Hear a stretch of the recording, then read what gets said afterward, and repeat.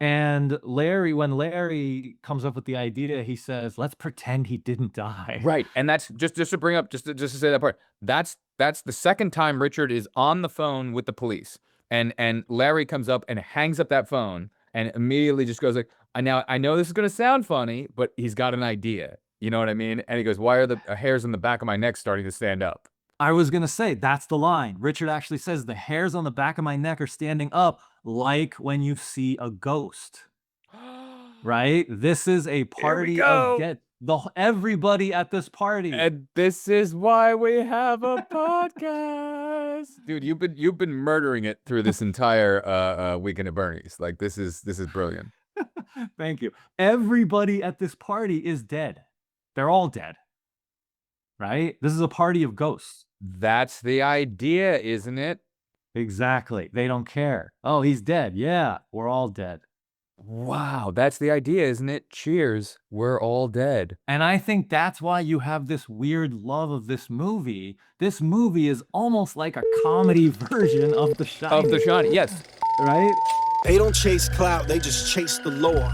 Dig scenes that the mainstream ignores, where light fights dark in a fabled war. Yeah, the truth gets told when the movie's born. I'm the break in the flicker, the cut in the edit, the blade through the credits, a frame they embedded. Light in the distance, persistence poetic. The dark is a prison, I brighten with aesthetic.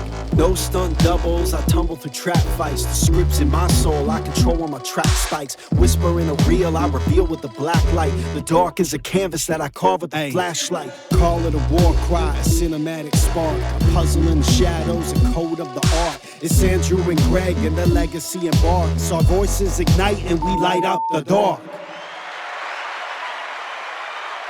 We finally made it. We finally made it to Weekend at Bernie's. We did. This has been bumped and kicked Oh my and gosh. pushed from the beginning of this podcast. Yeah, I think you might have mentioned this movie on every single episode we've ever recorded. I think you might have.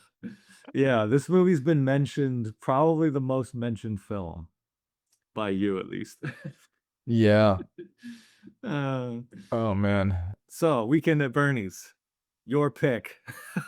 It is my pick. It is one of my favorite films of all time, and I'd consider it pretty much a perfect film. Now, there's a difference between a favorite movie and, the best movies of all time. There has to be drawn a distinction there. This is not within the pantheon of, uh, uh, you know, Stanley Kubrick's The Shining, but it is one of my favorite films of all time. I would say it is cemented solidly in my top 5 favorite films of all time. Solid. Wow. Wow. So weird that you mentioned The Shining right at the top here, because I'm gonna mention The Shining. There's something to me that connects to The Shining in this movie, and I think that, and it's weird because you sent me some voice messages this week that were, you started to ask the question, which do I love more, Weekend at Bernie's or The Shining? And then I started to see the connections. Okay, now I'm getting ahead of myself. Okay, so here's what happened to me this week. It's Monday. I watch Weekend at Bernie's. We don't record until Friday, okay? So that's like quite a ways away. So I watched Weekend at Bernie's. I enjoyed it, funny movie. Hadn't seen it in like 30 years or something, since I was a little kid. Probably not since I was like 10 or 12 years old. I used to love the movie when I was a kid, by the way. This is like one of my childhood movies that I used to watch over and over and over. Oh, I didn't know that. Yeah, yeah. But I haven't seen it, since I was like 10 or 12. So I don't remember anything. I mean, it's not one of those movies that really stuck in my head. So it was like watching it for the first time. All I knew is that there's a guy named Bernie on the beach and he dies and they pretend he's alive. That's all I remember. Everything else, I had no idea. Okay. No, you must have felt a little bit of relief that you didn't hate the film. You were like, Oh, yeah, okay, yeah. okay, I enjoyed it, right? But you're probably thinking like, how much is there to really talk about with the movie? When it relates to like how deep we can really go with stuff. You're like, okay, this is a Greg Pig. It's one of his ones that he likes, but what are we really going to talk about? About this? Exactly. Yeah, and I thought that you'd probably have a lot to say. I thought I didn't need to bring that much to it. No, that's fine. And I'll just tell you, I'm very surface level with the film. I always have been very surface Right. level with why I like this movie. But I did try to think about some things to maybe talk about, that would elevate this conversation potentially. But I am very excited to see, because you did watch it a second time. Right. I did have a take on the first viewing. I watched it and I thought, okay, I think I have a sense of what this movie's about or what it's trying to do, or if there's like a kind of general takeaway. And we had been building it up a lot. You had mentioned the film a lot. It's one of your favorites. And so you kept making jokes because, we would talk about other classic films. And I'm trying to bring, deep analysis and interpretation to it. And you kept making jokes like, gee, I wonder what you're going to see in Weekend at Bernie's, And so I honestly felt a little bit of pressure. I was like, gosh, I better like bring something to the table here. And I watched it the first time and I thought, I don't have that much. And I thought I do kind of have, there is like one take I have on it, but I didn't think it was that major. And we had said that we were also going to watch Breathless in the same week because that's my next pick. And I was kind of thinking like, okay, Weekend at Bernie's will be like a nice light episode. We'll take it easy. And then Breathless will be a deeper one. And, so it's really like, no offense. Okay, I'll tell you the truth. I was thinking like Breathless is like the real pick for the week, right? Because it's like the really artistic, like deep movie. And I was brushing off Weekend at Bernie's. Okay. Well, then you left me this series of voice messages last night. The night before we record this, yes. Yes. And in short, you said, Andrew, I love Weekend at Bernie's so much. I cannot watch Breathless and Weekend at Bernie's in the same week. I cannot do it. We have to dedicate an entire week just to Weekend at Bernie's. Nothing can corrupt my experience of one of my top 5 all-time favorite movies. Yes. And I didn't know that. And I texted you and I said, I didn't know that you loved the movie that much. I knew you loved the movie or liked the movie, but I didn't know you loved it that much. I didn't know how deep and how personal this is to you. Yeah, I can't be distracted by going into Godard, and this will be our first Godard, so we're obviously going to have to not just speak about the movie, but we're going to be speaking about him and going into that. And I was just like, that's too much to do, and it's going to distract from Weekend at Bernie's. Yeah. So I didn't even watch Breathless yet. You've watched it in the past. What you mean? You just for the audience members, you haven't Right. watched it for the podcast. We always traditionally watch the movie the week that we're going to be doing it, just so people know. Right. Yeah. I haven't rewatched Breathless Right. yet. And instead, I rewatched Weekend at Bernie's because I hadn't seen it in 30 years. And I saw it the one time, but it was like 4 days ago. And honestly, I don't really remember it that well. And so I thought I need to know the film better. And I want to see if I can bring a little bit more to the table. Now that I know how much you love the movie, let me see if I can give it a little more respect, treat it more seriously, and do it justice. And so I just rewatched the film and I took how many? 1, 2, 3, 4, 5, 6, 7, 8, I don't know, 10. I took a dozen pages of notes. Wow. Oh, this is going to be a treat. This is going to be a treat. Yeah, we're just so people know we're recording this podcast like we're starting over an hour late because you were rewatching going, "Wait, hold on. I'm trying to get through this again and I'm taking these notes, so it's taking Yeah. me some time." Yeah, because I wasn't going to take it that seriously, but then you really inspired me. So I took it really seriously. I have notes. I have a take. What I did the second time around is I took what I thought my take was after just watching it the first time. Now I have that in my head, and we talked about that on our Fugitive episode about how you watch a movie once and then when you go back through, you know the film and you start to see all the connections, you know where the story's going and you understand what the filmmaker is trying to convey much, much better. And you start to see all the foreshadowing and you start to see all the setups and the payoffs. And so it's a completely different experience the second time around. And that's what happened to me this time. So now I had my take and I went back through the film and now I'm looking for things. Right. And so many things jumped out at me. So now I think I have really something to bring to the table here, and I hope that I'll be able to talk about one of your favorite movies and make you see it in a way that's even more fun, that will just add to the love and the appreciation that you have for the film. That would be fantastic because, when you see a film like hundreds of times, like I have, just to say, I had a VHS copy that I'd recorded off of television that had like Super Dave Osborne during the TV commercial spots of it. So it was like, maybe 1990 or something like that. It came out in '89. It did 30 million bucks. It was, had a $15 million budget, so it doubled its money there, but it really had a big box office like cult following. Now the reviews for the most part, people didn't like it, but it got a strong fan base. And then on TV and VHS, it went, just gangbusters. Like everybody like knew about this movie, whether you had even seen it or not. Everyone knew Weekend at Bernie's is that movie that we kind of have seen parts of on TV about the dead guy. It's the dead guy getting dragged around by these two idiots. You know what I mean? Like that's just, it's in the pantheon of, it's been parodied so many times on so many different things. It's called classic status now. It's one of those like '80s films that just sits there and stands out, whether that's like to me, it's up there, Ferris Bueller's Day Off or like Tremors or even Big Trouble in Little China. Like it has like a thing that people in 2025 just know the film. A lot of people just know of the movie. Like, oh, that's the movie with the dead guy. But I had this VHS copy, and it had been certain scenes had been truncated from it and cut out to fit it into TV. But that's the one that I rewatched numerous times.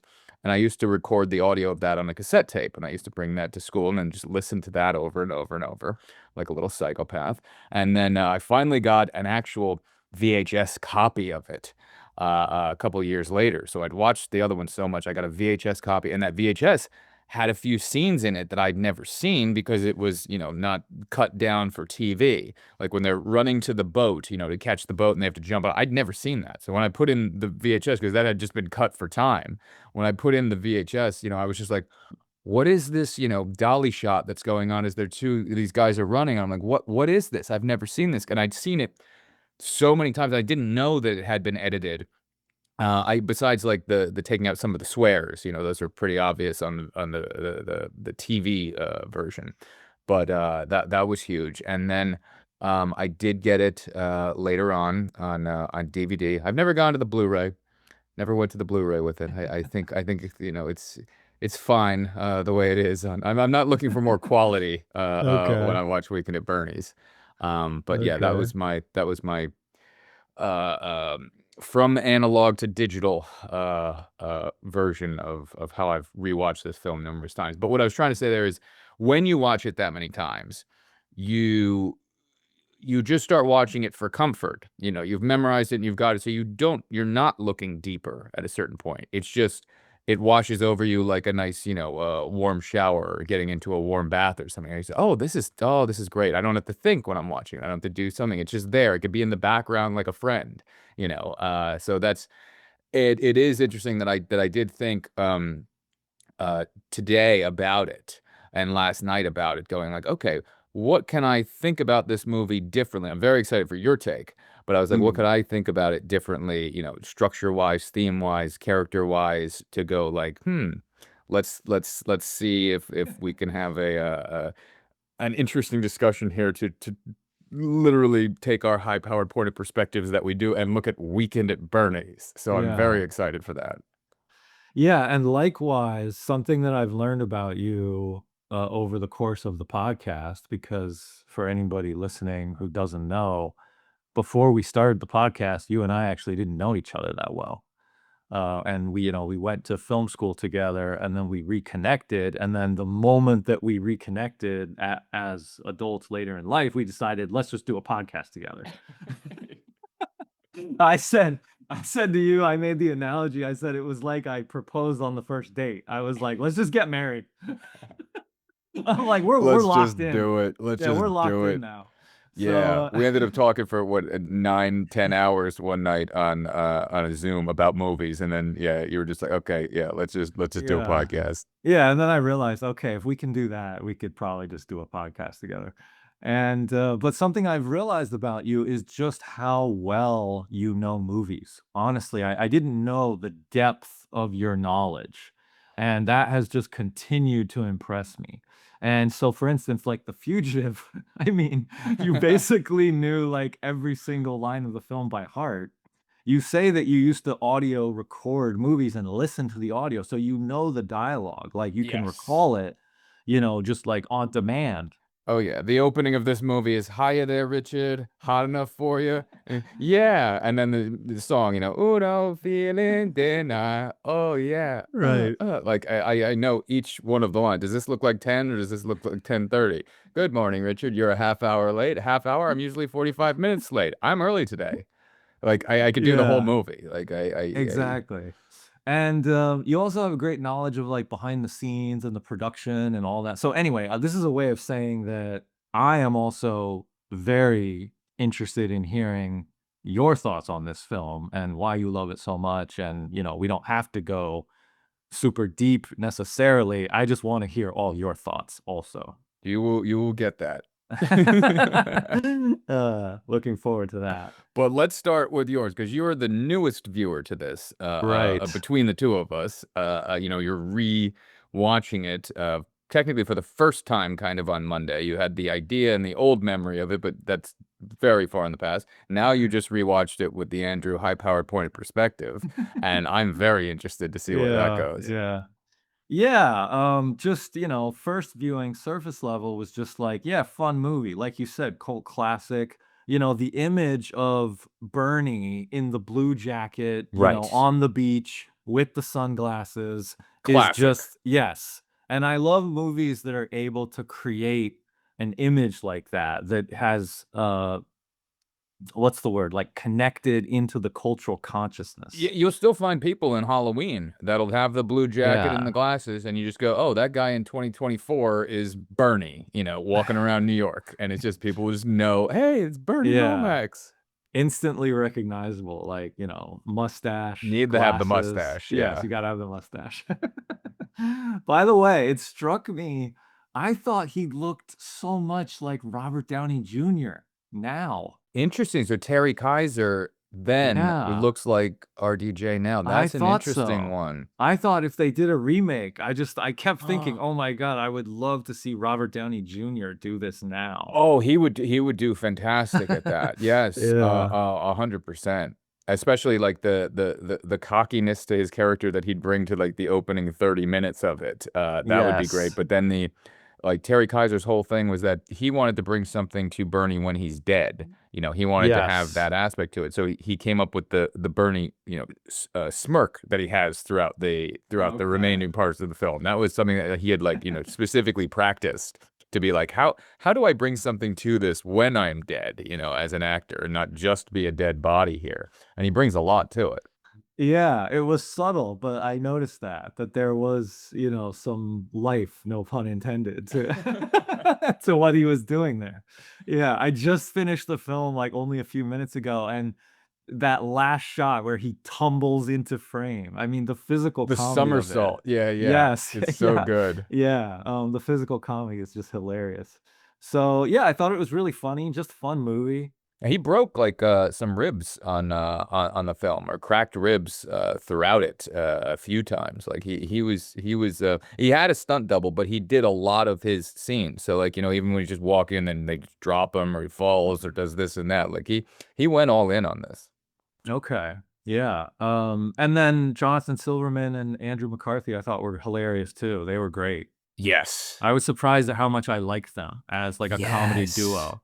There's Yeah. such a great back and forth with them. Yeah. Yeah.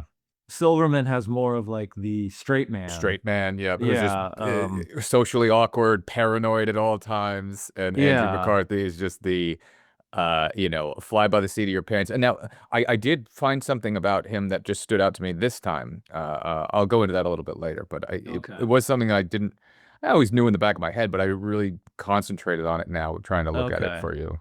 I thought in a way McCarthy almost stole the movie. I was like really surprised at how funny he was. And I kept thinking like, gosh, I'd love to see him come back and have like a comeback and do movies now. Because then I turned on YouTube, I just I was actually looking at the trailer for Weekend at Bernie's 2 because I wanted to now watch the sequel, and when I searched for that, I saw there was a Comic-Con appearance that they That did. the three of them were in. Yeah, the 3 of Yeah. them, Yeah. and McCarthy is just so funny. He's still funny. Yes. Hey, have you seen Bratz? He just directed that Oh, last year no. or the year before. It was about the Brat Pack, and he goes into talking about what it was like growing up back then. And he tries to go back to each one of those characters and interview them. It's a very interesting Okay. one. Within that, he does mention Weekend at Bernie's Okay, a little yeah. bit. Anyway, yeah, I think, yeah, he's ripe for a comeback, I would say. Oh yeah. Yeah, super talented. Now he was originally not supposed to be that role. I mean, he was more famous than Jonathan Silverman. Silverman, had established himself in TV and like Caddyshack 2 or something, like a few other like little things. But Andrew McCarthy in '89 had been, a big part of that what quote unquote they called the Brat Pack or whatnot. So they'd given him the script, and he was supposed to be the Richard role. They gave it to him, Oh. and he read it, and he goes, "No, no, I want to do Larry." So he Mm. said, "That guy's great. That guy's funny. I want to murder that role." So he went after that, and obviously, hey, you want to be in this movie, and you've got kind of some star power here. So okay, yeah, we'll go with it. Yeah, okay, okay. I'm gonna jump ahead and kinda spoil a little bit of, like, of my take. Not quite, but I think that Larry has the Randall role, of Clerks. Yes, good one. Yes, he has that, the crazy friend, the really funny, wacky friend who can kinda go off the rails, and he doesn't have to be the straight man. He's not confined to, like, he's our identifying main character. He has to be, like, a good solid person. He can go Right. crazy, and that's what Kevin Smith said about Randall. He said it's the funniest role in the film, and, he wanted to play the role. Kevin Smith wanted to play the role of Randall. And, yeah, I kept thinking about Dante and Randall while watching this movie with the 2 guys. It's great. It's a great trope of characters like that.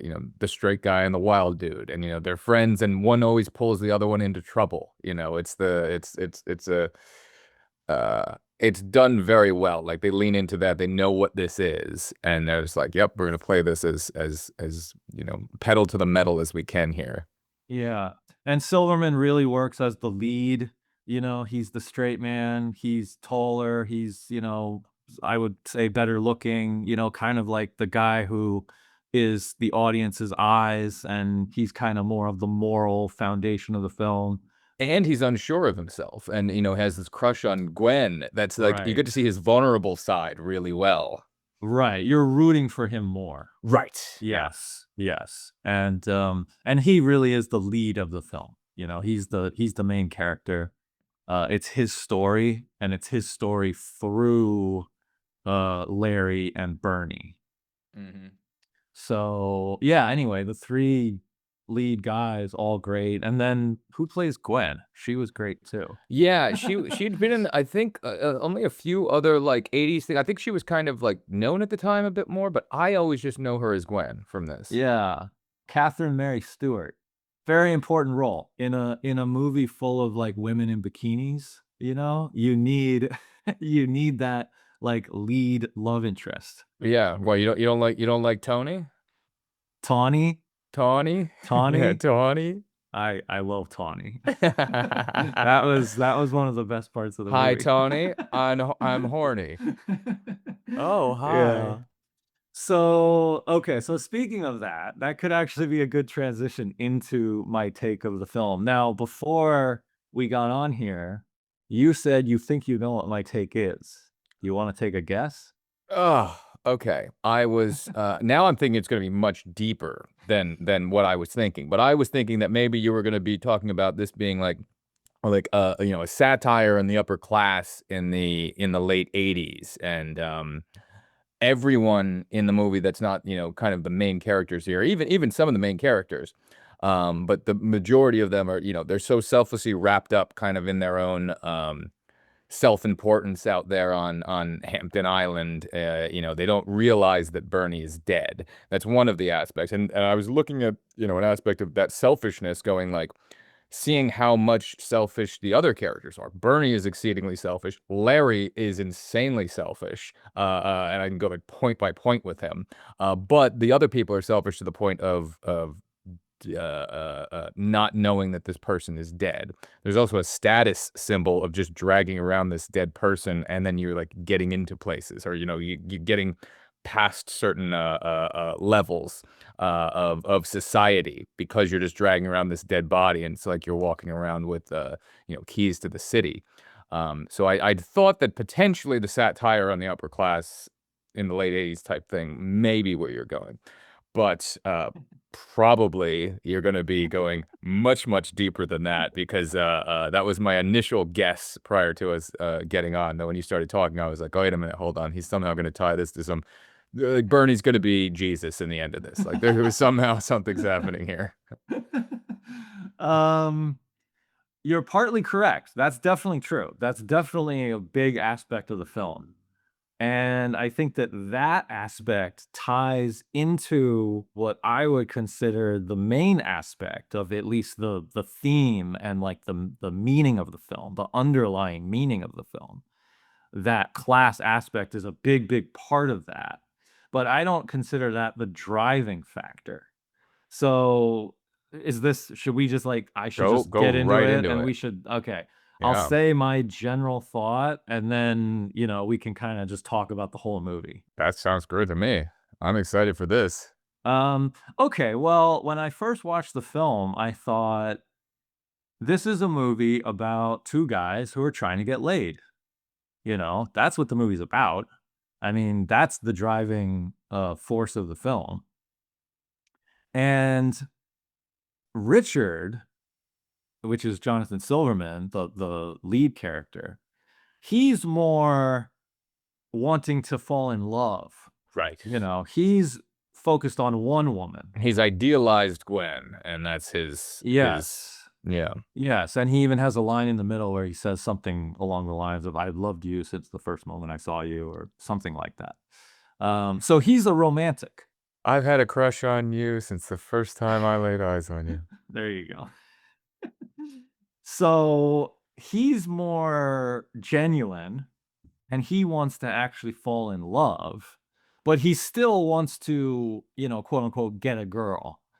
And it's just that he's picked this one girl. So he's more genuine about it, more heartfelt. Yeah, there's never another interest to him throughout the whole film. Nobody turns Right. his eyes or anything. Like he gives a little look at Tawny, he gives a little look Well, as anybody yeah. would, but there's Who never a wouldn't? Yeah. yeah.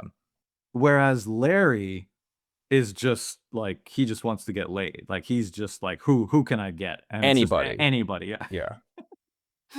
Yeah. So I came away thinking, okay, so this is a movie about two guys who are trying to get laid. It's essentially like this long, series of what's the right word?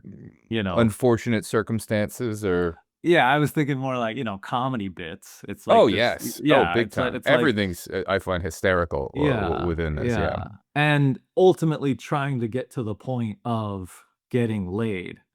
And so I kind of took that to then a more thematic level of it's not just getting laid, it's actually okay, ready? Here we I'm go. gonna try. Here we go. Here we go.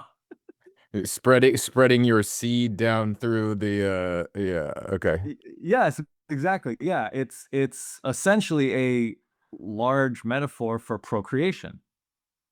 That this is about the sperm traveling, and ultimately whatever it does, like, bonding with the egg and then ultimately creating a child. That this is essentially a metaphor for the creation of life. And is Bernie a dead egg? What is the yeah, go in deep. I want to see where you go with this. Exactly. So because there are themes of life and death. Well, the original name of the movie, just to add to that, was going to be called Hot and Cold. That was going to be because Oh. when it's the main song at the beginning, or that plays a lot. Some like it hot, oh yeah. Some like it cold. Look at that. But the hot and cold could be related to, Bernie, when you're alive, you're hot, when you're dead, you're cold. And that was going to originally be, the working title of this movie before they changed it to Weekend at Bernie's. Okay. So just adding that to your thought process there.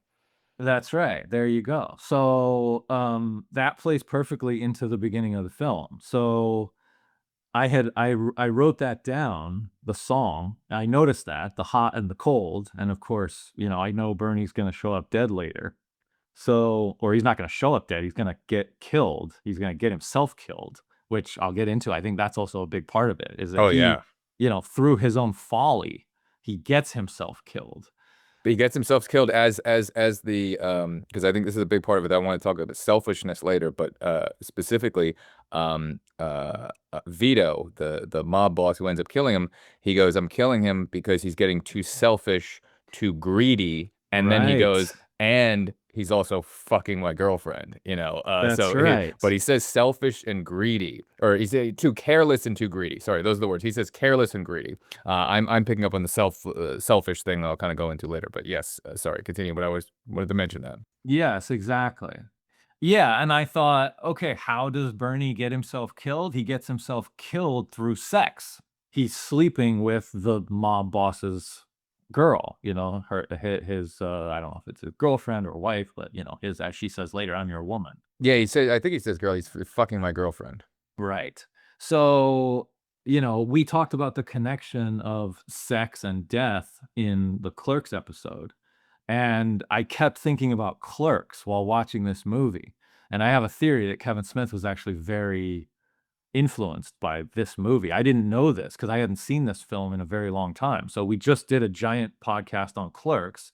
We talked a lot about the connections between sex and death because in that movie, there's a scene where Dante's girlfriend Oh my goes into God, the I back, never pictured that. She went back and she fucked the dead guy. the Wow. dead Okay. body, Yep. right? And in this movie, there's the identical scene.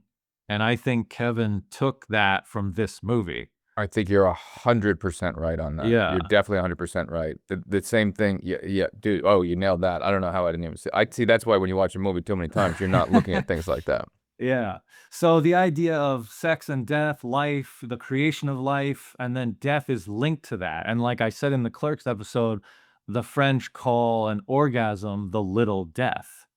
And so there's a big connection. And I did like a whole breakdown in that episode of like all the kind of philosophical and, interpretations of like sex and death. But yeah, Bernie shows up dead. So all these themes are tying together in this movie in an actually really interesting way. And so there's actually a lot. It's actually like and then the class element is a big part of that. And they actually tie together. How do they tie together? Maybe what I should do is just go through my notes and just Yeah. read them one at a time, and then we'll get to that point. Let's do it. Because it's actually like there's so many little details and they all tie together, and I think it's hard to kind of speak in general terms. Yeah. Yeah, I think I've set the premise here. Oh yeah. So, okay, so I had this takeaway of like, okay, it's about, the sperm, traveling, and there's like later in the movie, there's like a boat traveling through water. So I had this idea of like, yeah. I like it. Yeah. It's like Yeah. the opening of Look Who's Talking, which is one of the best sperm inside going after the egg Okay, scenes yeah. ever. But yes, I got it. Exactly. So I had that in my mind, and then when I turned on the movie again the second time, the opening shot of the film, I wanna talk about, if we can, The just first shot where they cut to from across the street and he's coming out of the house and there's the guy watering the cement. Yes, yes. I have a fairly in-depth breakdown of the opening 2 shots of the film, and because they're a mirror of each other, it introduces Richard and it introduces Larry, and it's 2 shots of both of them walking out the door of their apartment building, and the 2 shots are identical frames. Both shot from afar, a wide shot, looks like it's from across the street, and it cuts from one to the other, and it introduces our 2 main characters, and I wanna break down these 2 shots because I loved what I saw. when I watched it a second time, and I had all these details jumping out at me. And in a movie like Weekend at Bernie's, you wouldn't think that there was that much like coordination going on, but this is actually really beautifully coordinated. So ready? So the Mhm. opening shot of the film, first shot of a movie tells you a lot, right? Okay.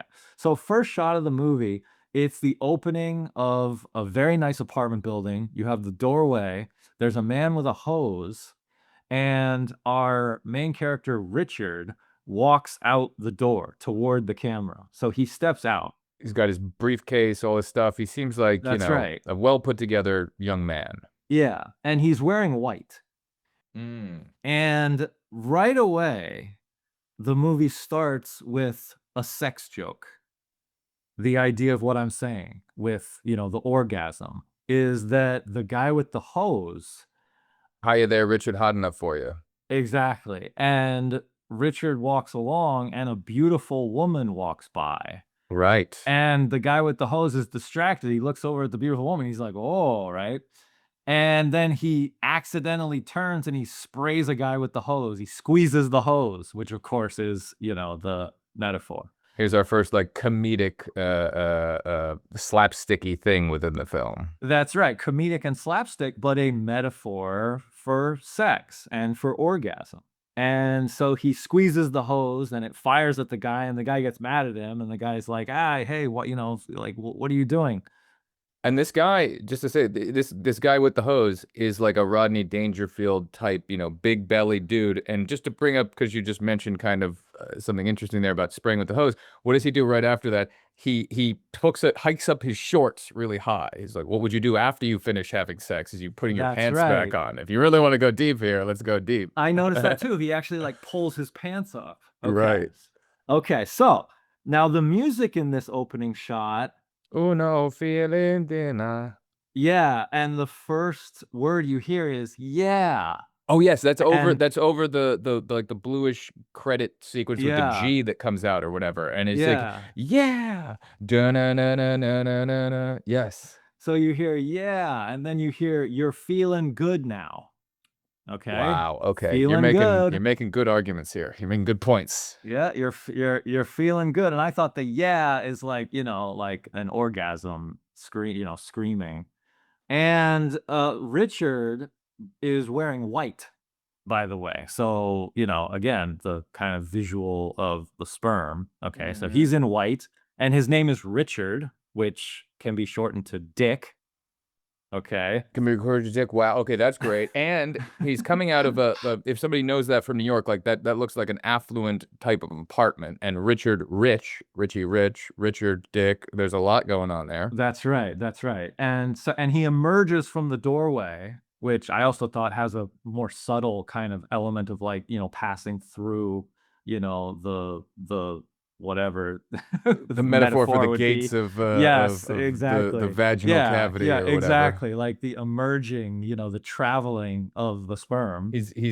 Birth is happening here. That's right. That's right. And Richard's first line is, "Oh God." He actually, Yes. shouts out, "Oh God." It's because of the heat, but that's Hiya there, also Richard. How enough for yeah, that's his and he sex goes, thing. "Oh God." Oh God, yeah. That's right. And again, right, exactly. You would say that in sex. And then yeah, the guy says, "Hot enough for you." Wow. Okay. I'm very interested in the second shot with Larry because I never thought of that, but you're 100% right. I always knew it's Richard, then you see Larry, but I didn't pick up on the fact that of what you picked up on. It's the exact same angle from across the street. It's almost a weird jump cut to it being like very much the identical situation. That's right. Then it cuts to Larry's apartment, and it's like a bad neighborhood. There's graffiti on the Everywhere. walls. It looks terrible, Yeah. right? It's a poor neighborhood, and Larry walks out, and he looks way more slobbish. He's got loose, baggy clothing. Richard is wearing like a suit. He's got a Right. briefcase. Yeah, he's got shorts on and sneakers. Yeah. Yeah, like little high tops that are like Chuck Taylors, but they're purple.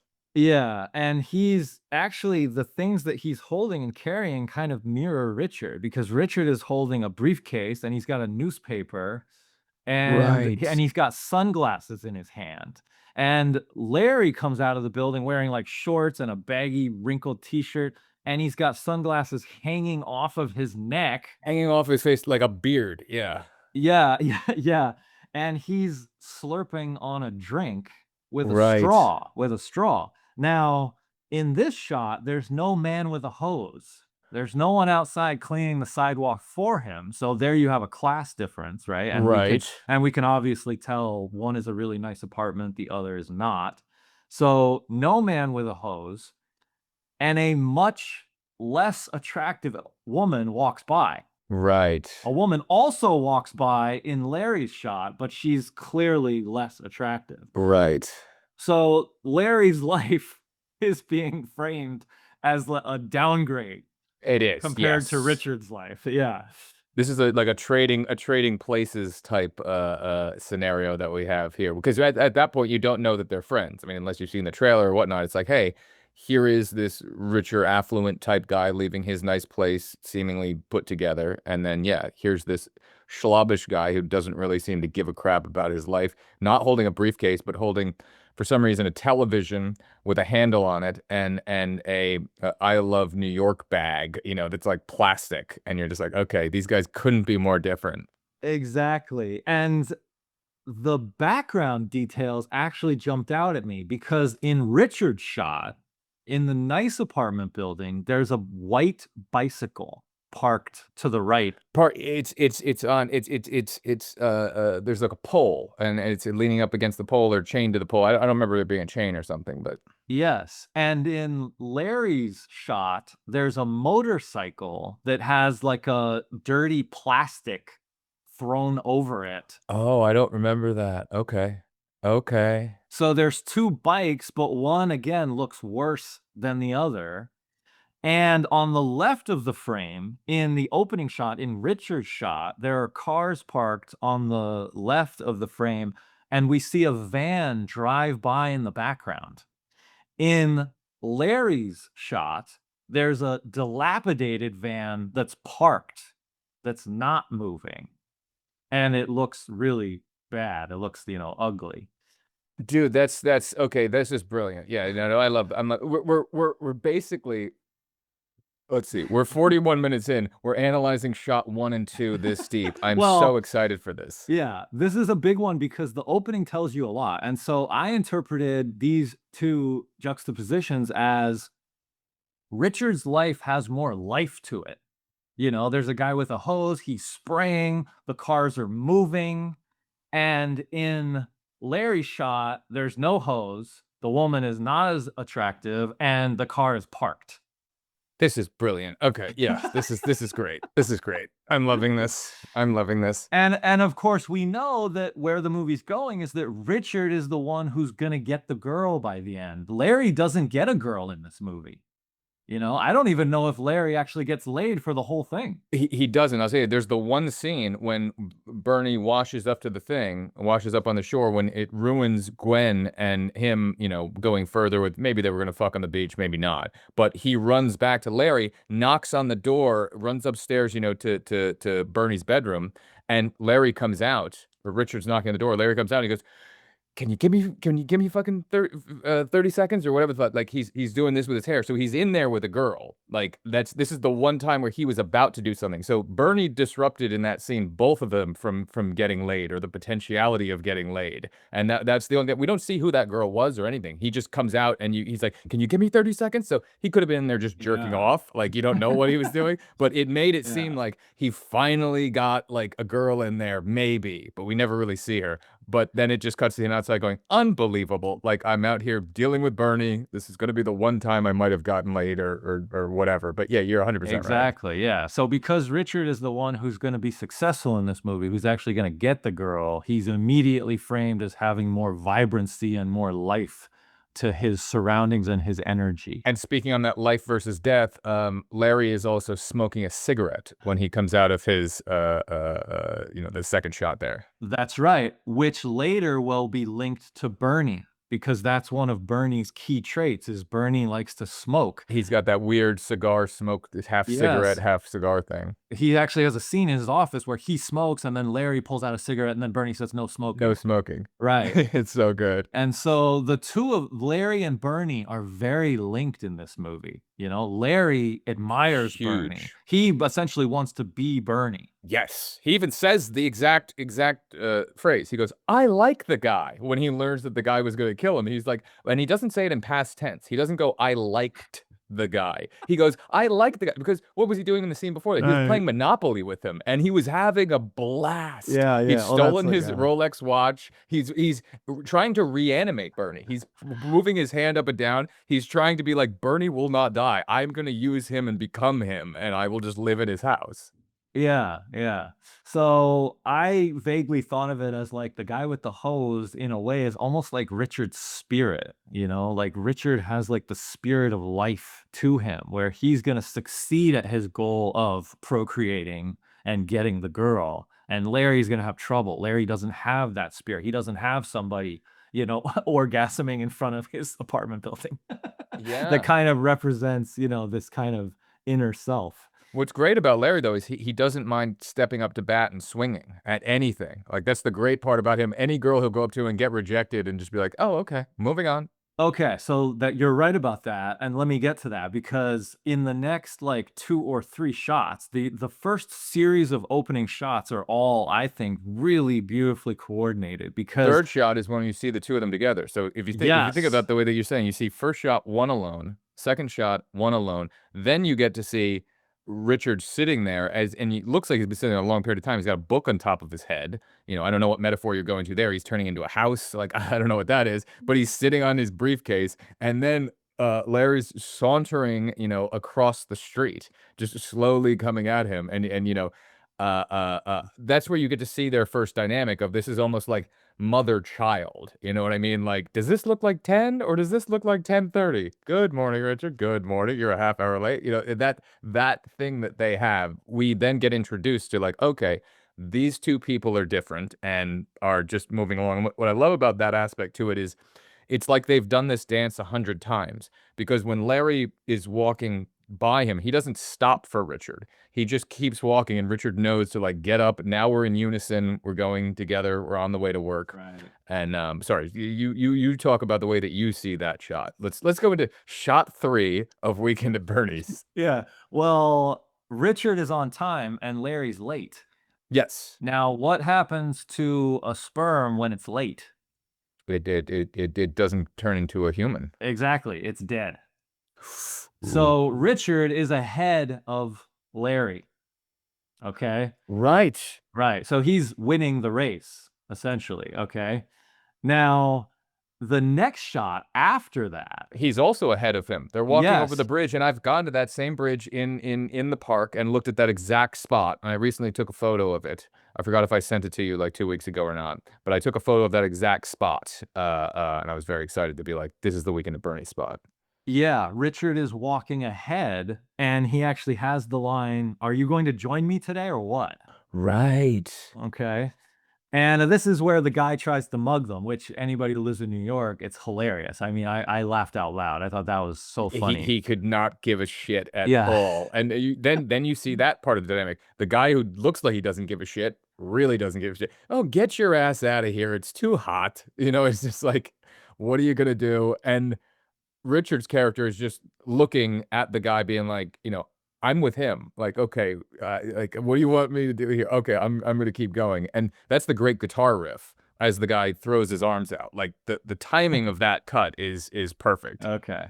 And to me, this suggested this is where it comes in to show Larry's value because Richard, while he's ahead of Larry, he's wealthier, he's, you know, more likely to get a girlfriend, but he's a little more of a pushover like Dante.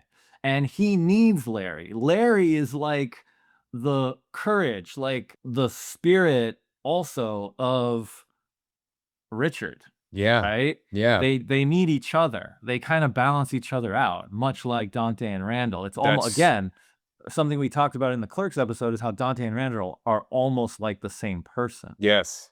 And there's an element of that here where it's like the two of them together create this whole.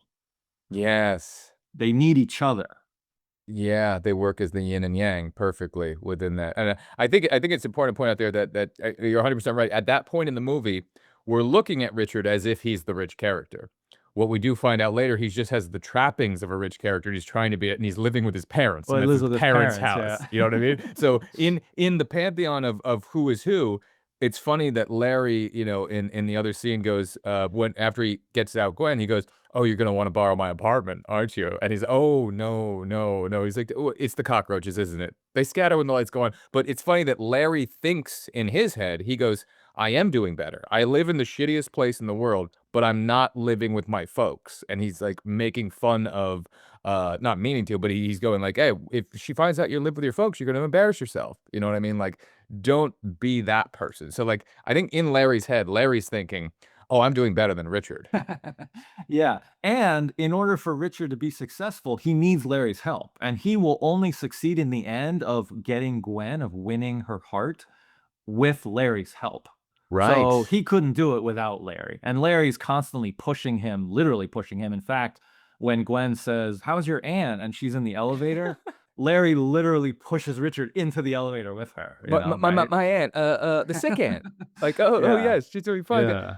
It is one of my favorite shots just to come up when he puts the briefcase over his face when he goes behind the thing. I think it's one of the it's one of Yeah, those and moments where I can't not laugh. and she had a great reaction. I loved her reaction. I do think that actress So was genuine. wonderful in the film, and you So could tell it's genuine. like, okay, she's starting to fall for him too. His goofiness, Yeah. he's a little scared boy, and she's finding it cute. Yeah, yeah. And okay.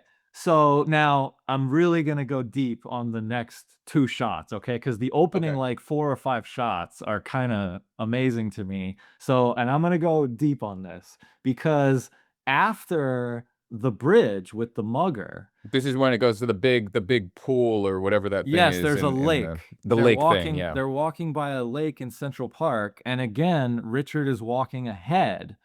And if you notice, there's a couple riding 2 bikes ahead of them.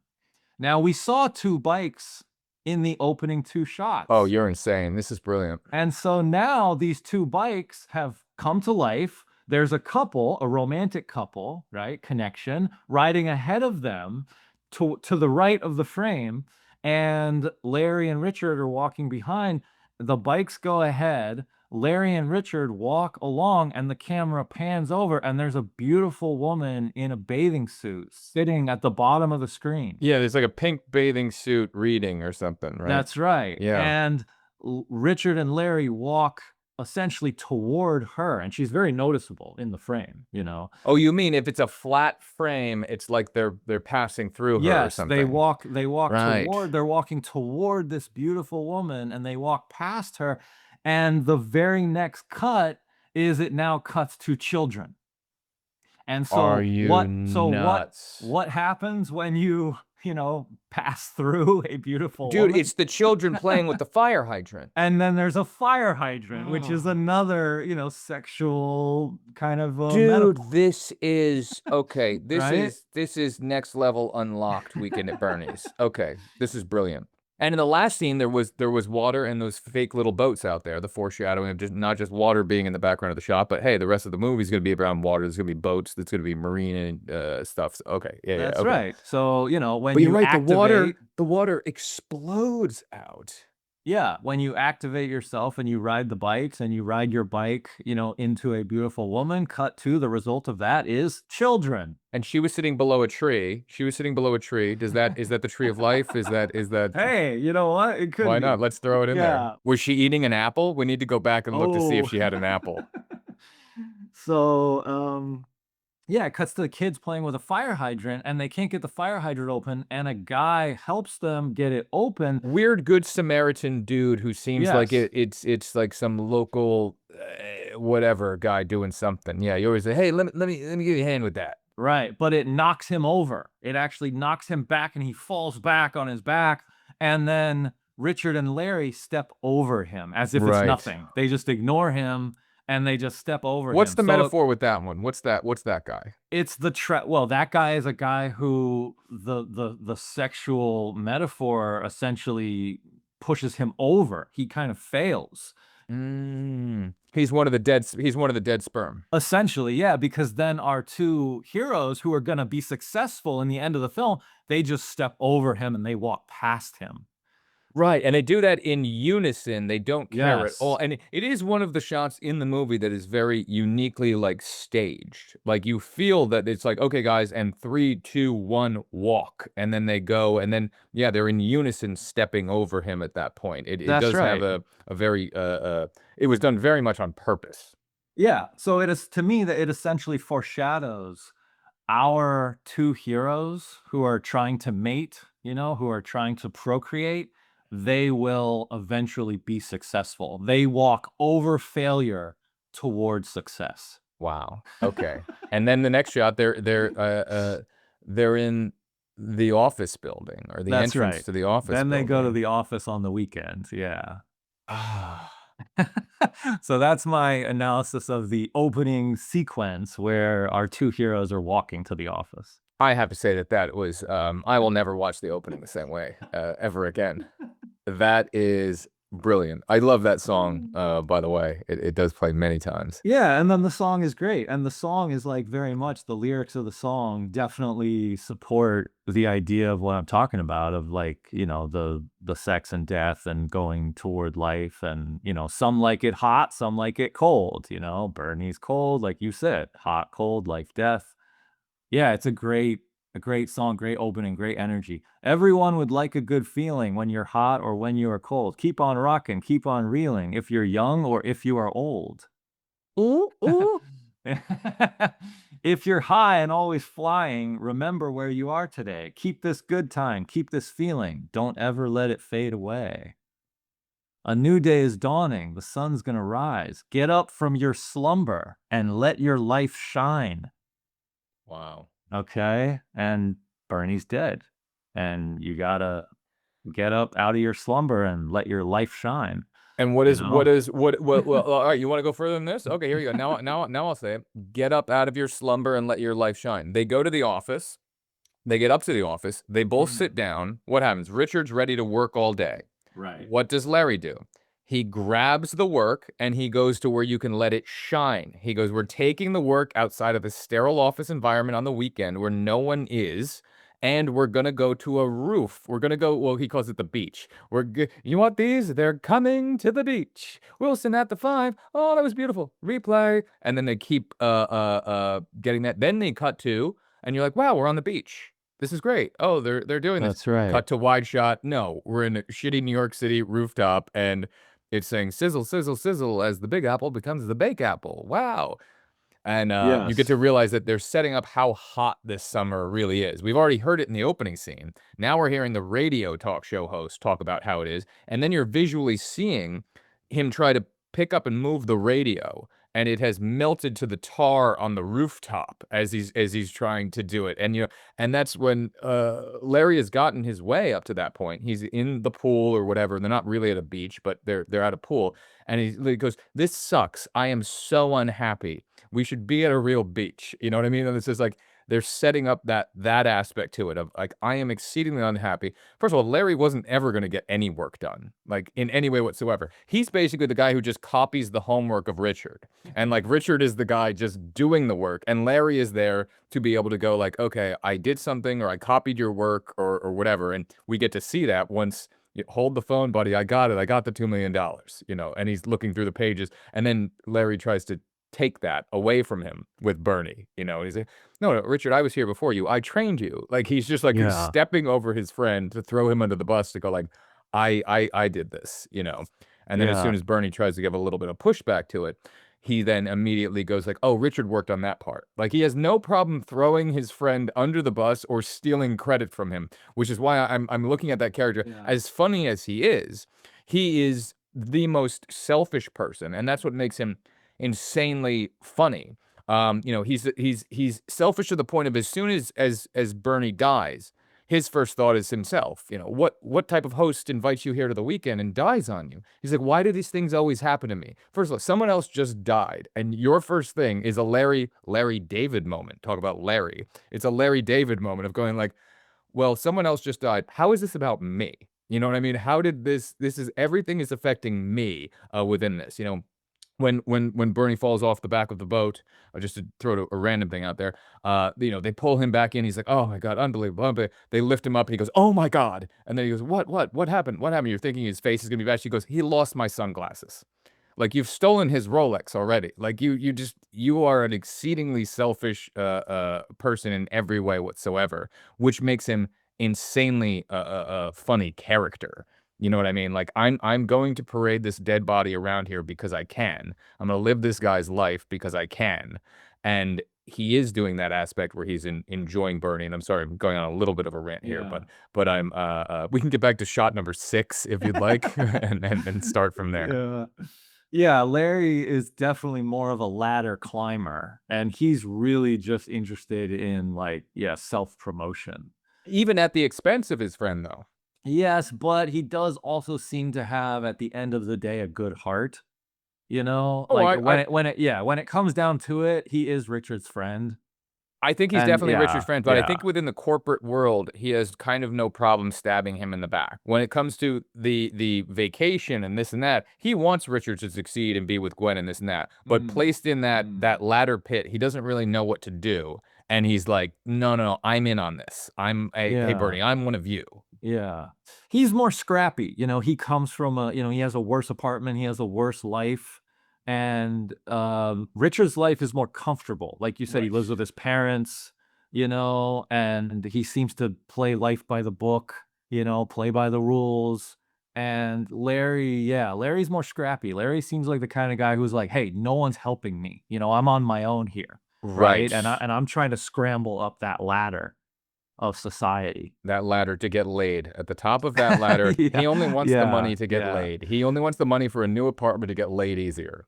Yeah, so there starts to become a connection between these 2 things of, like, the life of the success of procreation and getting laid and, you know, passing on your genes to Well, also the that's financial He success. he says that specifically when they see he goes, "Look at Lomax," and he's wearing his glasses like this again, he's eating a hot dog, and he goes, "Look at him, beautiful car, house at the beach, apartment, babes, a boat, a car. You know how much it costs you know how much it costs to park a car in Manhattan every month? More than my rent." And then Right. Richard goes, "Oh, it's only fair. His car is a bit bigger than your apartment." But what Larry doesn't realize, and I thought this was really cool, is that Larry admires Bernie from afar. Yes. Like, he's getting all the women and he has everything I want. But what he doesn't realize is that Bernie does not have love in his life. Bernie is essentially living the life of a dead man. Bernie is already dead before he dies. Oh, that's good. Bernie is dead before he dies. That's good. He's already dead because he doesn't have love in his life, and love is what equals life in this movie. Which is what Richard is after. Richard is going for love, and he ultimately is the one who succeeds at life. You know, he has the true secret to life, which is love. That's interesting. I'll just tell you the theme of one of the themes in part 2 is Larry getting love. So that's I was gonna interesting say that they that. did it. We are not talking about those 2 movies in the same podcast, but I'm just saying I'm giving you No. a hint for where they decide to go with that aspect of it, just to say, yes, it was the acorn in part 1. Yes. I was hoping that. When I watched Weekend at Bernie's 1, I thought, "Gosh, I hope Larry gets some love in part 2." He Yeah. needs it. He deserves Yeah, it. Come he on. does. But I love how, you know, again, Larry really is helping Richard the entire time. Like, going back to The Office, Larry's the one who says, "Let's go to the beach," and Right. he wants to get out of there. He's the Oh, one yeah. actually pushing Richard, "Let's get out of our life here. Let's try to aim for a better life." And there's even a line, I think, where Richard says, "Oh, yeah, we're gonna be here forever." Oh, yeah, we're gonna be here. We're gonna be here our whole lives. Right, our whole life. Yeah, there's like this hopelessness to Yeah. Richard's outlook where it's a little slightly defeatist. You know, he's a little bit more down on himself. Larry has more of that, like the spirit of life, of like, let's push forward, let's make our life better. And Right. that's why they really need each other. And so this idea of going to the beach I thought was great because again, the beach, water, the beach is like life, and that's where you're gonna find success. It's like this metaphor for like a better life. You think of the end of the Shawshank Redemption. Where does it end? It ends on the beach. So many movies have this ending. It's like a triumphant kind of metaphorical, beautiful ending where they end at the beach because the beach, it's like paradise. They're trying Right. to they're trying to get to paradise. Right. And so Larry wants to go to the beach. Right. And then it does, like you said, the funny cut, and they're on the roof. It's not the beach, they're on the roof. And later, Larry says in the movie, we're gonna get to the mountaintop. We're going to the mountaintop here. Yeah, later, right? When they get to Bernie's, very wealthy mansion, Right. later, they're like, we're going to the mountaintop. Their version of the mountaintop without Bernie is this tar, melted roof, Right. that's, yeah, so it's not a very good mountaintop. And that just to mention, that is one of the funniest aspects of that boat scene. That looks like a very fun boat scene where Larry would be a duck in water in there. He's hitting on every girl as he moves past her. This that, and Richard has found the one oldest lady who's on this boat, and he's sitting there speaking to her. And Larry comes over, and you get to see he has to leave the old lady, and you just hear like an ADR line of her going, "Oh, goodbye, young man. Is there anything?" Like it's just like he found the one nice old lady to speak with. Yeah, which I actually thought was kind of sweet because I actually interpreted that as a metaphor for like Richard is looking for real love. And what happens when you fall in love? You grow old together, Oh, that's right? good. You're Yeah, you're he's not not interested in the other women because he's already got Gwen. right, And exactly. he's heartbroken at that point because we've now missed the part where he lied to Gwen. He was doing his best to put on all of his airs. They went to Jaime's Hunan, which was some sort of Chinese place or whatever, and he's like, "You didn't like Jaime's Hunan? It's a 4-star dive." She's like, "No, no, it's great, but most guys would try to impress me by pretending that there's something that they're not." And he goes, Aha. "Yeah, who would want to do that? Pretend there's something or not?" And then he immediately does that. He goes to his nice looking apartment for what the audience knows. I mean, we know that it's his parents, but we haven't seen them yet because Larry set up like, you live with your folks, you're gonna embarrass yourself. So then he's getting in there and it becomes, like a 40s gag scene where he's like whispering, "Why are you whispering? Why are you tiptoeing? Why are you doing this?" "Oh, yeah, the walls, they're too thin," and then, okay, we can finally start making out here on the couch, like, we can have all of this. And then one of the great things, I'm not sure if you know it or not, but, the father, coming out, in that sequence, that is the director of the movie. That is Ted Kotcheff. Okay. He is the shirtless man. This is how somewhat, I've read about that he was dedicated to trying to make this movie awesome. The director of First Blood that we haven't mentioned yet. He's directed a bunch of other things that, the TV shows and movies that you don't really know of, but First Blood was his big one that everybody knows. And there is a reference to First Blood within this when he goes, "You can come out now, Rambo." You remember that sequence? So Oh, he's yes. referencing his own film within this movie, going, "Hey, you hero, you could come out now because you're hiding behind that couch." So that's just a nice little thing. But I did hear that was there was a story by Andrew, who said that was the only scene that Ted did not direct, and he let Andrew direct that scene. So he was directed within that scene by Andrew. And apparently Andrew had said, and a few other people had said that, like, Ted on this was not always the greatest guy to work with. He was becoming very like, "I want this done right," which kind of makes sense for the fact of how the attention to detail that you're talking about the first 5 shots in this movie. I can see people going like, "Why are you acting so," like, they probably was like, "No, no, I need the bicycle to be there because in the last thing there was this," and he's probably just demanding certain things, and people are going, "Why are you acting like you're fucking Kubrick? And we're fucking directing, Weekend at Bernie's. Why are you caring about all these details?"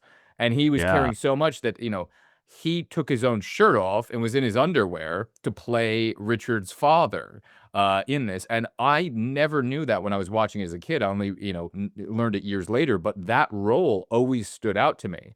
I go, that guy, that actor is great, in that role, "Oh, good evening, young lady," and there's such tension in that scene. You're like, "Oh no, what's going to happen? How's he going to get out?" He's like, "Oh, yeah, yes, goodbye, Monroe. Just go out, lay out my," he took too much, he went, "Go lay out my navy blue suit for the morning. How about if I lay you out?" "Very well."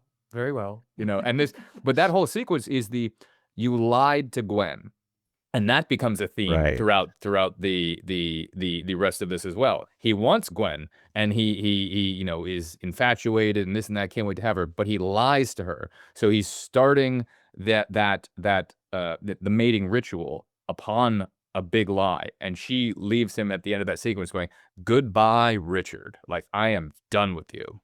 Right. And that's why I think my interpretation is actually correct, because what the movie says is that there's a wrong way and a right way. The path to life, we're going to show you how to succeed. We're going to show you the path to life. The wrong path is the obstacle that Richard is experiencing throughout the course of the film, which is telling Gwen the truth. He's constantly lying to her. He's putting on airs. He's not being true to himself. He's not showing her his true self. And that is a pathway to death. And women don't like that. You know, they're going to discover your lies eventually, right? And they're going to kick you out of their life. And so, in order to win the heart of a woman, you have to be honest. You have to be true to yourself. You have to be confident in who you are. And the movie's going to lead you toward the path of life. Basically, the two best attributes, if you took the best attributes of Larry and you took the best attributes of Richard and you left the shit attributes of them behind and you melded them into one person, then they would be the man that a woman would want. If you know, hey, I want this, I won't describe all their attributes, but I think I'm trying to go along with what you're saying. The two of them coming together and putting their best parts together make a one whole man who can go on and have a child. Yeah, and weirdly at the end, Gwen is between the two of them, and they're like on She's either framed side of between, her. yes. Yeah, and so it's like I know she's not with them both, but that's why I said like Richard kind of needs Larry. Like they are one. I think you're right that it's like you put their traits together and you have one very They're good attractive. traits. You drop both their bad Yes. traits, the lying aspect from here and the you know, the nonsense over here. But you take the Yeah. confidence of Larry and you put it with like the you know, the commitment and dedication that Richard has, and you take those two things, and that's a pretty cool. You know, throw that in a bubble toil and trouble, put that out, and you just take away all their insecurities, and then it's you know, pretty good. Yeah, and by the way, I just want to quickly mention that scene before they go to his parents' house. I thought when they're walking on the street and they're trying to talk to each other and there's just all the noise on the garbage The truck, garbage trucks. I thought to myself, finally, a movie is telling the truth about New York City. It's so good. No, it's so good. This is what it's actually like. That's what it actually is like to walk down the street. 100%. There a million times that I hate Yeah. quiet New York City sequences where they just do like you can barely hear what they're saying in parts. Hi, how you doing? Is there anywhere we could go that we're not run Yeah. over by garbage trucks? You know, Yeah. it is a perfect New York scene. Okay, so can I jump back? Yeah, shot number 6. Shot number 6. Okay, on the roof, and you know, he pulls the tar, right, from the boombox. They're talking about the beach, the other beaches Yes. that are like dead. He says, well, we could go to this beach. We could go to Jones Beach and float around in the hospital waste. Then again, Coney Island's always real nice. We can go there and watch the fish disintegrate in front of our eyes. I love the fact that you know the lines exactly, because Every line of the movie. the wording I think is actually very important, because yes, it's like the dead fish, which will actually connect to something Jesus later. fish. Jesus fish. It could be the Jesus fish, or there's a shot later that I'll mention that connects to that line. But again, the idea of these beaches that are around us are filled with death. You know, we need a beach that will breed life. And that's where they're going. Right. Okay, so then we finally go to the main part of the movie, which is the island, or not the island, what is it? It's the Hamptons. It's the Hamptons, but they mention Yeah. an island. So you feel that you're secluded. They say Hampton Island is what they say. Okay. So Oh yeah, you're and you have to get there by boat. by boat. Yeah. He's Okay. like, Hampton Island. Ever been there? He's like, no, Yeah. you'll love it. There's women swimming, boating, chasing. You know, so he's mentioning. I don't know if it's a fictitious island or whatnot, because they didn't film there. They filmed this like in North Carolina or something when they went there. And just to let you know, the crazy part about this is that house, which to me when I was a little kid, I wanted to own 3 things when I grew up. I'm not there yet. I wanted to own, oh, it's 4 things: a movie theater, a giant Cineplex. I wanted to own that. And then I wanted to own a whole shopping mall just for myself. So I could go in the shopping mall at midnight. I've always wanted to make a movie where kids, and it would probably have to be in the 80s, but kids spend overnight in a giant shopping mall. And it's kind of like, a Dawn of the Dead type thing, except kids are just hiding out and doing stuff there. So I wanted to own a shopping mall. Third thing I wanted to own was the Bates Motel and the house on the hill. I wanted to have that. Also, this is not a thing to live in, but I wanted the Orca. I wanted the Jaws Orca boat. And the maybe number one thing that I wanted was to own the Weekend at Bernie's house. I wanted Bernie's house. That was like the pinnacle of I want Bernie's house. Now, to let you know about Bernie's house, they built that house for the movie, and they Okay. built it on a land that had to do something with like turtles would come in and out. So they shot this movie in August, September, and October. So all those beach scenes were like more October. Those people were freezing cold out there, and it looks like it's a gorgeous, sunny, wonderful time, and it's not. Like, people were like, "It's fucking freezing out here." But they destroyed the house after it was done. They built the house just for the movie, and then they had to take it down not to disrupt the turtles. Okay. I need to find the plans for that house somewhere, and when I get $1 billion, after this podcast goes through the Yeah. roof, obviously, subscribe to our Patreon, of course, That would be very cool. then I will be able to build the Weekend at Bernie's house. I'm starting a GoFundMe to have the Weekend at Bernie's house, and all of you will be invited. Oh, there will be parties every weekend, and You're, I will be dead, and you yeah. have to drag my body around contractually. Right. I was gonna say it might actually be a little scary. It'd be cool to own, but then scary because of what happens there, because everybody seems to turn up dead in that house. So yeah, you want to be like Larry. You want to throw the parties and just I want that house and the Psycho house. I mean, there's something wrong with me. yeah, okay. Um, so when Bernie goes to the island, this connects to what I said about he doesn't have love in his life. This shows you his mentality of life. Him on the Now, boat, just obviously, like by himself, and he's on the boat, and then when he docks, he gives one of the workers a tip, and he says, "Buy yourself a girlfriend." And then he walks by a woman in a bathing suit, and he says, "How you doing, Candy?" So her name is Candy, and he gives a guy money, and he says, "Buy yourself a girlfriend." So to me, it obviously suggests Bernie sees women as commodities. transaction. Yeah, Yes. He does not see women as human beings to love, to open his that's heart to. good. And we know obviously he's involved with the mafia, so he doesn't seem like a very good guy. Right. That was the only scene that I would fast forward through when I was a kid. I do like it now. I'm trying to figure out why I didn't. Because it's fine. I watch it now, but I'm trying to go like, why as a kid was I just like, get back to the fun part? Because I think that's very plot related, that sequence. So for a kid, you're Hmm. going, I know where this is going. I know that this is an exposition scene. I mean, now I watch it, I'm fine with it. I like all the acting in it and this and that, but the whole Yeah. raspberry vinaigrette. But they are setting up those certain characters. They're setting up Vito. That's the only time you see him. You hear him once on the phone after that. And they're setting up the one guy, which I do find weird this time because I was paying attention to the movie. The guy smoking the cigarette who goes and watches Bernie through the binoculars getting fucked by, Vito's girlfriend when he's dead. Why was that guy there just checking up on shit? He'd heard from the killer that, hey, it's been taken care of. So why was he just out there? Was it just random? That's the one thing I was. Paulie was the Right, guy yeah. who had said like, hey, I'd taken care of it. And, Paulie, yeah. Oh, and Paulie dresses up as a priest. Is this As where a you're gonna priest. go? This is where you're gonna go at some point here. Pardon me, Monsignor, sir. Can you tell me where the top of the dune is? Bless you, my son. Yeah, well, I thought that scene with the mafia boss, I mean, you're right, it is kind of plot. It's important because it sets up why does Bernie get killed. Right. And, like I said before, It's he the gets killed twist. because Bernie goes, I yeah. need you to kill these guys. They let him leave, and then he goes, hey, we're gonna switch it on you. We're gonna kill him. Right. And the kind of ultimate reason is because he's having an affair with the Right. boss's Yeah, he makes the girlfriend. excuse Yeah. of he's getting too greedy and whatnot, but it's the excuse. Yeah. Yeah, he's fucking my girlfriend. Yeah, you're gonna go.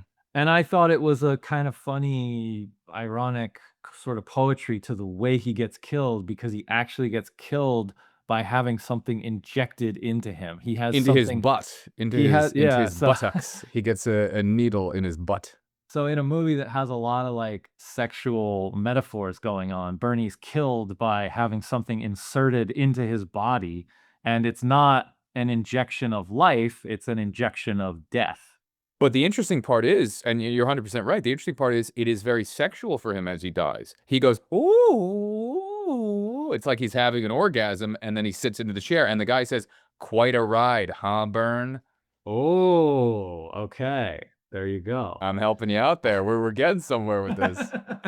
Yeah, and the priest thing I thought was interesting. I mean, I don't know. I just kind of took it as this sort of funny, like, yeah, he's, he's sinful, it's the irony of, like, he's committing adultery and it's the death of him. That works. And what happens when you die? You want to get your last rites from a priest? This guy, the priest, ends up killing you, in this situation. The fake priest ends up killing you and then Right, uses that right. as the disguise to get off the island.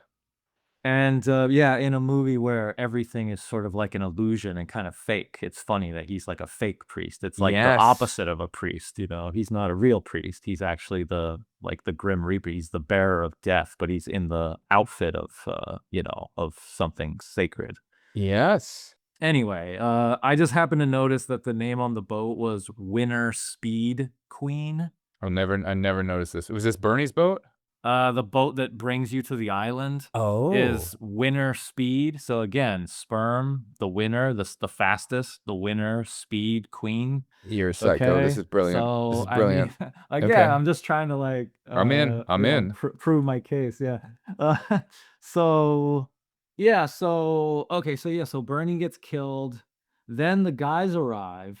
Mhm. And they spend a lot of time in the house, and this is when I started thinking about Clerks, because I thought Clerks is all set in the convenience store. The house is a character. The house is a character. The house is like the convenience store. They rarely actually leave the house. Once they get to the house, they do leave, but it's not very often, and they don't go far. I know what you mean. Yeah. They go to the beach, they go to the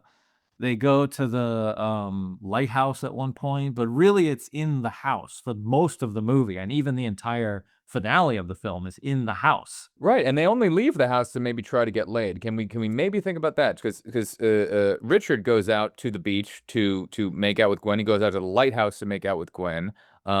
Only after they realize that they're going to be killed do they really go outside of the house. I'm trying to think about that, if that is a correct statement or not. Well, there's actually a line that I think Richard says later when they go back to the house. He says, "Back to the house of death." Yes. Yes. Yeah. So Great weekend, huh? Great weekend. so he calls it a house of death. So this is when I started really thinking about Clerks, because I thought Dante Randall, you have the two heroes, you have this kind of single location. I said in the Clerks episode that we did, I thought the convenience store essentially represents death. It's like the quote unquote dead end job.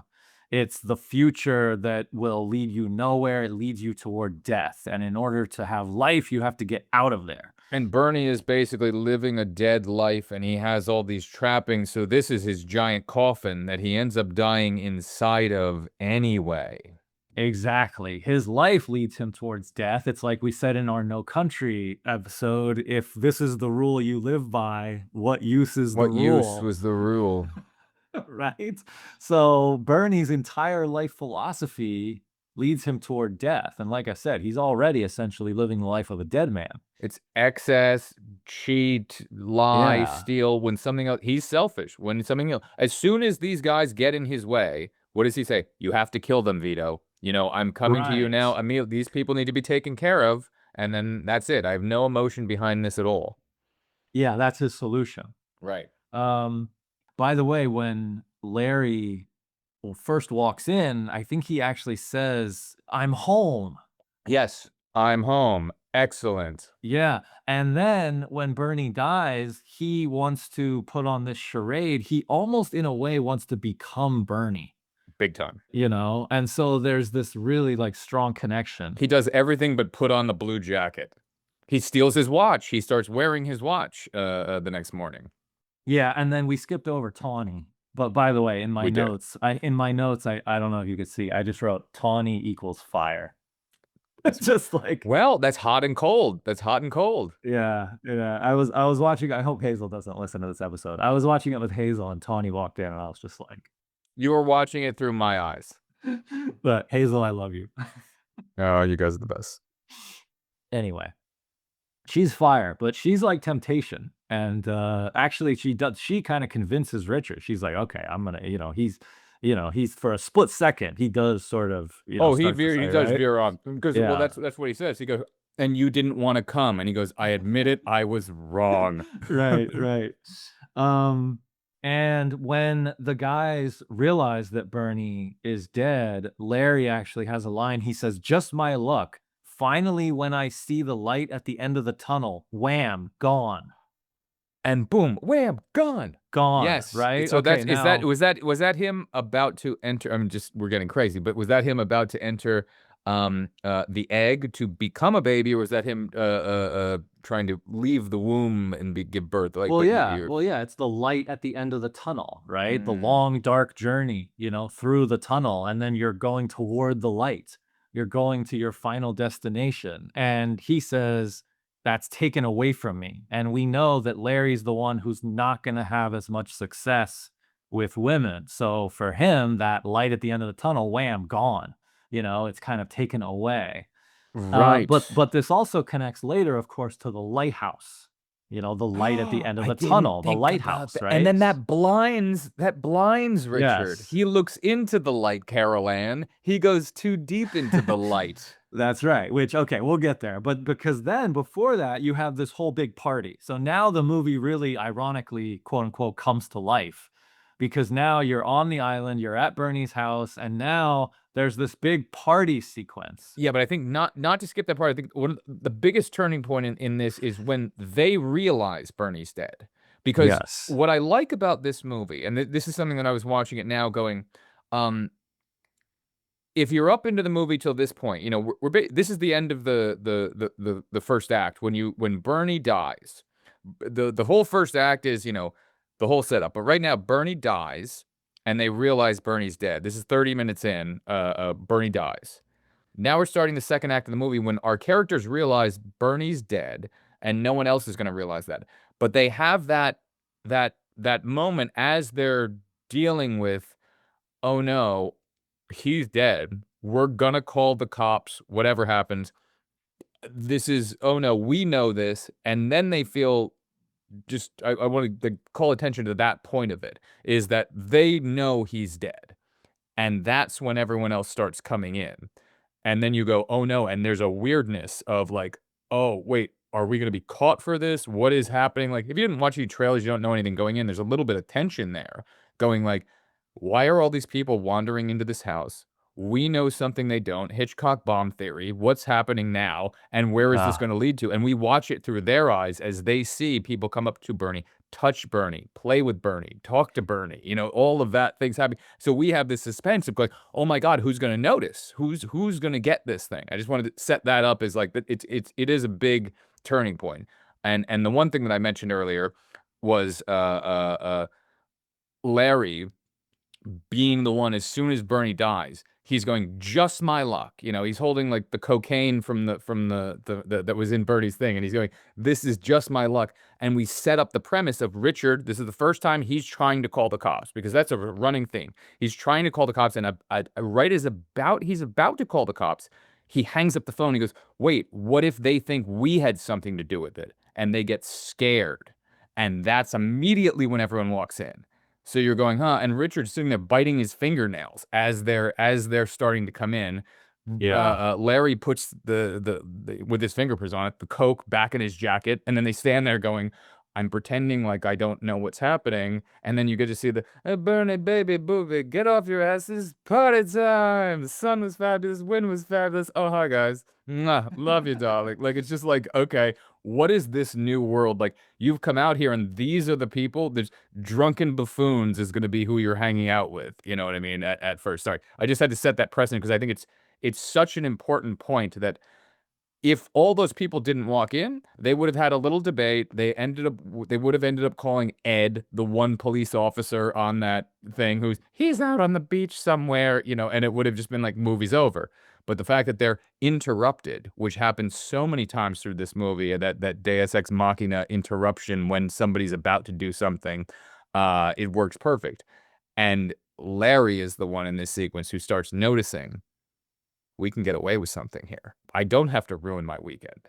I can be selfish and fuck Bernie, he's dead. And then all I have to do is sell Richard on the fact that Richard, he would have wanted this for us. So they start building a mythology of Bernie. At least Larry does it to Richard.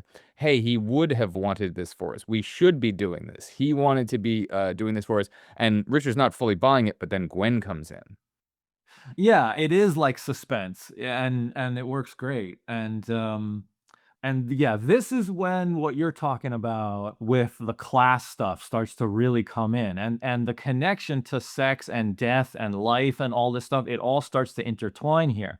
Because Right. what starts to happen is you realize all of Bernie's quote unquote friends don't even notice that he's dead. None of them. Like No. which is a joke, and yes, it's also the suspense. But it's the satire. Yeah. It's the satire. Yeah, it's like are our main heroes going to be caught?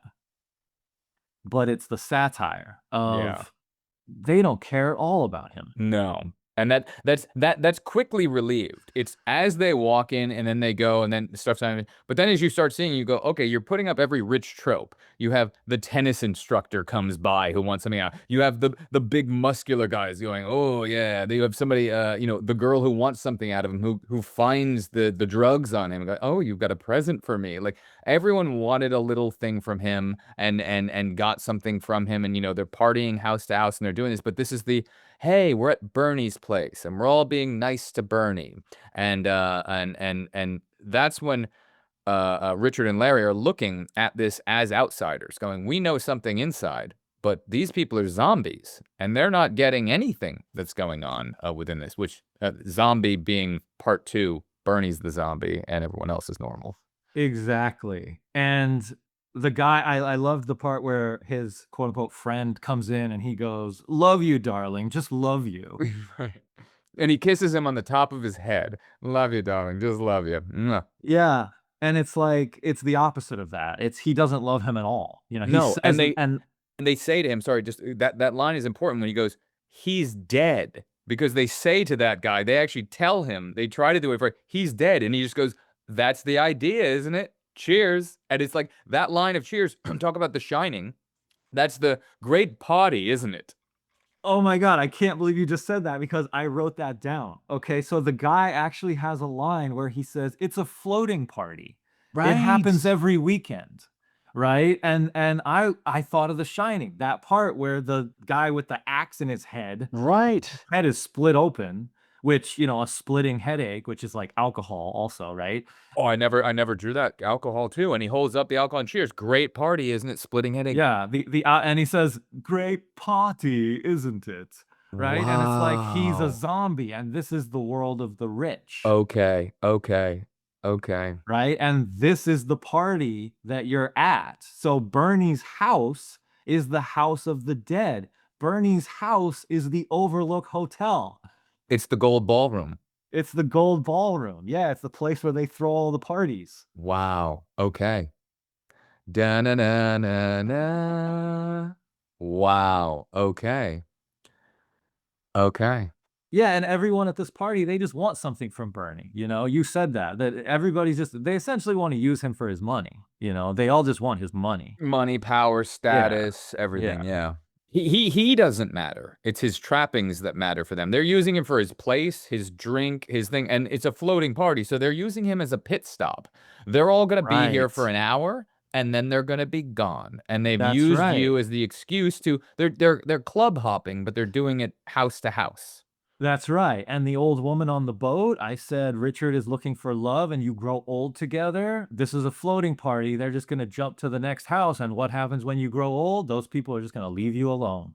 Wow. They don't Good. love you. They're not going to be there when you're old because they don't actually love you.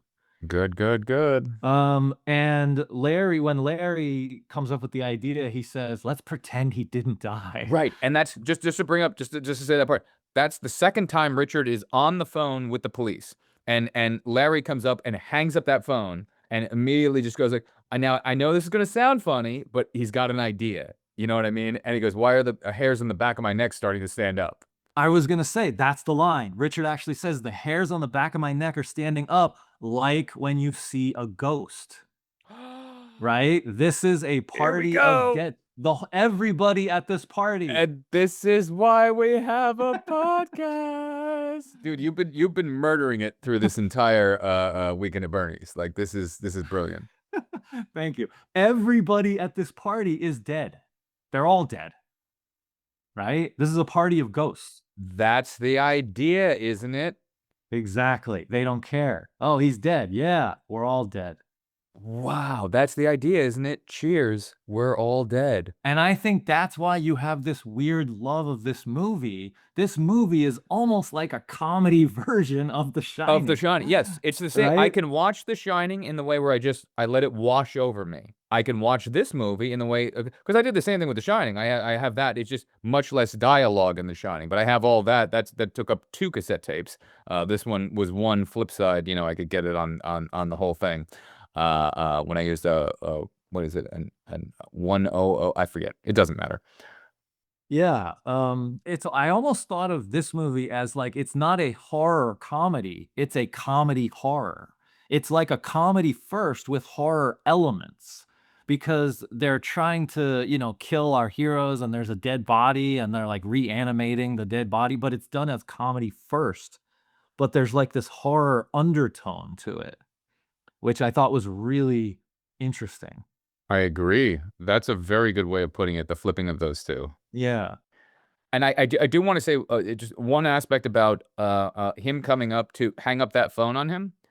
He's trying to do everything to convince Richard that, hey, let's not call the police. Let's do this, right? But it's not working. It's Richard is the one sitting there going, incidentally, you're a sick human being. Like, I'm done with you. I'm calling the cops. What makes him hang up the phone is Gwen. Gwen comes out of nowhere. This is the first time she comes out of nowhere going, Gwen, it's Gwen. Like, oh. And then, okay, you know what? Then he starts arguing for it. You know what? You're right. We shouldn't call the police right now. And then they switch roles. And he goes, no, Richard, I think we should call the police. He's like, Larry, just give me 10 minutes. Take 20. And they have that thing where like, okay, I tried to sell my friend. He said no. Deus Ex Machina girl comes in. Okay, great. I got him. Awesome. I'm going to, let me go hit on some women here. Yeah, and Gwen showing up is very meaningful because she's the true love, so she's your pathway to life. She's your way out. And, he has a line at that point when she shows up where he says, I will never lie again. Right. I swear I'll never lie again. And that's a turning point because then that leads him to the lighthouse. Then he goes out on the beach. They have their lighthouse date, which is the first really truly romantic moment that they share. That's when they really fall in love. And the turning point is he realizes, okay, the mistakes that I've been making, this pathway that has led me to the house of death with all these dead people, I need to stop doing that. I need to stop lying and I need to be truthful now. I need to be true to myself and I need to be true with the woman I love. And is that a big wake up moment for him when she goes, Richard, don't? And he actually looks too much into the light. And he's literally the song, blinded by the light. Yeah, I thought of that as like, first of all, he's not ready yet. He goes up to the lighthouse. He's out of breath when he gets up there. Oh, yeah. It's beautiful up here. The lighthouse, by the way, I just wrote down phallic symbol. Okay. So Great. obviously, Yep, that's right? another Okay. win for you. Yep. Yep. And yeah, and this idea, of course, of guiding the way, showing you the way, the lighthouse is this beacon of hope, showing you the way. But then he's not ready yet because he's still putting on the facade of trying to have Bernie be alive. And so he's not really truly there with her yet. And so he's blinded by the light and he falls. And so he stumbles. He falls down the stairs, He and falls down the he's stairs. blind. And then, just building on the fact of you saying showing you the way, what has to happen then? He's blind. She comes to his rescue and she shows him the way. She guides him down, and we use her eyes, and she holds him, and she shows him the way out and down the lighthouse, down the beach, as he's becoming unblind. He's starting to see again. Right. But then there's this also kind of positive interpretation of it where he is, quote unquote, falling in love. He falls in love That's great. also, That's right? great. And he says, the good news is I can see again. So it's like through being blinded, he can then see again. It's like, again, passing through death. He has to die to be reborn to see anew. He goes to the house of death and he's reborn in the lighthouse and now he can see again. This might be my favorite episode we've ever done. I have to say, it's like, I have such love for this movie, and you're now bringing the movie to, I've seen it 300 times, but you're bringing it to a new level where I can now reappreciate the film through Andrew's eyes. This is great. Yeah. He now sees the light. He sees the light at the end of the tunnel that Ah. Larry doesn't see. Not so Larry, wham, gone, but for Gone. him, he just got it. The reverse. It becomes, available to him. Yes, he now sees it. It appears to him. The light appears. All of these things are true, and these directors put everything into it, or we're insane. Either way, this I love. Yeah. And the cool thing about this scene I thought, which was so romantic, was that Gwen is actually into it. Even though Richard falls and he's kind of clumsy, Gwen is laughing and she's having this is like a great date. And that's been her thing since the beginning when he held his head behind the briefcase. She has a thing for vulnerability. Yes. She actually has an attraction for, she says, like, because she's around all these people who are fake and dead and this and that. But Richard has this little childlike vulnerability that for some reason in movies women like. Normally they don't like that. That's in real right. life. But in this movie, this is something that character is very much into, and it really works out well.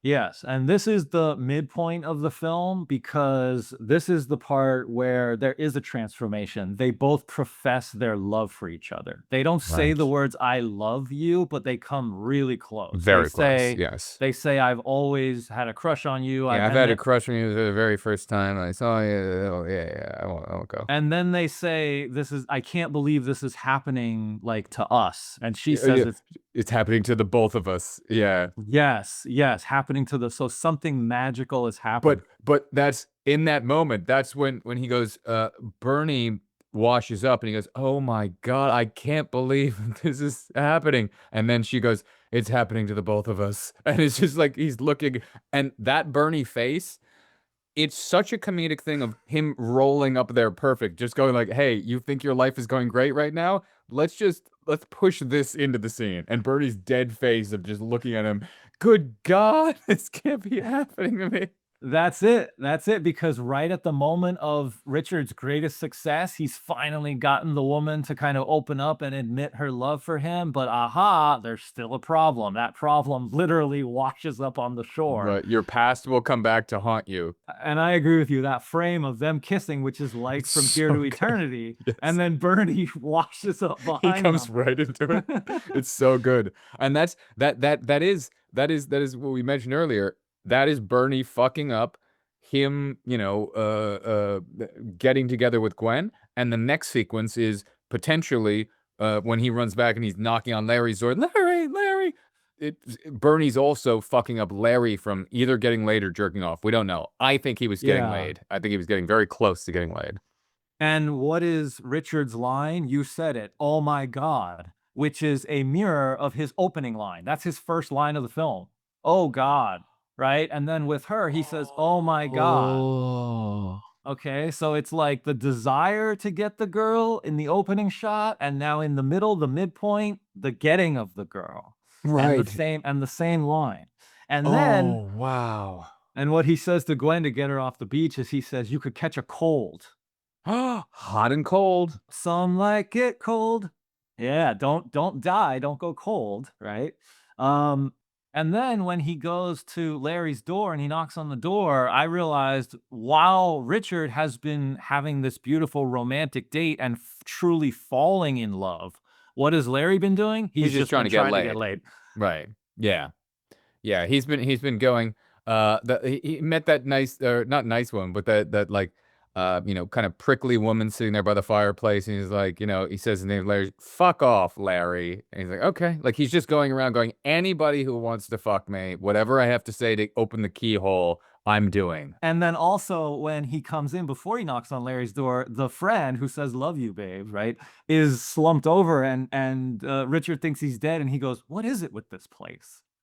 Right? And it's like, well, I'll tell you what is it with this place is that it's the gold ballroom. It's everybody's dead here. It's the afterlife. Wow. Oh, dude, Okay. that's great. Yeah, no, and he pushes him away, pushes him out of the house, and he runs around, "Larry, Larry." Yeah. Oh. Oh, no, okay, so I just realized it. Larry is about to get laid in there, Yeah. because you just reminded me of the fact that when he gets the guy who slumped over and he pushes him out, he's screaming Larry and running around, right? And then he notices on the staircase Larry's cabana shirt or whatever he had that he was wearing on that, and that's when he knows Larry must be upstairs. Now, if you're gonna go jerk off by yourself, you wouldn't take your shirt off downstairs and put it on a railing and then go upstairs. That's like a, hey, he's making out with a girl, doing something, they took the shirt off there, then they went upstairs. So he was about to get laid, meaning that Bernie also destroyed his chain. Bernie from the dead is still getting in the way of them. He tried to have them killed. Now that he can't fully have them killed, he's cock blocking them, you know, after death. Yeah. Yeah. Because Bernie essentially represents like the mistakes. It represents All of like their the mistakes. mistakes. Yeah, their mistakes. Yeah, exactly. So then Tina shows up. Now Tina is Vito, the mob boss's girlfriend. And this is why Bernie got killed, is because he's having this affair. Tina now shows up and she is angry. Wasted as fuck. Yes. Bernie, you piece of shit. And she has a hilarious line, "I'm gonna kill him if he's cheating on me." Of course, Right. not knowing he's already dead. Right. Not knowing he's dead, but she's also cheating. I'll kill him if he's cheating on me, but it's okay for me to be cheating on the mob boss. And I thought it was funny, she goes into the bedroom holding a knife, which again, another phallic symbol. So again, the idea of sex and death. I'm gonna kill him if he's cheating on me, but she really wants to have sex with him, and she goes into the bedroom with with this kind of dual intention of I might kill him or I might have sex with him. Right. Which one is it gonna be? And as soon as she sees that he's alone, she drops and disrobes. She drops the knife. That's She right. goes, great, he's not cheating. So it immediately goes from death to sex. Right, which is every 80s horror movie, and this is 89, and it just came after 9 years of nonstop horror films that had that theme. And then, of course, she actually has sex with a dead man. You know, she does have sex with Bernie. And this is the identical scene in Clerks. Identical. Ookie cookie cookie, yeah, yeah, yeah, da, ooh, got a little scotch? Exactly. Identical because the woman comes out. It's from the two guys' point of view. It's on the guys. You know, they're waiting. And they think the gig is up. They go, Right. all right, she's gonna start screaming any moment, and now it's all over.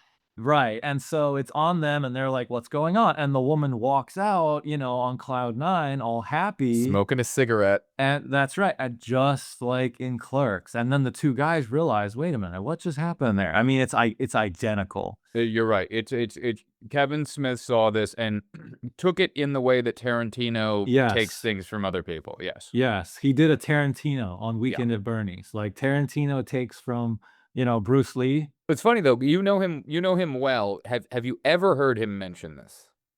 I've never heard him mention Weekend at Bernie's. I wish we watched Weekend at Bernie's prior to you seeing him in that hallway, because you would have gone up to him and just you would have worn a Weekend at Bernie's t-shirt there instead of Superman, and then you would have walked up to him and you would have said, "I know what you did." That would be a great question. Was it a delay? I mean, to me, I don't even care what the answer is, because the answer is clearly yes. I wouldn't want to ask the question, because if he says Yeah. no to it, I'm not going to believe you. Yeah. You're like, no, that's not true. I know what you did. Yeah. Exactly. And it's okay. I'm not accusing you. It's just, hey, I saw it. I know what you did. I didn't see it. You did, and it's great. And Larry actually has a line where he goes, "I get yelled at if I just lay there." And I could have sworn, I wasn't sure, but doesn't Randall say something similar to that in Clerks? You would know that better than me. I forget, actually. I quickly pulled up Clerks and I tried to look, but I didn't have enough time. I couldn't find the line. But I thought that Randall actually makes a similar joke to that. So there might even be a more direct reference. There might Yeah. be. Now, there is one thing to bring up here, and I'm not sure that I 100% agree with you there. Now, there's one thing to bring up with the Clerks thing of them saying like an erection can last or whatever. Now, obviously Bernie's body would have been very cold having been in the water and then gone up there and this and that, whatever. But this just showcases not only how blind all these people are to anything, but also probably how bad Bernie was in bed when he was alive.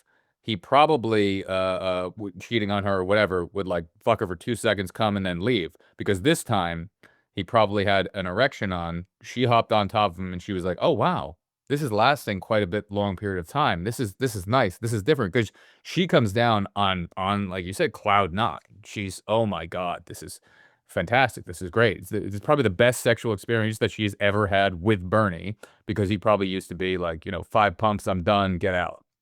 Yeah, and ironically, that's the reason that Bernie, who's already dead, is caught again. It's like that's why he's killed a second time because he's killed the Right. second time for the same reason. Because then the other mafia guy sees and reports it back, and then they send Paulie. He's still fucking your girlfriend. Yeah, right, exactly. Right? What happened to Paulie? I don't know. I think Paulie might have been rustier than we thought. Yeah. So then there's the scene where Larry and Bernie are out on the deck and they're playing Monopoly together. Now, can I tell you about this? Just to let you know. This is one of the things we haven't talked about yet. A lot of the movie was improvised, and we talked about that with The Fugitive. Now, the only reason that Monopoly sequence is in the movie, or that Monopoly is there, is that Andrew was he brought a Monopoly board to set, and he'd been playing Monopoly between scenes. He liked just doing that and doing whatever. So he said to Ted that morning, he goes, "It would be funny if I'm playing Monopoly with Bernie." And they're just, yeah, okay, let's go with that. Let's do it. And they did that numerous times throughout the film. His wig coming off and stapling on his head, like all made up. They go, oh, somebody threw out that idea, and they said, okay, yeah, we'll get a wig, we'll put that on there, we'll do this. Like, so many aspects of that are put together. Like, they treated it like a Larry David Curb Your Enthusiasm type thing, where it's like, okay, we know where we're getting. We know where we're going, but hey, we can play within this aspect of what's happening here. So that Monopoly thing was not something written into the script. It was, Okay. hey, he wants to play Monopoly. We're gonna make a whole sequence out of this, and you get to see. This is the interesting part. You get to see improv then from him, and what is he improving his character to do?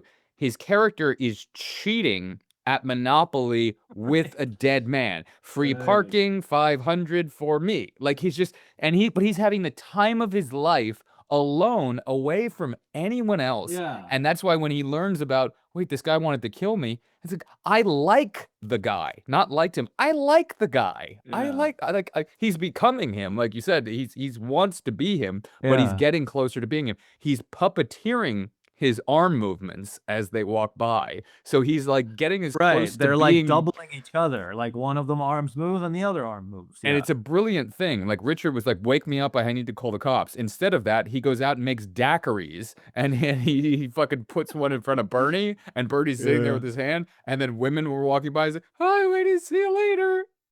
Right. Yeah, and the double meaning of the lines, free parking. He's staying at his house for free. Free park. And then the next one that he wins is community chess, and he goes second prize in the beauty contest. Now, Right. if you get second prize in the beauty contest, who gets first prize? Is that Bernie? He also says lucky 7, and earlier he said just my luck. I never picked up on that. You know, the light at the end of the tunnel, bam, gone. And it's like I now his never fortune, picked up on that. That's really good. yeah, his fortunes have reversed now. Now he wasn't lucky before. Now he's getting luckier, or so he thinks. He thinks, oh, I've hit the jackpot, right? Now I've taken over this guy's life, you know, and the girls are waving at me now. And I'm like, hey, ladies, right? Right. This is fantastic.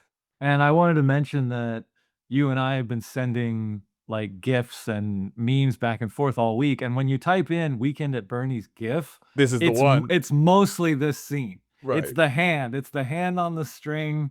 And it's like you It's can so write good. almost anything under that. It's like going into the weekend be like, and it's Right. the hand, you know, waving. The puppet master is there, and one of us is dead. Yeah. Yeah. So yeah, it's a very memeable scene. What's funny about that shot, just to say, is that Bernie, because you mentioned the smoking already.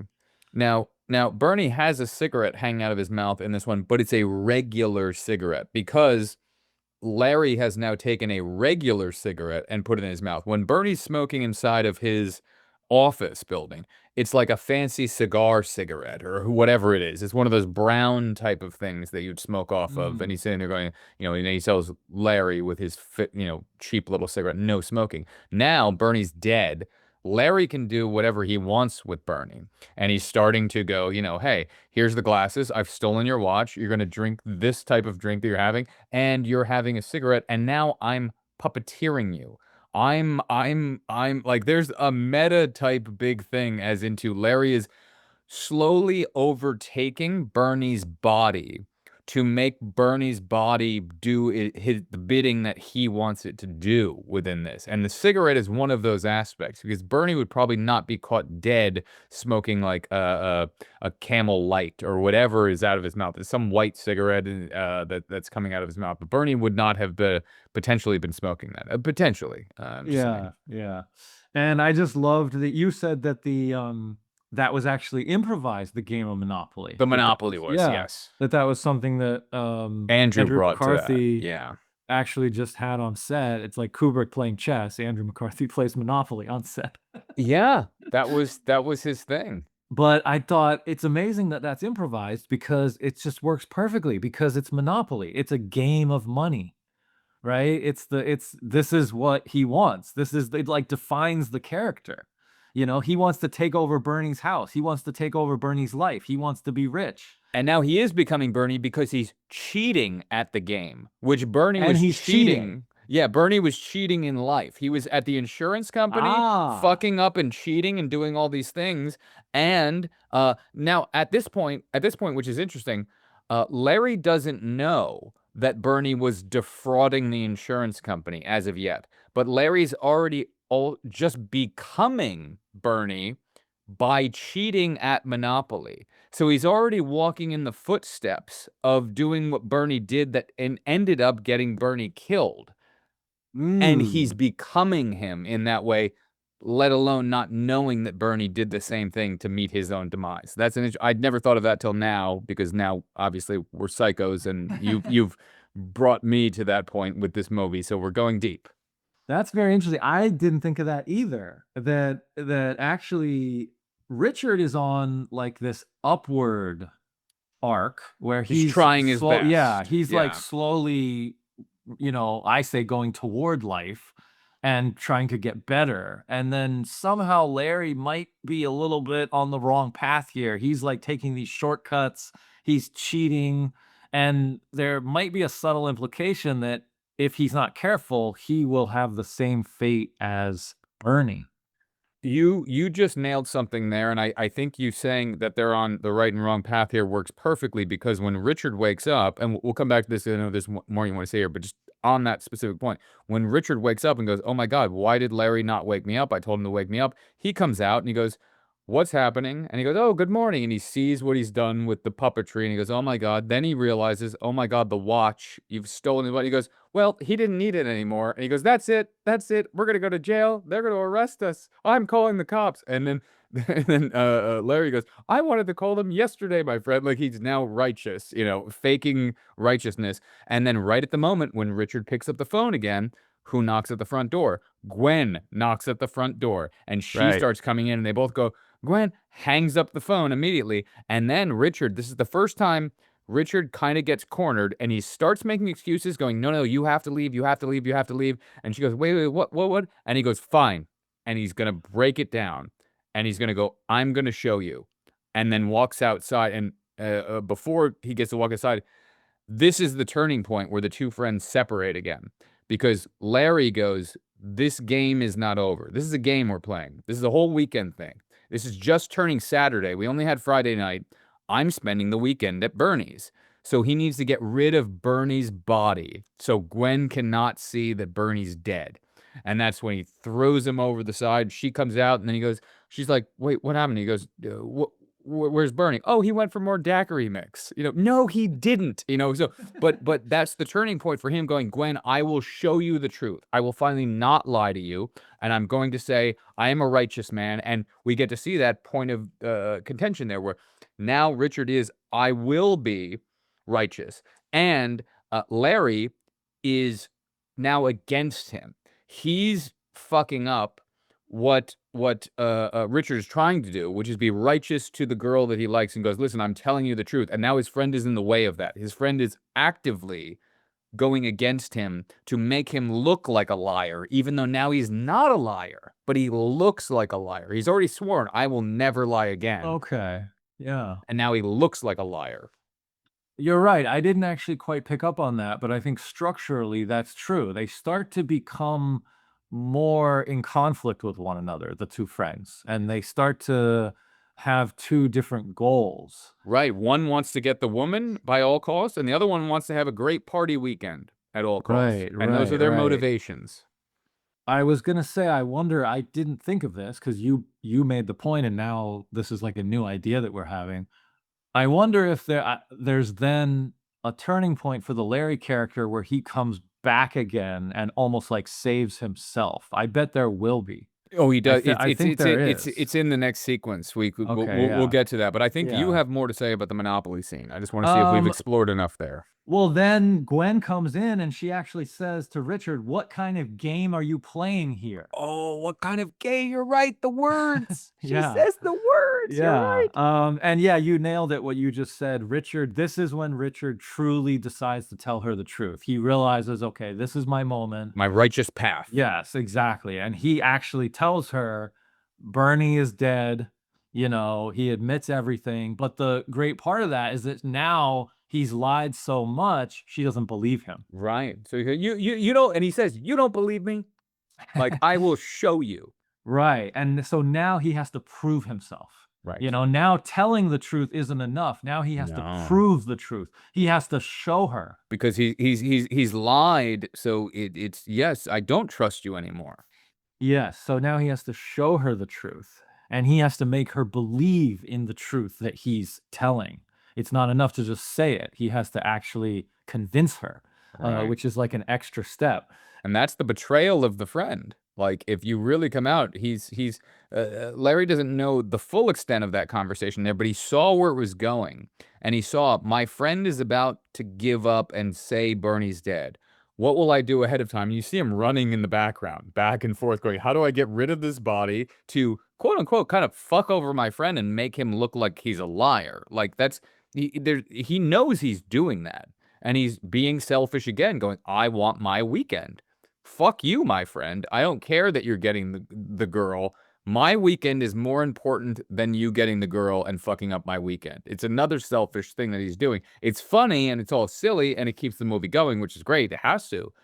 But that's not a good friend move. Like, you wouldn't do that to your friend if you actually cared about your friend more than whatever. If he was really rooting, hey, get together with Gwen over my insecurities of just wanting to be selfish and be able to be out here and hang out and maybe fuck some chick tomorrow or tonight, he doesn't really care about the friend in that act. Yeah, I realized this is when the friends actually start to argue with each other more, and they continue to argue with each other almost until the end of the movie, actually. The conflict Yeah, there's actually a enters. point later, which we'll get to, but when they tie the shoelaces on Bernie and they walk him, they're arguing, and Sorry, Richard I actually can't not laugh when you say Yeah, when you yeah. go, they walk him. That's the person. It's one of my favorite things ever, but I've Yeah. never heard somebody use the terms when they walk, like they're taking a dog for the walk. When they walk him.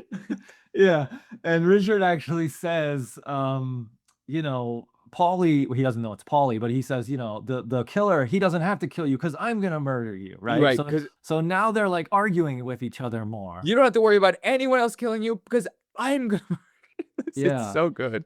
But I thought it was cool that this moment when Richard decides to tell her the truth, even though she doesn't believe him, that decision from Richard It's a big thing. causes a ripple effect that leads him toward the path of life.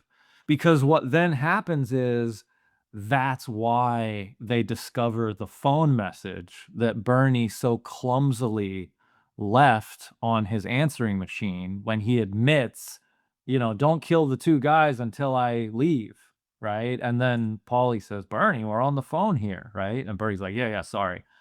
And by the way, Bernie's clumsiness actually comes back again and again. He's clumsy, he's careless.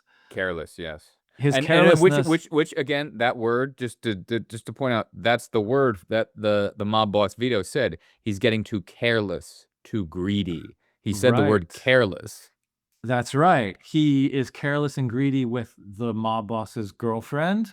Then I notice when he first enters his house, he stumbles over a bucket.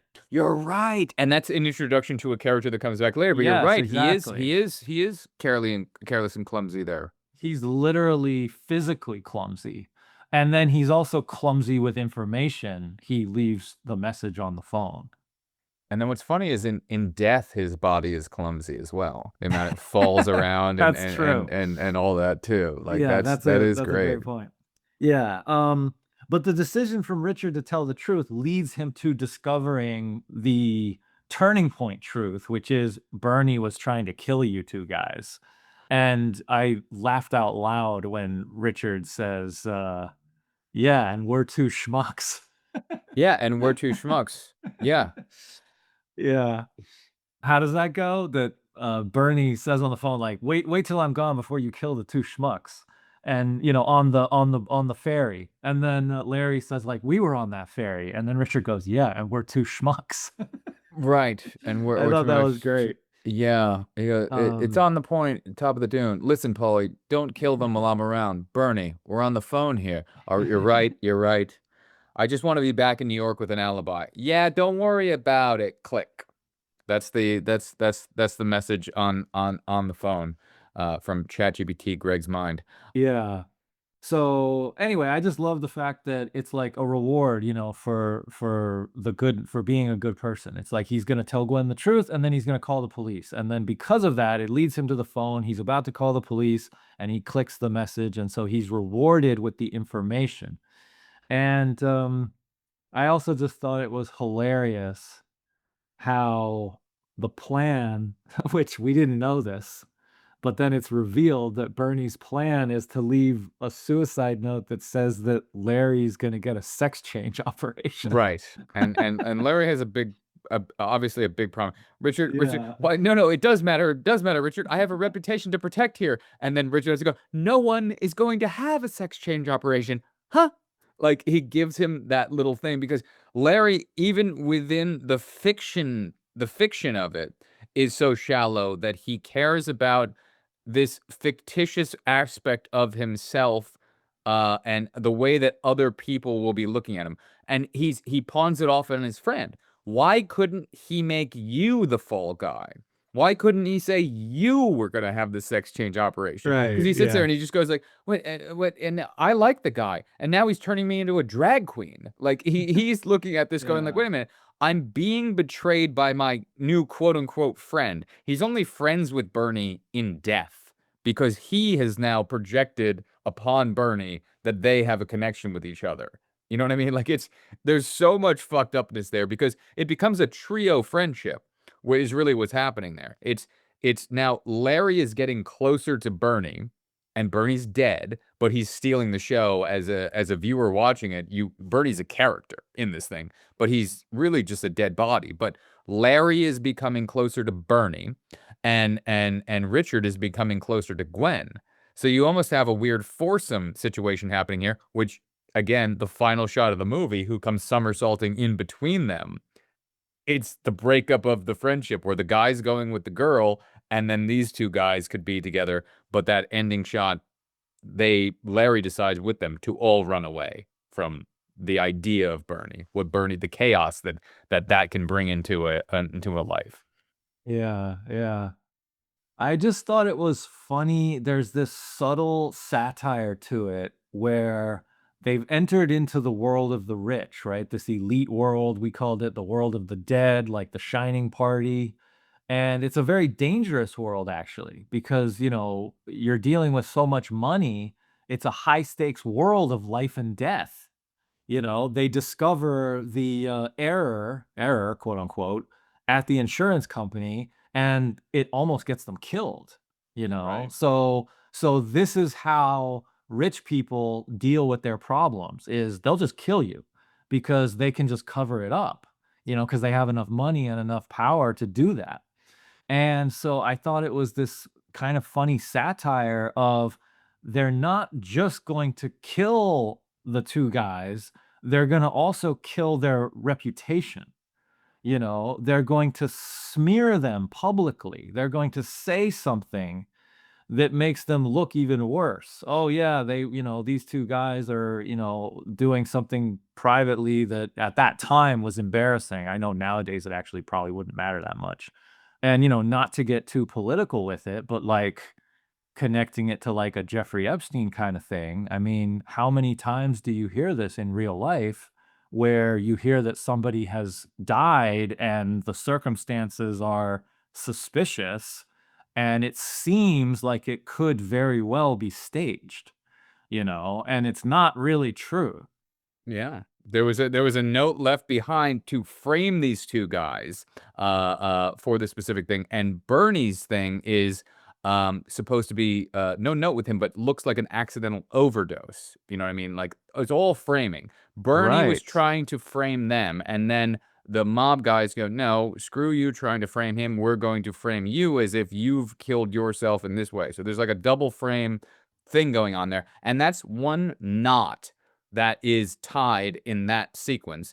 And then the reverse of that knot happens when Larry and Richard realize, wait a minute, I just heard the answering machine recording of what just happened here, and that's where the knot is untied. And now they have clarity, as into Bernie wasn't your friend. Bernie was going to try to kill you.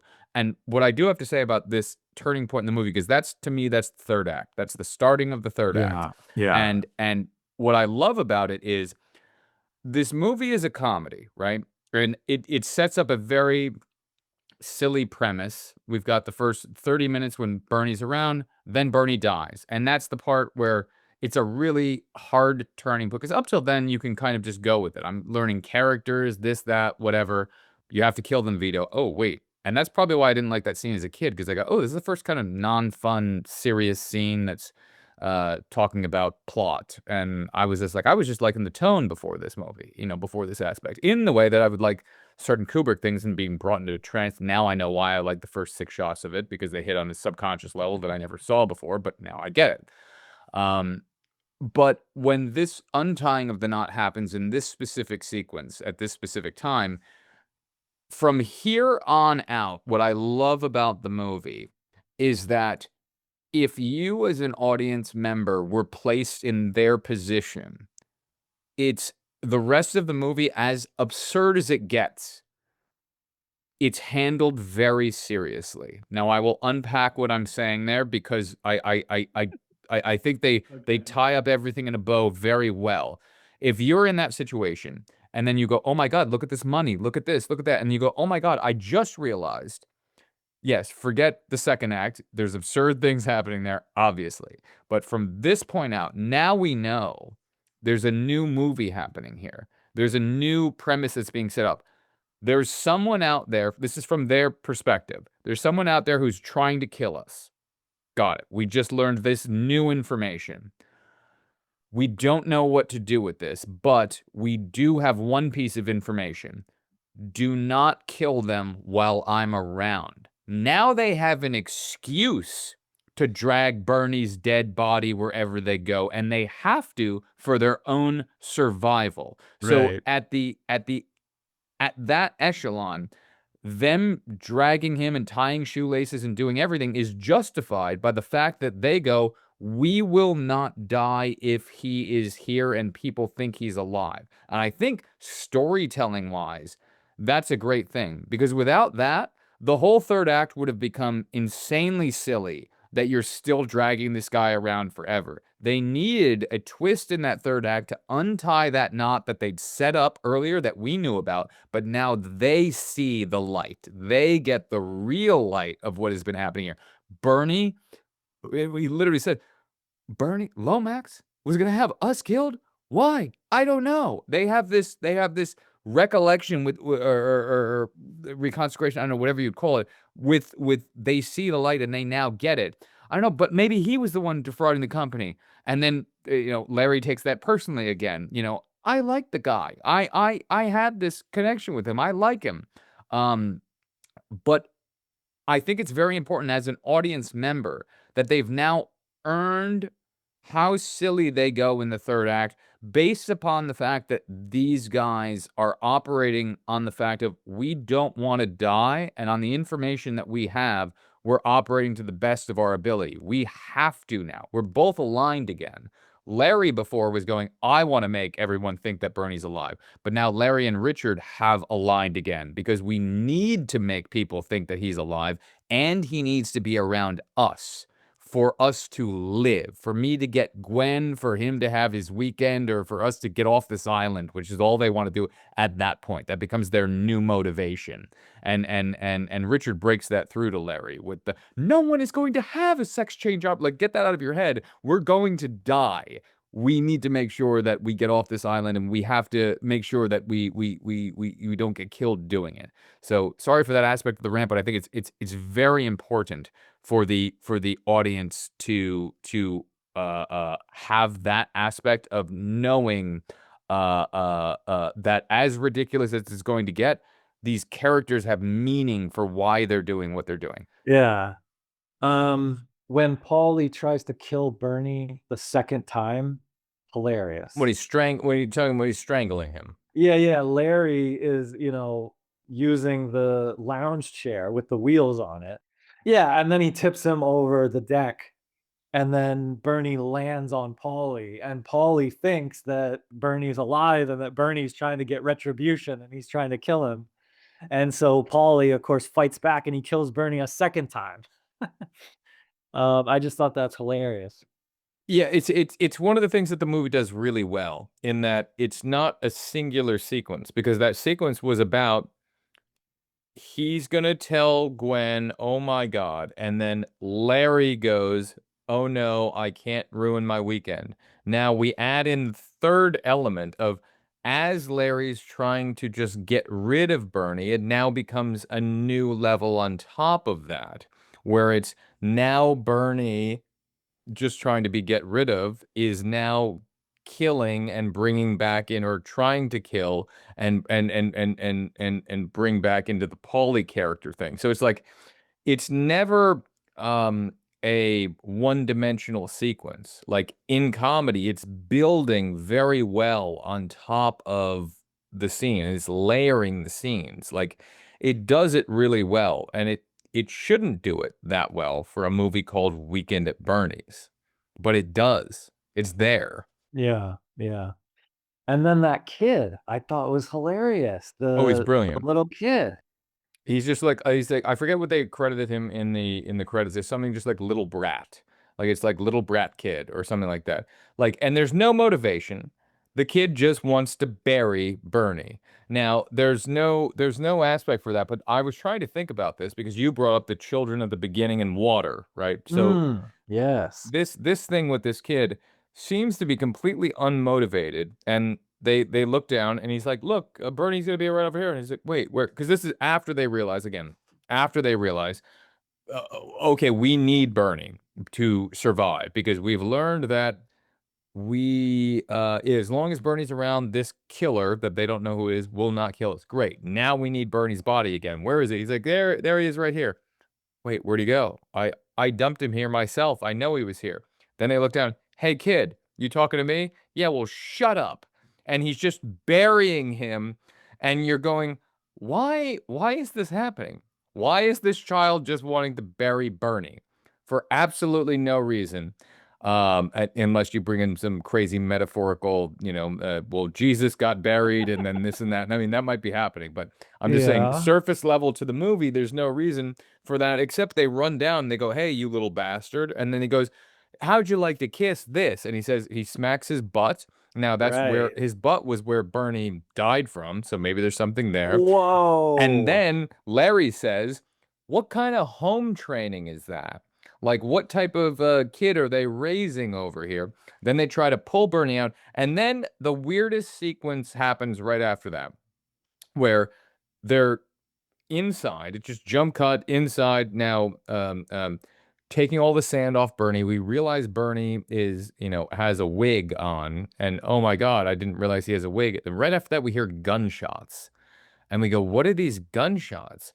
And it's an immediate payoff to this kid who out of nowhere, there's this little gun coming around the corner, and you're like, what is this weird deleted scene that's not deleted in this movie? It's a very weird sequence, but Right. it's 60 seconds after you just saw the kid go, "How would you like to kiss this?"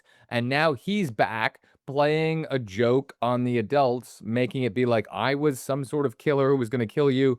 And Larry has this Jesus moment where he's trying to go, "Holy Mary, Mother of," and he sits there and he goes, "Jesus fuck," like I can't remember it. He He's like, "Holy forgets. Mary." He's trying to Right. give, and this is where they specifically say that, "Hey, Rich, it's been fun, but not really." Like these are the last words that these two friends say to each other is like, "Hey, it's been fun, hey, we know we're both about to die. It's been fun, but not really." Like, Mm. that's their last moment that they have to say something to each other before they think they're about to meet their demise. "Hey, it's been fun, but not really." That's so interesting. Like, it's a joke. Right, right. Okay, the slapping on the butt in the same spot where Bernie got pricked and is gonna be killed. Right. Okay, that's fascinating. I did not pick up on that. Do you know what I wrote down in my notes? I wrote, "The kid is hilarious," but I wrote, "Who is this kid? Like, why is he in the movie?" Because it feels like it has some kind of purpose, like something's going on. And I wrote down, "Is this Bernie reincarnated? Is this like the kid version of Bernie coming back to life?" Because he's like a little troublemaker in the same way that Bernie is, right? Bernie is a guy who he'll kill you, and he goes on the wrong path. He goes into the mafia. And then this kid comes in and is like talking back at you, and then he hits himself right in the same spot where Bernie was killed. It's in the same spot on the left butt cheek. So he does it with his left hand. He goes left butt cheek to his where Paulie was standing to the left side of Bernie, who shot Bernie in the same left butt cheek. That's where the shot happened. Yeah, that's so interesting. Now the kid is wearing, it is very blatant. He's wearing yellow and green. I don't know what that means. I don't think it associates with Bernie with his blues and whatnot. And maybe it's the exact Right. opposite. I don't know. There might be something going on here, but I know what you mean. The kid is very surface level. If you just look at it, it's very random. It's a great comeback joke at the end of the movie, but structure wise, it is very weird to introduce him, then in the next scene, have him be such a big moment with this gun, and then he disappears and then just comes back at the end. It is a very weird structure thing that I've never seen in another movie. I thought of it like it could be like Bernie, like kid version of Bernie come back. I also thought of it like it could be like the guys, you know, like their inner child, like the kind of this idea of you know, the rebirth happening. I don't know. It's very, I mean, it could just be a kid. It could just be a It funny could, but kid, I you like your know. idea of saying this kid wants to bury Bernie. He wants to bury That's his Bernie. thing. Like he's Yeah. trying to put Bernie to rest. So whether it's a young incarnation of Bernie or whatnot, this person wants to put Bernie in the ground and wants to have fun doing it. Hey, mister, can I bury you? Great. Like he's he's the one who wants to put this whole curse of everyone thinking Bernie's alive to rest. And he is a young kid, which you brought up the importance of children. But I don't think that this person definitely does not know that Bernie's dead. This person, because he asks Right. Bernie for permission at the end. Hey, mister, can I do this? And then fall over. Great. I've got an adult who's allowing me to bury him. He has a weird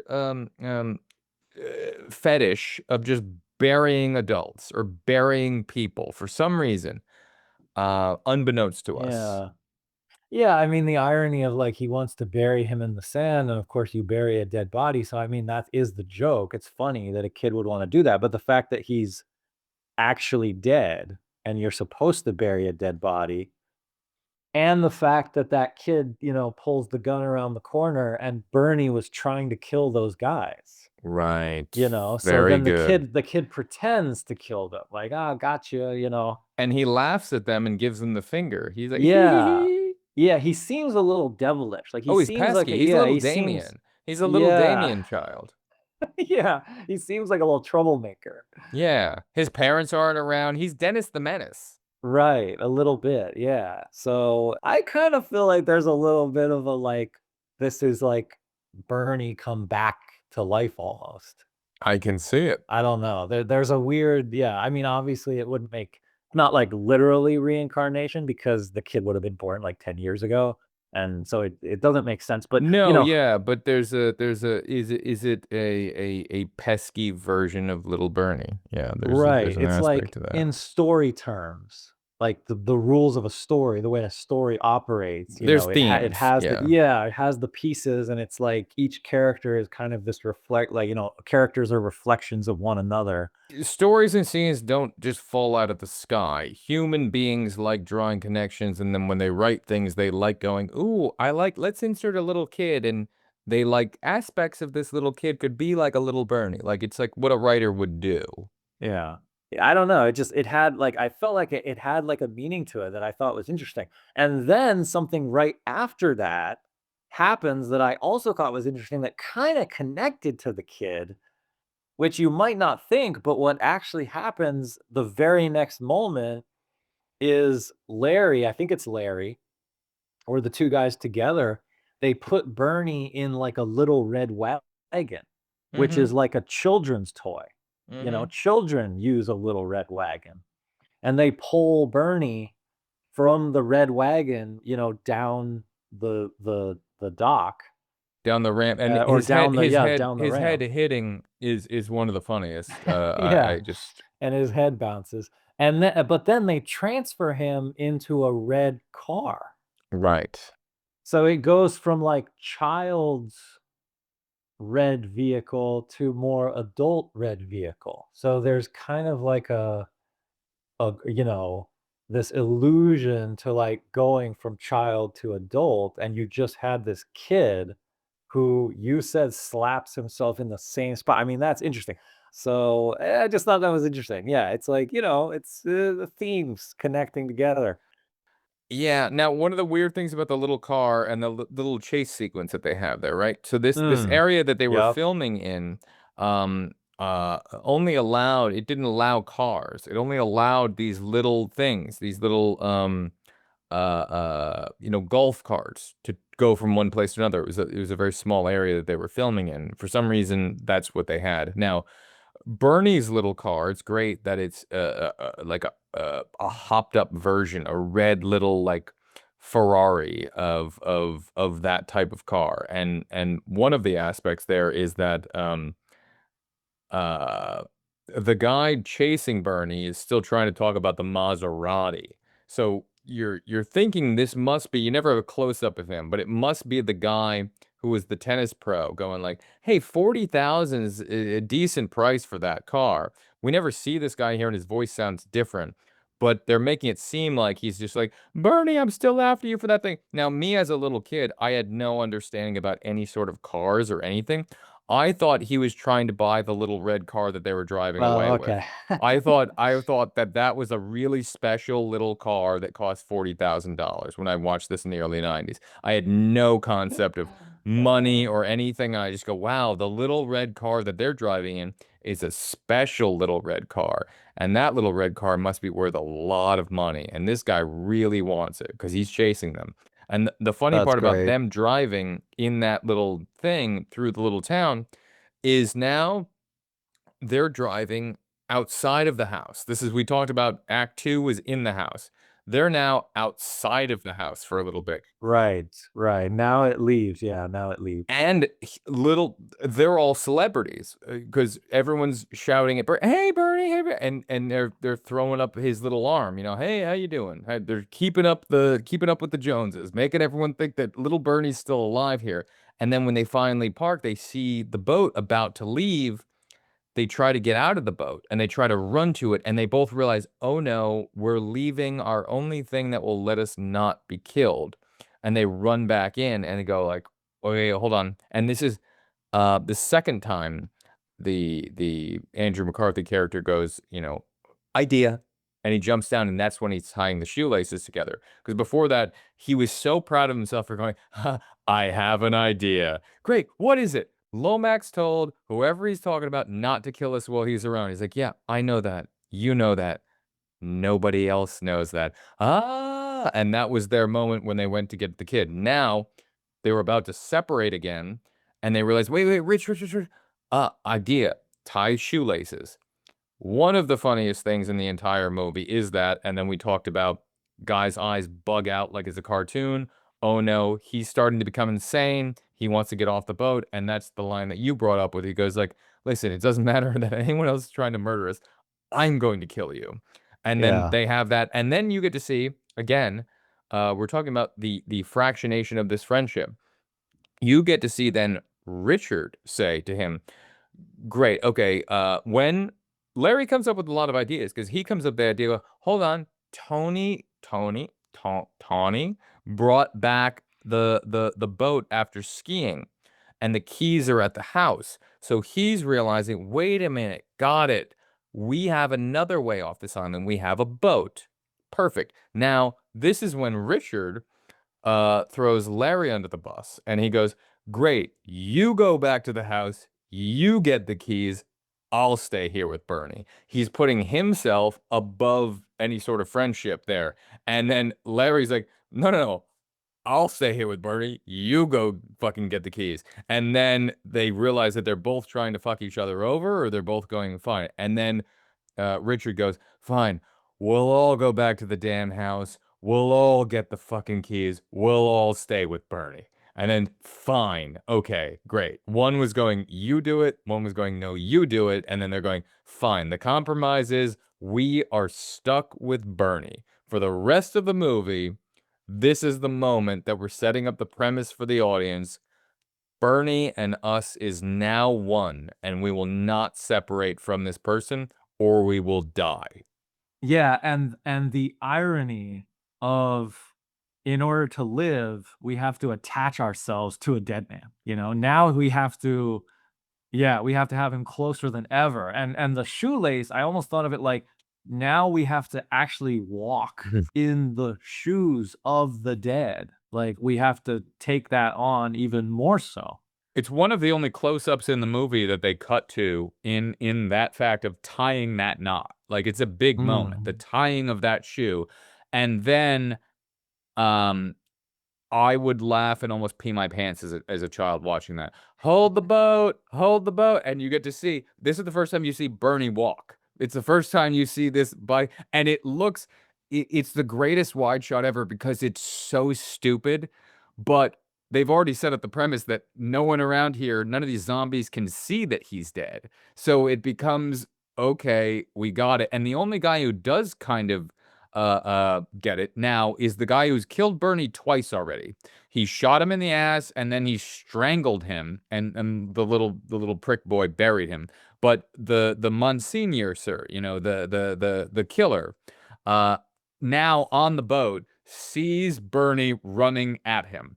This is I've killed this man twice. Jesus has rose from the dead twice now. And now he's running at me going, hold the boat. And they're saying, hold the boat. And he's going, stop the boat. Stop the boat. Like, I need to get off. Like, this guy is haunting me. He's starting to go crazy. And like, that becomes it's a great balance of being like a Laurel and Hardy 1920s type tonality there, because we're seeing it through his eyes of what the fuck? I killed this guy twice and he's still coming at me. And I almost peed my pants numerous times during making Bernie walk.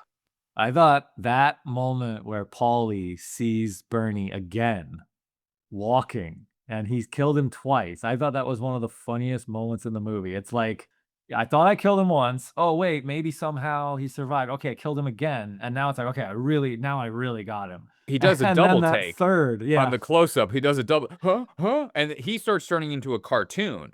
His reactions become a Yeah. cartoon character. Yeah. When they go back to get the keys, this becomes the Hey Rambo sequence. I think it's good just at least to mention this, because there's two people that it looks like Lomax has fucked over in the past. One, this like gardener guy who opens the door, Right. and they think he's the killer, because they're going, Right. oh, we just came back here to get the keys. Oh no, who's this person coming out? And they go, oh my God, it's the killer. It's the killer.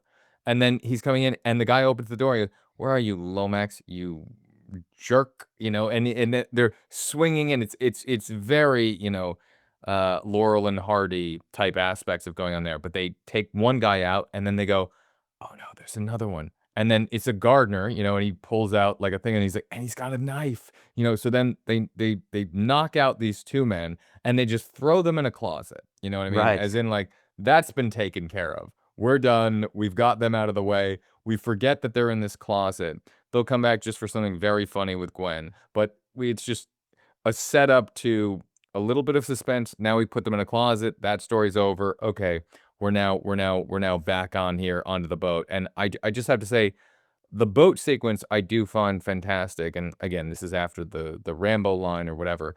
But when they get onto the boat, all aspects of the boat, they tie Bernie to the boat, physically tie him in an X to the boat. And they're trying to figure out how to turn on the boat. And Bernie, this is the first time that an inanimate thing starts lifting Bernie. And you're like, oh, I hear something. Something's happening. Something's definitely happening. And Bernie's animating up there. No, wait. We're moving Bernie. Get him back down. We get him to a place. Then they're trying to figure out how to move the boat. And what I loved about this viewing of this was the gentleman that I always notice who goes, just eating on his little boat, with his wife on this little weird table or whatever, having his whatever food he's eating, some sort of lobster. He just points out, in his very, what would it be, Hampton-like way or whatever. He just points his Right. finger at them specifically, and goes, "That's illegal. What you're doing is illegal." And he gives it in a very specific thing. Now, what's funny is uh, he's pointing out the fact of them moving the boat in a certain way or doing whatever is illegal. But Right. what's really illegal is that they're dragging around a dead body. They're there was a thing that not this movie was based on, but there was a Drew Barrymore interview where she spoke with Andrew McCarthy on a thing going, when my grandfather died, I think it was John Barrymore or something, his friends had taken him out like on a pub crawl. They brought his body out in a pub crawl after he had died or the day he died, just to be like, we're bringing his dead body around to do whatever the fuck. Now, they were not prosecuted, but this also happened in another different town with somebody else. And those people who did that thing were charged with like some sort of not disturbance of peace, but like desecrating a dead body. And it was like an Okay. illegal thing. I mean, they didn't go to jail for a long period of time or whatever, but something happened within that. I liked watching it now through Andrew's eyes of going, this guy's calling out the wrong illegal activity that they're doing. You know what I mean? Yeah. He's saying the way that you're moving the boat is illegal, but he's still not seeing the actual illegality of what is really happening here in this situation.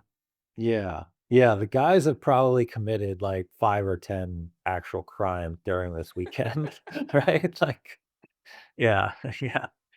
Yeah, maybe chiefly among them, just, yeah, taking, Bernie's dead body around with them. Yeah, I didn't really think of that, but I guess I yeah. mean, not reporting a dead body and just marching around town with it. Right, right, probably, yeah. At least frowned upon socially. I mean, if you want to think about aspects of this, I do love Psycho. It's another one of my favorite, potentially top fives, if not definitely a top 10. Norman Bates takes his mother and, moves her from room to room and keeps her alive in the same type of Weekend at Bernie's way. Does it for very different reasons, but also there is women connected to that aspect in that as well. That one is mommy is protecting you from doing anything bad or getting close to other people. This is dragging around a dead body. Different themes, different stuff, but still there. Well, that's why I said it was like a comedy horror because it has this, kind of dark, funny horror aspect of like it is a dead body, that they're just taking around with them, which has a kind of horrific element to it. But it's just completely played for comedy the entire way through. They don't play up the horror aspect. No, But, yeah. but the horror aspect there's like this Mm. underlying aspect of that. There's an underlying kind of weirdness to it. And I think that's actually where the comedy comes from. Like this whole sequence of the boat and like the head bouncing on the ramp. And it's just like you're laughing, but it's like it is this dark humor of like this is kind of just wacky and weird, and yeah, it's almost funny in a horror kind of way. Yeah. Anyway, yeah, I think it plays very much to your sensibilities. I think so as well. Yeah. I noticed too, one thing we forgot to mention is that they work at a life insurance company. So there's also a connection to, That's a good life metaphor. and What type of life insurance policy did Bernie have on his life? did you notice on the side of their boat it actually says premiums, which I thought was funny, like life Oh. insurance premiums, yeah. Oh, that's the Um side of Bernie's boat. That's Yeah, the the the side the of one with the Bernie's boat, blue. yeah. I Yeah, didn't catch that yeah. as relating to life insurance, but you're 100% right. I saw the boat as, this on my first viewing, this is when I started to think, I think this movie is like this kind of large metaphor for, like procreation and like the traveling of the sperm because the boat I was like, they're literally running for their lives. Someone is now actually trying to kill them. It's like death is chasing them on their tails and they have to run away. They have to go as fast as they can. And they get into a boat and now you have this like comedic boat sequence where they're speeding on the boat and they're falling out of the boat. I think Richard falls out of the boat, and so it also works as a kind of again the fracturing of the friendship that they're not really on the same page, you know. Yeah, he does. The funny part about what you said there, though, is that most people fall into that aspect, which I've done in the past as well. You fall into it because they believe it so much. You think that they are trying to be killed. They are not trying to be killed. No one's trying to kill them. No, the guy is trying to kill Bernie, and they are the ones keeping Bernie alive. Like, if they just got out of that little red car and just walked onto the boat, the killer would not have given a shit about them. His assignment was to kill Bernie. He's killed Bernie twice. They are resurrecting Bernie by tying the shoelaces and making him walk. And then that guy goes, "Oh no, wait a minute, hold on, Bernie's still alive." They're keeping the dead corpse alive in everyone else's eyes at this point in the third act. And that guy's job is only to kill Bernie. His job is not to kill these two guys, but they think that they are going to be killed. So they almost manifest that by bringing Bernie back to life.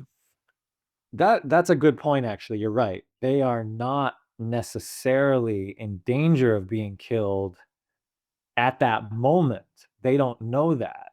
Actually, ironically, by keeping Bernie near them, they are more More in likely to be danger. killed. They're more Yes. in danger because it's Yes. actually Bernie who's Yes. being Yes. pursued. Targeted. Yeah. Yeah, targeted, yeah. And, but later in the film, it will come back to them, like Only because yeah, he kills Bernie in front of them, or he right, thinks he kills it in right, front of them. But they're and like, just like Gwen, anyone else who was in that vicinity would have at that point become oh, I need to take care of you too because you saw me kill Bernie. right, yeah, yeah. But they were in no danger. They could have walked away and just gotten on that boat and left, and police would have called later at some point because of fingerprints being on the money or this and that or whatever. But the mob people at that point had no. They're operating on the false pretense of what they heard Bernie say on an answering machine message. So they're operating on false logic of, if we're around Bernie, we'll be safe, which is the exact opposite of what is the truth. What is actually true. If they just Right. got away from Bernie and left him by himself, they'd actually be more safe. They'd be fine, yeah. That's actually really funny.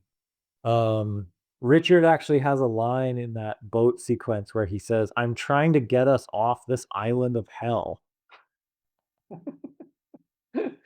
So there you go. It's kind of speaking to like what we're saying about The Shining and everything. Yes, yeah, there's no they're trapped there like it's the Overlook, and they're in these little cars are their snowcats, and they're trying to get out of there. Yeah. Yeah, it's like an island of paradise that has become, the hellscape. And then I thought of you because then there's so obviously a Jaws reference, right? Where the boat runs out of gas and they have to paddle back to Hey, shore. Lair, we're out of gas. Right? You're And then right. Hey, it's you know what's funny? You saying that, I know the exact shot, and you're 100% right. It is Jaws. I yeah. never put that together You never put that consciously. together? Never consciously Oh put that together. man. He goes, "Here we are paddling." Dude, I'm getting and as Richard is on his monologue, you have Larry go, "I'm getting swimmer's ear." Like, he's still bitching about his own problem. He doesn't care what Richard's going on his monologue about what's been happening, outwardly just speaking. uh, Larry is still, I care about myself. I'm getting swimmer's ear. It's a random line that's just thrown in there, Hmm. just going like, you could be blathering on about your whole thing. I care about myself right now. Just to remind the audience, I don't care about you. I care about myself. That's funny, yeah. And they're using Bernie's dead body as their life raft. As the barrels, they're coming back in on the yellow barrels. Yeah, yeah. I find it very hysterical that these two guys they really think that they're making all of the great decisions and they're doing the best things. And I think the audience can be tricked into that as well, where you go, oh, yes, if I need to get off this island, I'd be doing this too. Okay, I'd make kind of the same decisions, especially in the third act, under the premise of what they think is true, which is, stay near Bernie, get off island. Okay, let's try to get on boat. That didn't work. Wait a minute, good idea. We have another boat. Let's go that direction. Let's go there. But now you have to learn how to drive a boat. Fuck, we have no idea how to drive a boat. And that's just a funny exploration of, people doing things for the first time. And the two of them become a bickering old couple at that point. Hey, give it more gas. Do this. Why is this not happening? This isn't working. They have the same goal that they want to reach. But their approaches to those things are different. And the whole third act, we finally get to see the breakdown of Richard. Richard is now operating to the level of, he's weirdly becoming Larry. You know what I mean? He's becoming the thing that he never wanted to become. He's now out, and that's his monologue that he's doing. I'm now out, in the middle of an ocean, swimming, doing this thing, doing that. Like he's just talking out loud, breaking down, going like what he's really saying is like, I've become the friend that I have that I never wanted to become. I'm becoming fucking Oh, yeah. Larry. Go kill myself. I hate my life. And now we're entering back into the fucking house of hell. Like Right. he's at his wit's end. And that's why it becomes funny, because we've destabilized the character who was always stable. And he is now there. He's the guy in the opening scene that when they went to the office, Larry just threw his trash and it didn't land in the little trash can. It fell to the side, and then he has that moment of like, I gotta pick up after my friend. Okay, let me go put this in here before I get into the elevator. Like they've set him up very well as being that orderly person, and now this is his life is chaos now.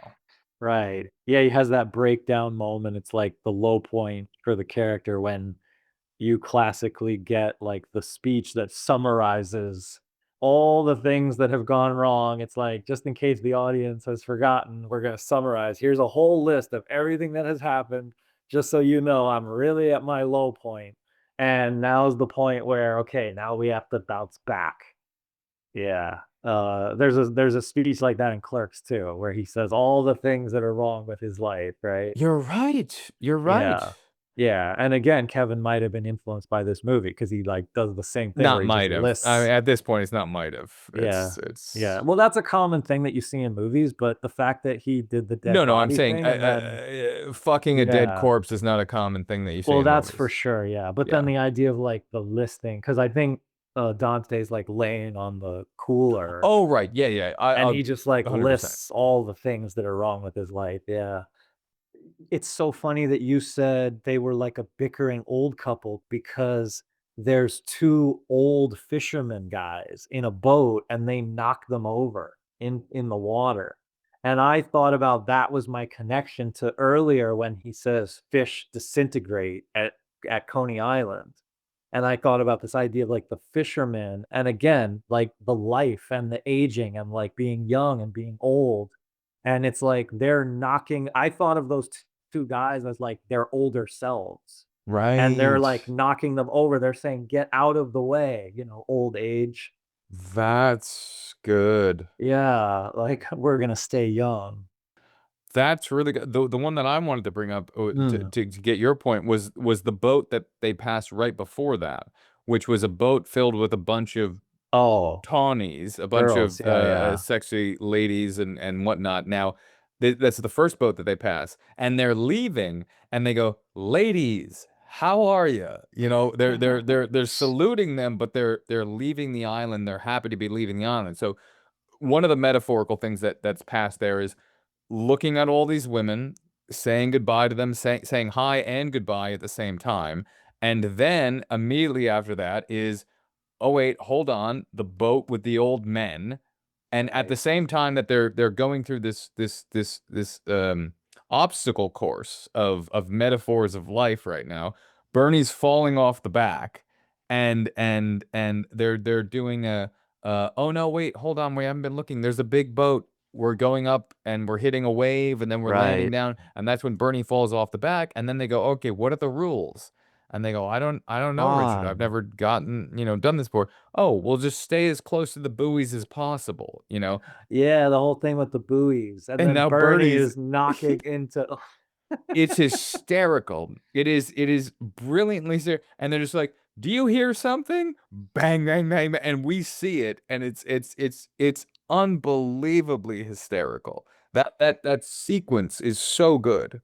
I love the way you phrase that. It's like an obstacle course of metaphors of life. Right. And the idea of the buoys is like staying within the boundaries, They're It's trying like their yeah, best. it's like stay Yeah. within the boundaries, but they're not doing a great job. And that's when they have the apology to each other. Like he's like, no, no. He's like, I'm sorry, man. He's like, no, no. I got a little out of line there. Like it's not the words that they're saying, but they're having that little moment to themselves of that. You're right, and you know what? I'm just now realizing I said, "Is there a moment when Larry kinda comes around and they start to mend their friendship That's back it. again?" I think That's it. that's the scene. I think this Yeah. obstacle course of life is when they realize we need to work together again. Yes, and they feel the relief of like, "Oh, we're finally out of this thing. We've got our way. Oh, everything's gonna work. Okay." And that's when Larry sits there and goes, "Surfing time!" Like, I don't know, just stay as close as you can to this. And they're back, they're aligned, they have no distraction. They have a dead end course to it's from here to New York. We're gonna follow this, we're gonna get back there, and then, do you hear something? Bang, dang, dang, ding. And that sound is the sound design of that is brilliant.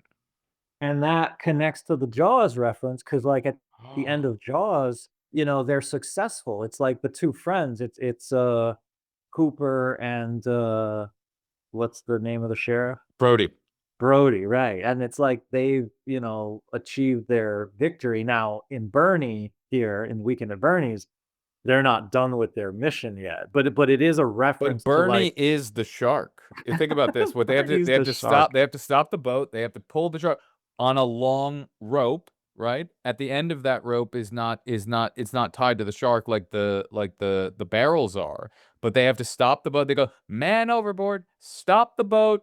And they go, "Bernie." At that point, when he says, "Bernie," it's like, "Oh, okay, we're making a joke of the whole thing." Like, he's the third wheel in that situation. He's the one that they have to keep around because they need to do they need to deal with them. And the next sequence is Larry is out in front of the boat. Richard is driving it, and now they've tied Bernie up to the passenger seat. And he's just dead body tied there because they're to them, we need this person, we need to go. And that's when the Lair, run a gas. And you're 100% Right. right. I don't know how I never noticed that that is the end of Jaws, that what comes next. Yeah, yeah, that's actually really cool. Because when I first saw the movie, I actually thought, this is just a wacky, like, comedic hijinks sequence. It's like it doesn't actually have much purpose. It's funny, it's like it's like a fast-paced kind of action sequence. It picks the movie up in terms of the pace, but I never thought it actually connected to the plot that much. But now I realize it actually is. The friends need to work together.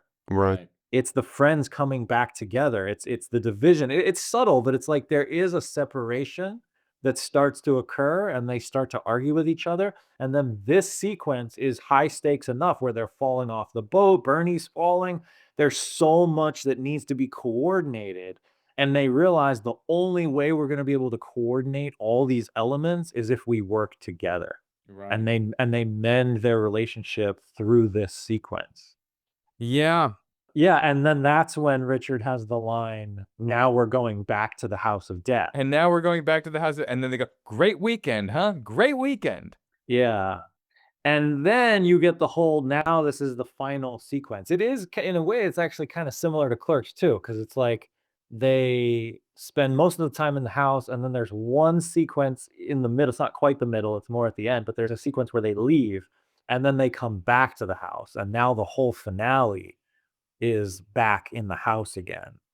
And that's when Gwen comes back again. So Gwen has this way of, like, showing up at these key points to kind of push the story forward and kind of inspire Richard to take the next step in his journey. Yes. And I think there's a weird cancer thing talking about not celebrity, but there's a weird thing that's being talked about high profile or whatever you want to say, because as soon as they hit shore again, they're dragging Bernie, and Bernie, they don't have shoelaces tied at this point. They're literally dragging him coming out of the water, and you hear two women ADR going, "Hi guys!" Like, as soon as they're back to they've landed in the ocean, they've come here. It's just, "Hey, that's Bernie. Those are those people from the thing." And Richard's still ranting on his fucking like, "And now we're going back into the house of death. Great weekend, great." But the outside, you're now around the zombies again, who are just like, "Hi guys, oh, it's gonna be Saturday night, great, this is gonna be great." And that's when you see Right. Gwen see them from a distance, and she sees, oh, she still doesn't see the two of them are dragging Bernie, who's obviously dead at this point. Like, he's dead. You've just come out of the ocean. The two of you are walking. His feet are being dragged behind him and just moving forward. She's still seeing Like, it's They Live, John Carpenter, without the sunglasses. Like, if you don't have the sunglasses on to notice that Bernie is dead, you don't know that Bernie's dead. The illusion is still there for you. How could Bernie be dead? Bernie Lomax isn't dead. He lives in that house. He is a larger Right. than life character. So she sees them, and when she comes up to that house going like, I just saw you with him. And he's going, yeah, but the Gwen, you got to get the fuck out of here because this and that. And she's not getting it yet. And that's when Larry finally goes, okay, I'll be the one to break it to her, and I'll do it harshly. I'll drag him down the fucking stairs. Listen, honey. And he does it as matter of fact as possible. Listen, Right, honey. right. Lomax is dead. We need to hang out here till the cops fucking come, and he bangs his head against the fucking side. And that's her, huh, huh. Yeah, the holding up of the head I thought was hilarious, It's where he so good just hold because and then she, like, screams. he bangs into the pole and the sound happens, and then she goes, huh. And then Richard has a new fear there. Gwen, look at me. We Hmm. didn't do this. Listen, honey, have a drink. You'll be fine. Let me rephrase that. Do I look like I would do something like this? Like, Yeah. it's Yeah, I just realized actually because Richard is trying to tell her the truth. He has a turning point where he decides, I'm going to tell her the truth now, but she doesn't believe him. And it's not until Larry also tells her the truth. It's like these yes, two guys need very to good. work in harmony. They both have to say the same thing. And then she sees the truth because they're both telling it to her simultaneously. 100%. You're right, because that was the sequence when one of them was telling the truth and Larry was hiding it from. It didn't work. Right, right. Everyone needed to be on the same path. Those two friends needed to be on the same path. Yeah, that was very good. Right, yeah, yeah. So now you have all your characters in the House of Death. Gwen's with them, the two In guys, the Bernie's House of there. Death. Yeah. And to further convince you on my theory here, when Paulie comes back, because now you have the final sequence where he's really gonna try to kill them. Now it's the final confrontation. Kuranutu. Yeah. And Paulie actually shoots Bernie, so he kills him now for a third time. He shoots him 6 times. Okay. And then what saves the guys' lives at that point? Paulie fires blanks, right? He squeezes the trigger and it doesn't fire. So, it's like metaphor. No, it is. He shoots Bernie 6 times there, and my one of my favorite lines in the movie it's a series of lines, but as he shoots Bernie, and then he's so relieved that he shot Bernie and killed Bernie, he doesn't notice that everyone else is standing there. But as Larry goes, company, like, as in, like, oh no, we have someone here. Then he points the gun at him, and then in his demise again, now for the second time, because he just thought he faced death to a gun with the 5-year-old, and he had the same thing before with oh Mary Mother of God, and he was trying to, like, close his eyes. This one he just closes his eyes and goes, okay, it's finally going to be ending here. Then you hear the Mm, click, right. and That's then right. all of them go, oh wait, there's a little bit of release, and oh, empty. And then they go to chase after him, and he goes, Well, yeah, empty, but this ain't. And he has another one that he's going to showcase to them. Now, right. sorry, I told it out of order. My favorite thing about that sequence is when they shoot Bernie. I didn't see it. Richard says, I didn't see anything. I was looking at my watch. I was gonna say that. Yeah, I was gonna say the lines they say are actually interesting. My favorite thing, I've again almost pissed my pants to it, is like, I didn't see anything, I'm looking at my watch. That's funny. How do you top that? You top it by Larry going, I'm blind. Like, it's just, and his hand movements that he does there, when I think about that, it's the dumbest thing of, like, just trying to go, don't worry.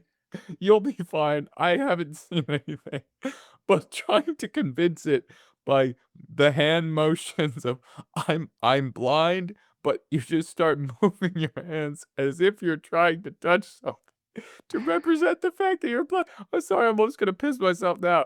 I think it's I think it's so funny, and it again, I don't know if that's an ad lib, but it seems like it's one of those where I don't see that specifically being written in a script going, "I didn't see anything, I'm looking at my watch, I'm blind." Knowing how much that they made up, it seems like it was Mm. probably in the bang, bang, bang, bang, bang in the script. It just says company, and then they go, "Oh, empty," after the gunshot, but this ain't. That beat of the, "I didn't see anything, I'm looking at my watch," and I can't even say it without laughing. Him going, "I'm blind," is like, I, as a child on VHS, would rewind and watch that aspect, and then I'd watch the kick in the groin, which we'll talk about, coming up very shortly. But Yeah. I love that performance and the stupidity of "I'm blind," but he delivers it as if he's blind. He doesn't deliver it as if it's a joke, and that's why it's so funny. Yeah. I read into the metaphors, of course, and I thought, Obviously, yeah, of course. obviously. Richard was once blind, and then he saw too much light, and Well, exactly, yes. because I thought he says, "I'm looking at my watch," and we just talked about No Country for Old Men and like the ticking Time. clock of death, right? So death is coming for you, the clock is ticking, he's distracted, he's looking at his So watch. maybe it was in the script. Maybe you're right. And then the idea of Larry saying, "I'm blind," and then earlier he said, the light at the end of the tunnel, bang, it's gone. And then the idea of like seeing the light, and the light is, gone. And this is why we have a podcast. This is And why we have Andrew. Yes. Okay. Yes. but No, it's you're right. obviously, I mean, it's subtle, but it's like it's just like two little jokes. But the fact that it has to do with the ticking clock and then the idea of the seeing. Well, no, the fact that it does two things. One, it made me Yeah. piss my pants, and I find it genius. And then on the secondary level is that there's actually meaning behind it. That's why that's so good. That's fantastic. Yeah, and then they're saved by the idea of, like, a metaphorical impotence, that the killer can't fire his He gun. can't shoot. He's Yeah, shooting blanks. Yeah, he's he's shooting shooting blanks. blanks, and he actually has a line after that where and then he starts chasing them, and he says, "You guys are dead meat." He does. Yeah, yeah. And I thought dead meat is, like, basically You're what Bernie dead has meat, you been. little psh, psh. Yeah, that's what Bernie has been the whole movie. He's been dead meat, Oh, right? that's good. And I thought there was another just hilarious "You love the blind" thing. I thought, to me, the, joke where I laughed out loud was when Larry says, "Okay, you 2 go into the bedroom, I'll go downstairs and, like, take care of that." And then they go, "Okay." And he goes, "You're not even gonna argue with me on that?" I thought that was Yeah, great. you guys go hide in the bedroom. I'll Yeah, you I'll guys I'll go I'll hide. bring him downstairs to chase me around. And he's like, "Wait, what? What? What?" He's like, "Oh, I picked the wrong end of the stick. I should be the one Yeah. hiding in the fucking Yeah, bedroom. Hold exactly. on." And then when he gets downstairs and he runs downstairs, he gets into that little alcove and he goes, "I'm gonna die." Like he realizes at that moment, like, "I'm gonna die." And the music that's going in there before the Night on Bald Mountain music that comes in is this opera. The opera because he The shot. opera, yeah, Yeah, he yeah. he and it turns on because he shot the gun. He shoots two shots Right. when he goes after them going, "You're dead meat, you little," and then he looks through the fireplace, sees them, shoots two more. One of those shots hits the tape player that starts playing this, and it's a big thing. Then he comes running after them up the staircase, shoots one shot up to them, another one he falls, and that's the sixth shot. And he doesn't shoot another one when they do the argument. Now, this gun, many of those it's one of those little pistol six shooters. I know nothing about them. I know some of them are six shooters. I know some of them have seven. This specific gun, if you count the bullets, has seven shots. And this is the secondary gun that was in his thing. He goes, "Yeah, but this ain't." So maybe that one had seven in it. I don't know. I always count the gunshots for whatever reason. Now, when he comes down and Bernie is there, for whatever reason, he has disdain for Bernie's leg because they set up Bernie falling down a few flights of stairs. Remember, he was sitting on the steps and he got shot a few times and he's still sitting there.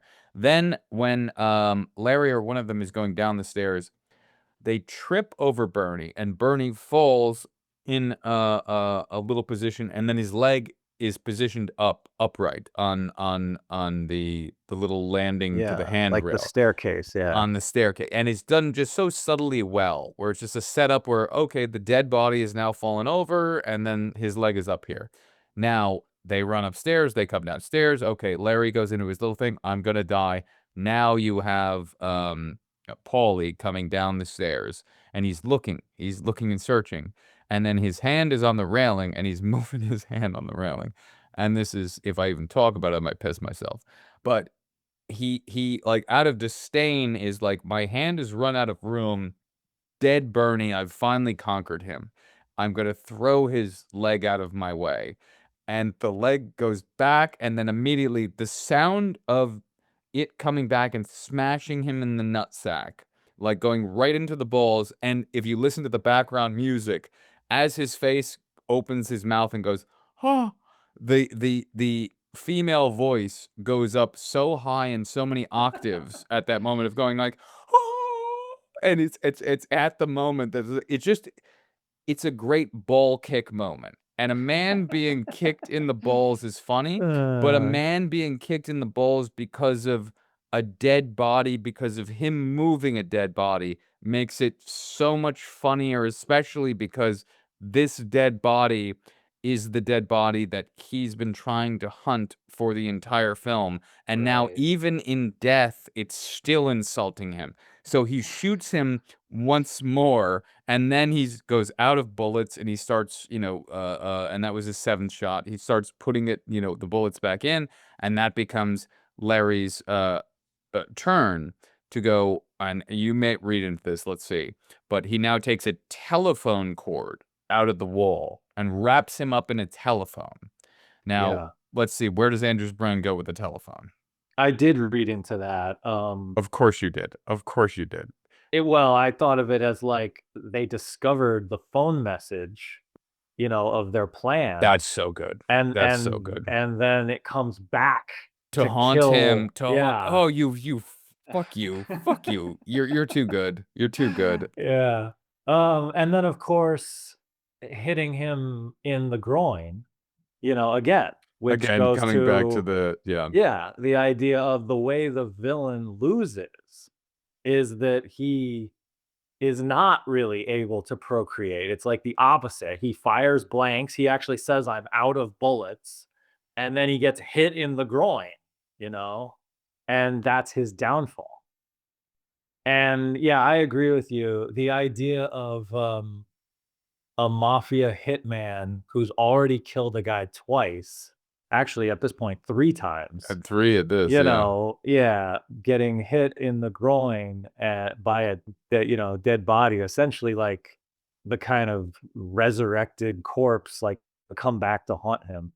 Yeah, it's pretty good. And he gets wrapped up in that. Larry punches him, and then he falls to the ground. And this is during the whole Night on Bald Mountain music playing. He falls to the ground, and he falls into Bernie's arms, and falls on his bicep. And Bernie wraps his hand, inadvertently around the guy's head, like in a Yeah, in a little chokehold, like, I've got you, and then yeah. that's his final demise, is that, And he's still talking to Bernie as if he's alive, "Hey, Bernie, which Bernie, is hilarious. It's Bernie." like, yeah, he's like, "I always liked you, Bernie." Is that what he says? Yes, yes. Yeah, Yeah, yeah, I always yeah. liked you, Bernie. Bernie. He's trying Yeah. to he's begging with him now. The joke of like this guy has killed Bernie 3 times and he's still treating him like he's alive. It's like this guy cannot be killed, you know? And that's why they're presenting to you of like, of course he would go insane. That's why he's gonna be in a Right. straitjacket going like, Right, I tried to kill exactly. him. I did, like, I'll Yeah. admit to you guys, I tried to go,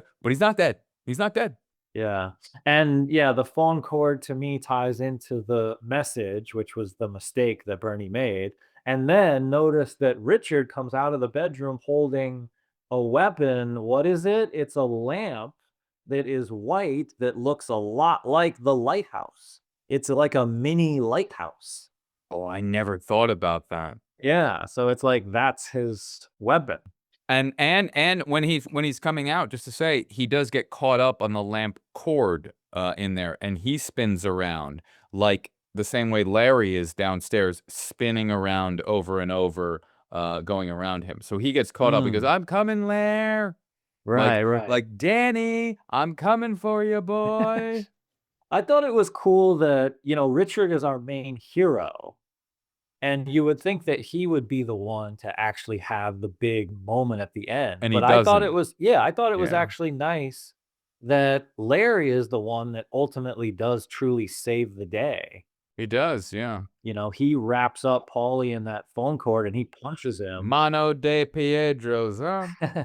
Yeah, and that's why I thought of them as, these dual heroes where they need each other.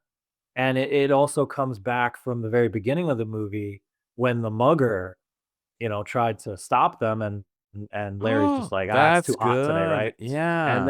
And so it's like Larry's the one who has more of the courage. "You guys go in the bedroom. I'll take care of this guy." And then yeah, there's a joke of like, "Oh wow, you're not going to argue with that?" Like he doesn't really want to do it, but he does do it and he faces the fear and he conquers the guy. He says, "I'm gonna die." Yeah, he Right, faces that.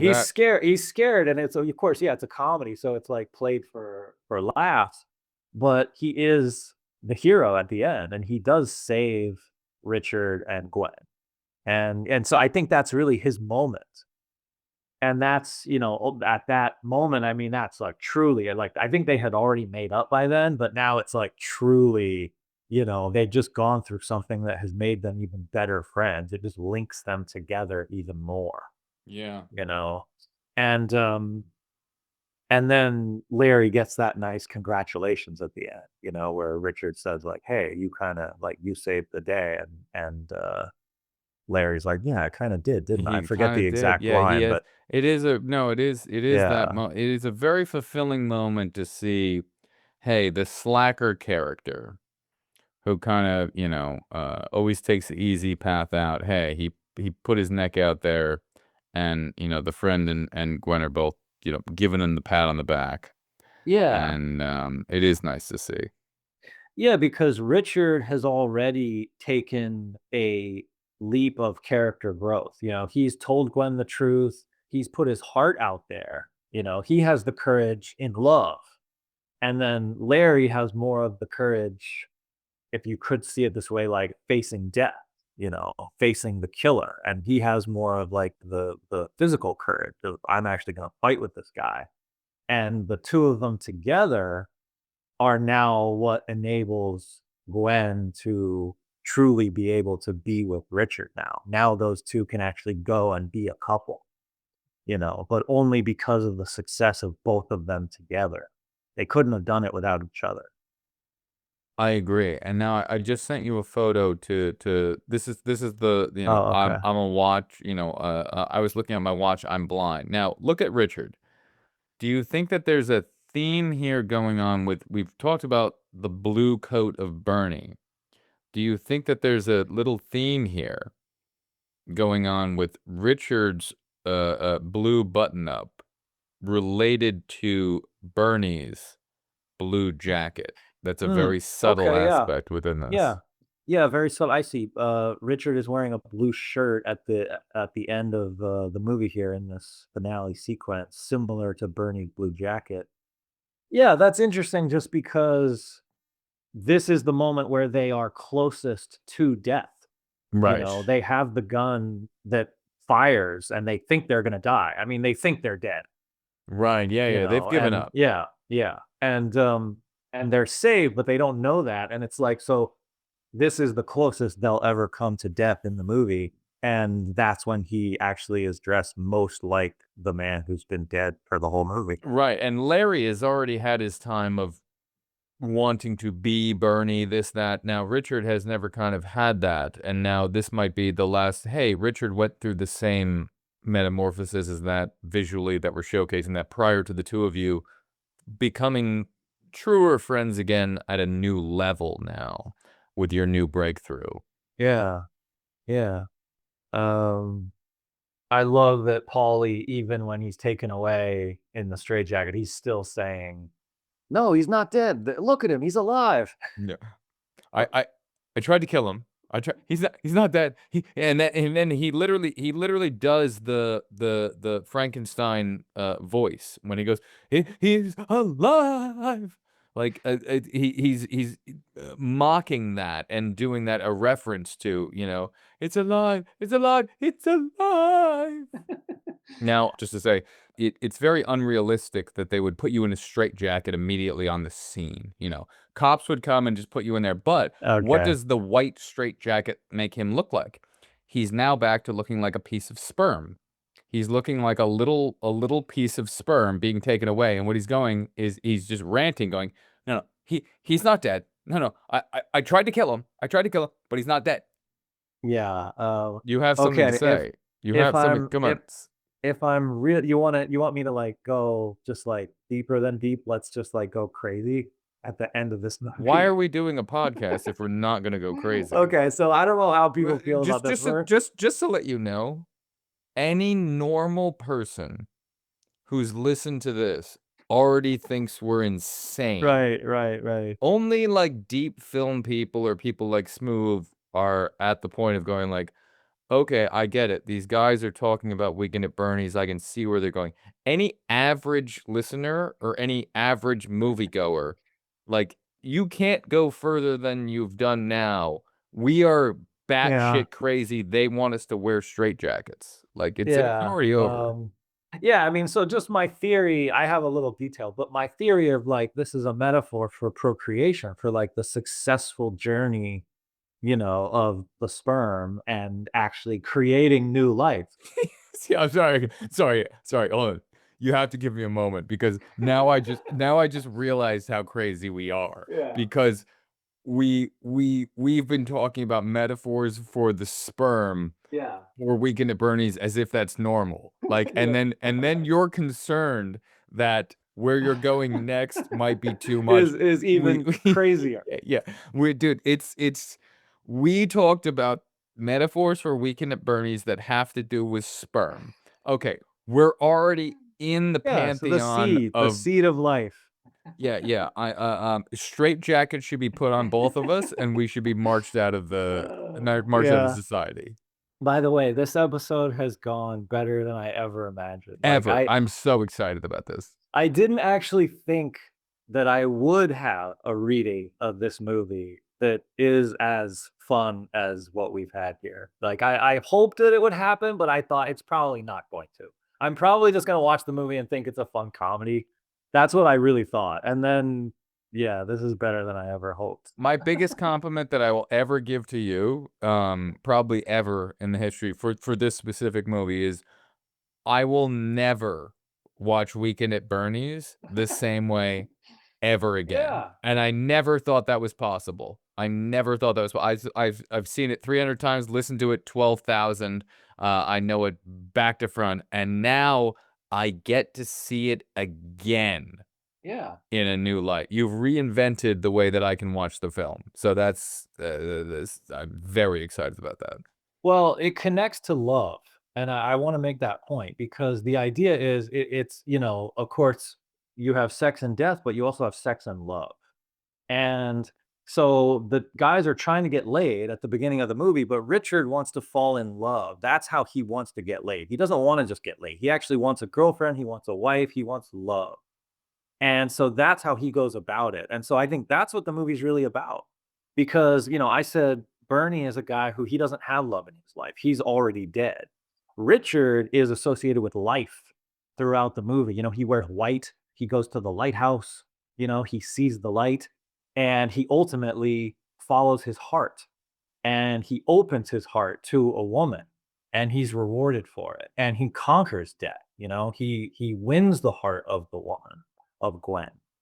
And so that's what happens at the end of this movie, that these two guys together best death and, they are able to, I think, successfully procreate, but in the right way through love. It's because of love.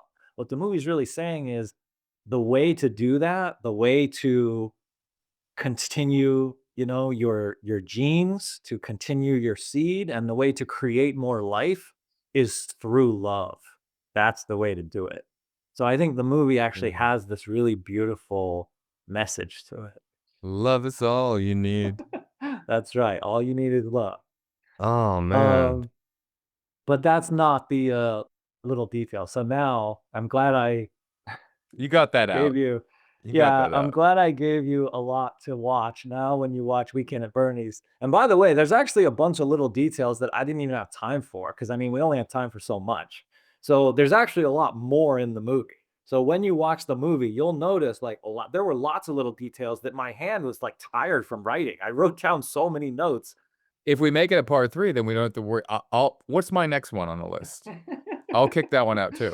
I have one detail, and then I do want to talk about that final moment where Bernie tumbles back into frame because, like, Yes. We need to talk about that's the great. ending shot. Yeah. The last shot, yeah, because we talked about the opening shot. Let's talk about the last shot. So, okay, but here's my little detail. Okay, and I thought this was interesting because, like, This is the name of a Hal Ashby movie, The Last Detail. okay, yeah, this is gonna be my last little detail for this film. And I'm gonna go a little bit We're even going deeper deep. here, We're going yeah, deep. Let's do it. because I read into the like I'm looking at my watch, I'm blind. I read into that. There's another moment here after Larry is successful, and they're now having their picture taken for the newspaper. Right, and Larry's making him do it over and over. Are you sure you got it? And he's got the weird handshake, and he's making them do it. I got it. That's right. And he says, "Were my eyes closed? I think my eyes were closed." Ah, Right? And then Richard and oh, Gwen say his eyes were definitely his closed. eyes. His Yeah. eyes were closed in the photograph. Okay. Now, again, to reference my cousin Vinny, on a hunch, I took it I upon took it upon myself. myself to look up because I thought about the metaphor, the symbolic meaning of having your eyes closed in a photograph. And what I what I found here is it says death, stillness, and finality. In some artistic or cultural context, closed eyes represent mortality, as in eternal rest.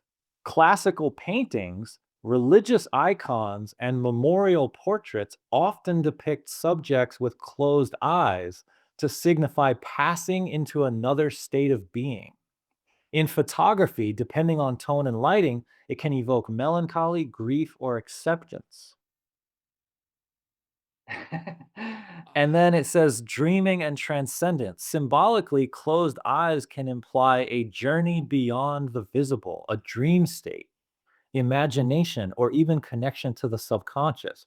It can suggest escapism, detachment from reality, or stepping into a different world. I'm so pissed that Ted Kochev died this year because I really I would send him this podcast, and he died in 2025. I would love to reach out to him and go, hey man, can we do like a follow up? Here, listen to our Yeah, yeah, podcast. Can we? We've read into this, yeah.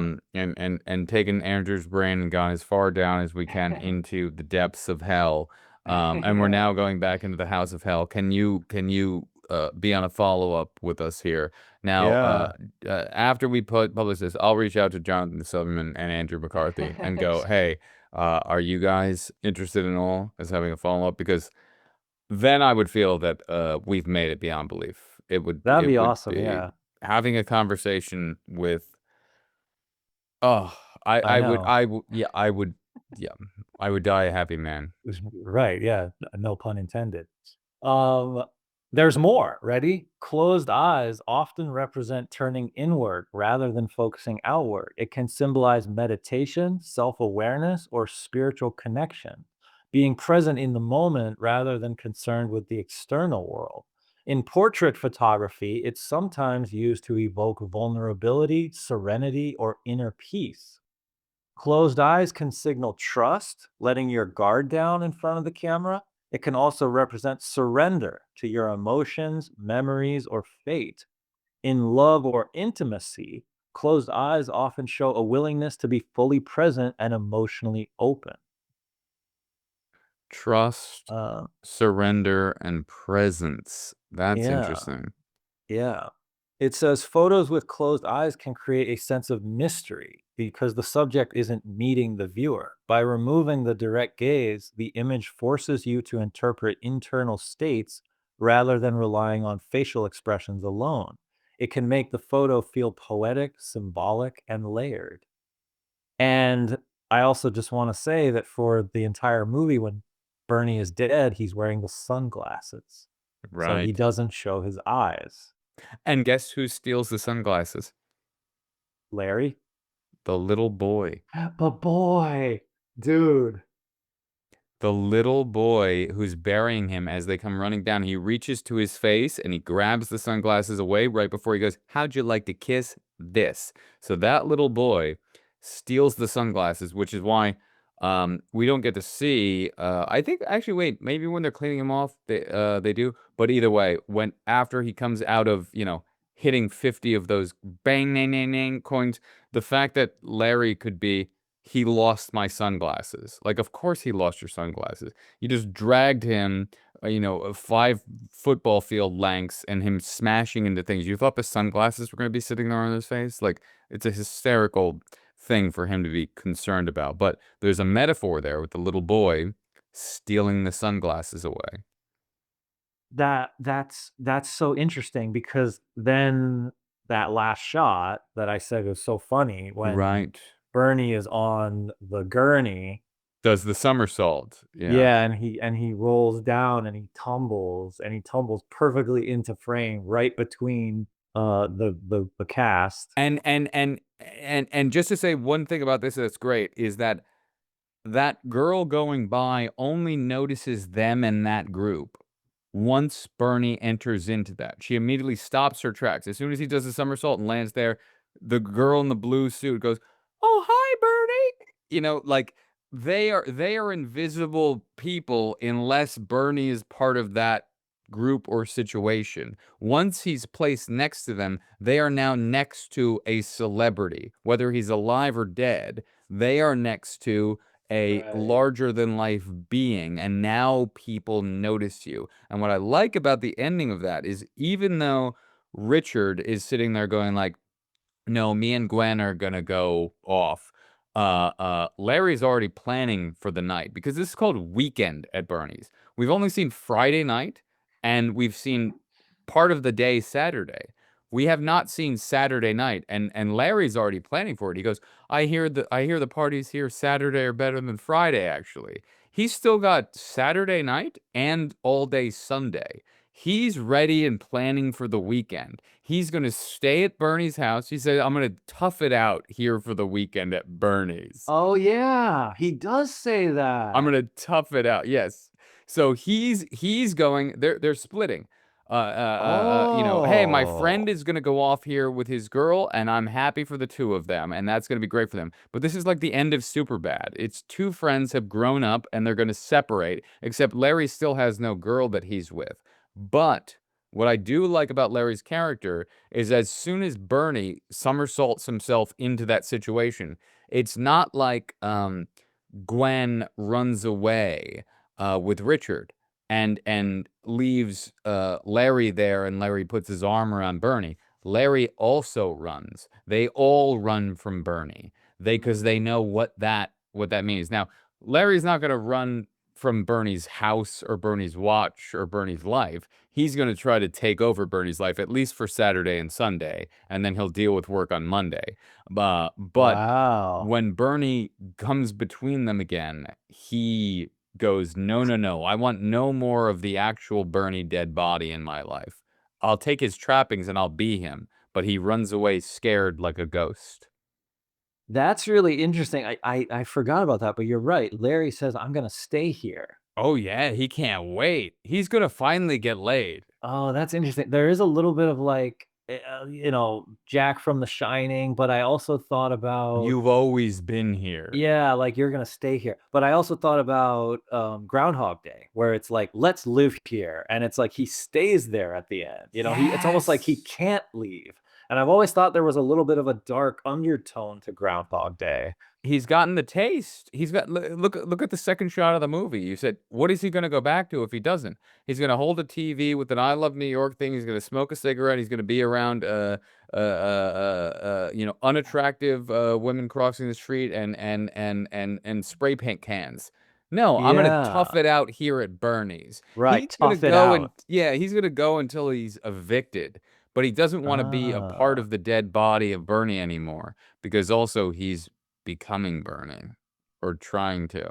So Richard right, so Richard gets the girl, he has his life, he has his future. Right. He doesn't need anything else. Yeah. Yeah, he can go back to New York and now be with Gwen and, hopefully move into their own place. Like you imagine that he has this brighter future. Whereas Larry, even though he helps to save the day, even though he seems to have somewhat of a character growth, really there's a little bit of this kind of dark implication to the ending of like, I'm gonna stay here. Oh yeah, he hasn't he's gonna go back inside. He's gonna find the suitcase full of money, and he goes, "There's $100,000 here, easy." He's gonna get that suitcase. What else did he also point out? He said, "Good God, that's a Liechtenstein." He goes, "What? Where? No, not the piano, the painting." It's an original. He's gonna go back there, steal the painting. He's gonna fleece all of like. I don't think Larry has learned by the end of this movie.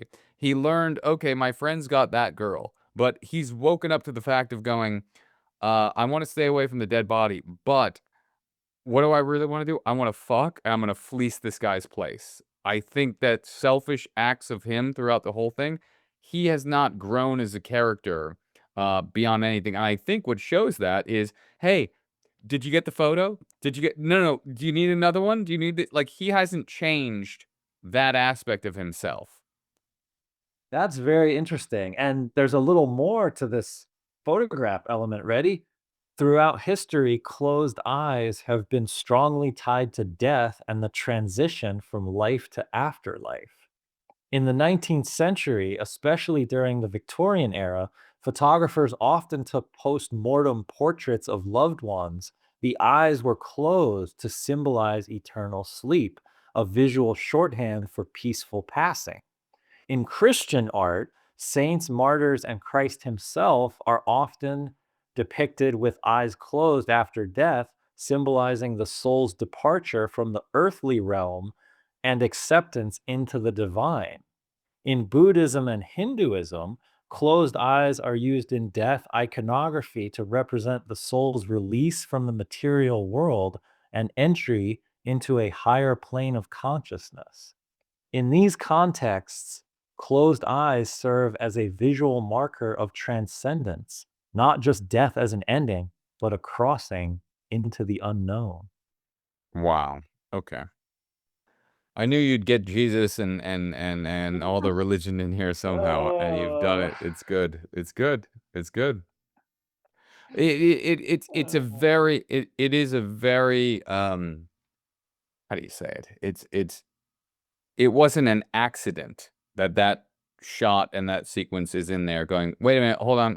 No, did you get another? No, I think Myron's good." And then Gwen, they go, yeah, his eyes are closed. His eyes were closed. Like they make a whole point of they it. make a Yeah, big point out of that. exactly. And in a movie where you have a character who's dead and acting as if he's alive or pretending to be alive, but he's actually dead and he's in this world of the afterlife, and you have a character who essentially takes that character's place. And then at the end of the movie, he has his eyes closed in a photograph, and then he decides to stay in that man's house. It's a very interesting connection. I He I kinda actually gets his wish. He becomes Bernie, He almost, like, takes there's, like, a weird almost like the trading places of you could see it like the soul or I don't yeah. know. There's a yeah, anyway, now I'm just No, no, spitballing. no. You're not. I mean, what he's doing is they're saying, "Hey, Bern, would you or hey, Larry, would you like to come hang out with us? We're going to Glenn's mom's or whatever. I can't remember right now the exact thing of that for some reason, but we're going here." And Richard shakes the head. No, no, don't come with us.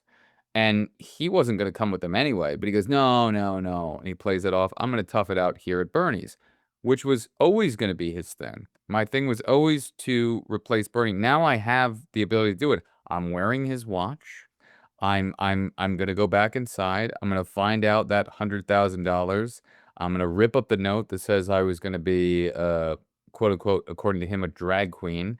I will paper trail over everything that I can here. I will do everything else that I can get over the next day or two. I'll manipulate everyone else, and I will do my best to become as close Mm. as I can to milking all that Bernie had. And that kid who comes back at the end, and they bring the last line of the movie, they bring it back again where the kid says, Hey, "Hey, mister." mister, can I bury you? Right. Great. And then he starts to bury him and then roll credits. Is that really the final metaphor of going, Bernie will finally be buried at the end of this movie? He'll Mm, finally have rest and peace. Forget mm, part two, but is mm. that the ending of this? Well, I said, "Is this little boy somehow like Bernie come back to life?" But I also said, "Could it also be like the inner child of the guys, like of Richard and Larry, somehow representing like their inner child?" And it's interesting that Larry's gonna stay there almost like becoming Bernie. He's gonna become like the younger Bernie. And then this little boy pointed the gun at them and metaphorically killed the Their old old version of selves. Larry, killed his old self. So it's like the version of Larry that lived in New York City, that's gone now, and now he's gonna stay on this island. I like this. And he's gonna become the younger Bernie. It is in a way, it has like a Jack Nicholson Shining sort of Oh yeah, you've subtle always been here. It's there. subtle, yeah, like the caretaker reincarnated again, and now he's just gonna take Bernie's place. Again, it's a comedy horror. I'm wondering if they sell straight jackets on Amazon, or if we need to go, buy them in bulk from like police authority websites, because Yeah. we should be locked up. Ah, But I have to say that's about great. this. I have to say about this. I love this episode. I love I get Yeah, to see this movie again through brand new eyes, and yeah, if anyone's made it this far, yeah. let me just say we are insane, but some people need this insanity. There are other people out there like us who hear da na na na na, and they're crazy too. And sometimes it's good to go to this level of depth, because I think it's important, very specifically because when people make movies, everything that they put into that movie didn't accidentally happen. They're making decisions. And what we're doing here is we're trying to look backwards at those decisions. So no matter what you feel about a movie and you just go, oh, it's Weekend at Bernie's. And you go, oh, well, it can't mean much or nothing can be there. That's not true. That movie took 3 months to film in 1988 when they filmed it, and it came out in 1989. Now, for those 3 months, every day decisions were made, and people had to think about those decisions, and they had to put them together, and they justified. The actors justified, the directors justified, the cinematographer justified, and they all justified every one of those decisions under a cohesive path that they were doing. And when a normal person just watches those films, they watch it surface level, and they go, okay, it's a dead guy moving from here to there to there. But the human beings who are making that movie did not operate surface level. They say things like, my character wouldn't do that. I think my character would do this. And those people behind the scenes have conversations about that. And they all find a cohesive path to going, well, my character would do this or that. And then they come to an agreement and they film that. And then based upon what they've done there in editing, certain things get played around or done with, and then there's a final piece, and then it's just placed out there to the world. What we're doing is we're looking at that backwards, and we're going, okay, we're reading into this, and here are all these interesting things. I never saw the first two shots of this movie um, being juxtaposed like that. Now there is zero way that that was not a very planned, um, staged setup. The bicycle, the moped that you're mentioning, the people walking by, the exact same angle of that. And I've watched this movie 300 times and I never noticed that. This is why we have the podcast. Because I can sit here and go, oh, I love this movie for all these reasons, and I can talk about certain things. And then when you take it seriously upon second viewing, you can go, oh no, well, now I'm going to flick on my brain and I'm going to watch it as if I'm the director of this movie. Why were all of these decisions made? I'm going to look at it from a very different perspective because they're all decisions. Nothing accidentally happens in a movie. Maybe a potted plant accidentally falls off a thing and somebody leaves it in. But you don't accidentally set up shots, 5 shots in a row doing a specific thing for the opening of your movie. You plan that and you put that together, and whether you planned it or not, in editing, you've decided to put those things there and do that. Writers thought about things, directors thought about things, actors made choices, and I think this is probably the best example of a movie that we've done that most people would just go, "Why are you doing that movie? What use could there be to dive into the decisions that were made to make this movie?" And I hope by the end of this podcast, we are now showing that every movie that stands the test of time had decisions that were made that can and will, if done right, have a little key and a key to a little lockbox that you can open up and you can explore all of those decisions. Now, did everything that we said on this podcast, was every one of these things an exact thing that happened? Maybe not, most likely not. But that's the great thing about movies and about art. If it's done well, there's enough open space and breadcrumbs and droppings out there for you to be able to go, you know what? Maybe they meant this, or maybe these themes are here and meant this or that. And that's an exciting thing because it opens up the conversation. Because movies aren't just about, hey, sit down, watch this, put it in your brain, now walk away and be a better person. They're about the conversations that happen from people who've watched it and watch it from different angles. And that's what Lighting Up the Dark is about. Wow. Wow. Very well said. Beautifully said. That look, I feel like that deserves a round of applause.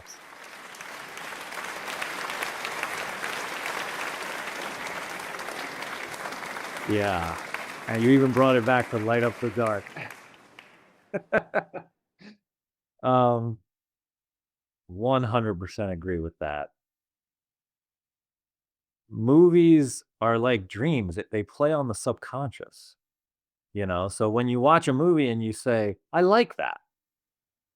Why did you like it? Why? Yeah. Right? Why? And it's all of these things simultaneously. And you're not conscious when you watch the movie. You're not actually stopping and thinking about each one of these elements individually.